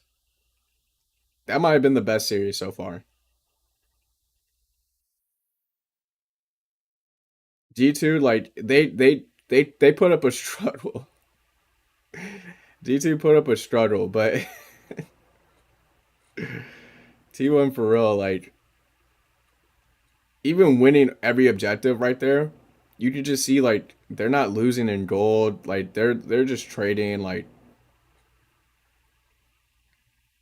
everything is like even, and like it literally just comes down to who wins that elder fight. And you know, AL had the press was there on time, right? They had they were there first, and they just kind of got pushed out of the river.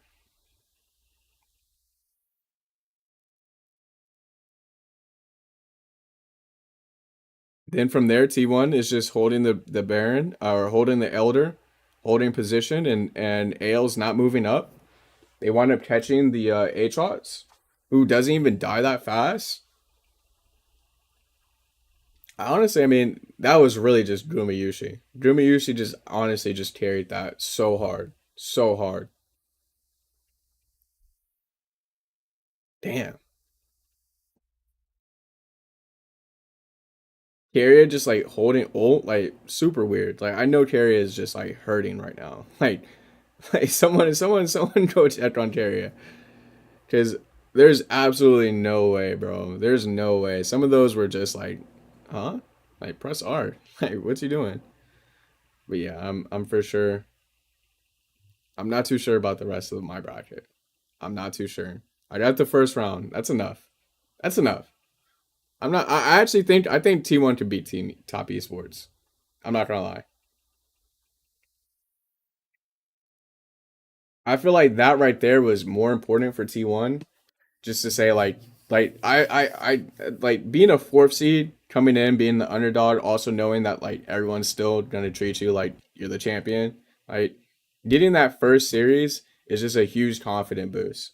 And again, like I think some of the mistakes, like just Faker getting caught, like the flashes, the overplaying some of the plays, I think they can fix those pretty easily. So look out, look out, look out, look out. I really want to see when's the Nets game.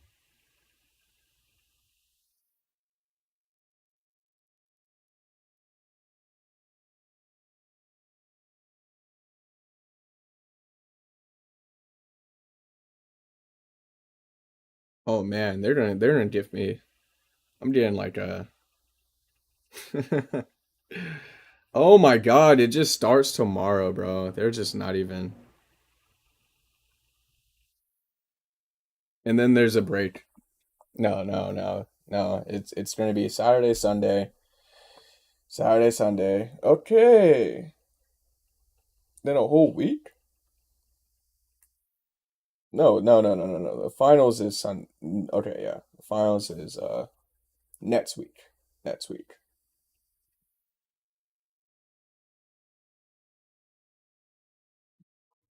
All right, but that's gonna do it for me. I'm out.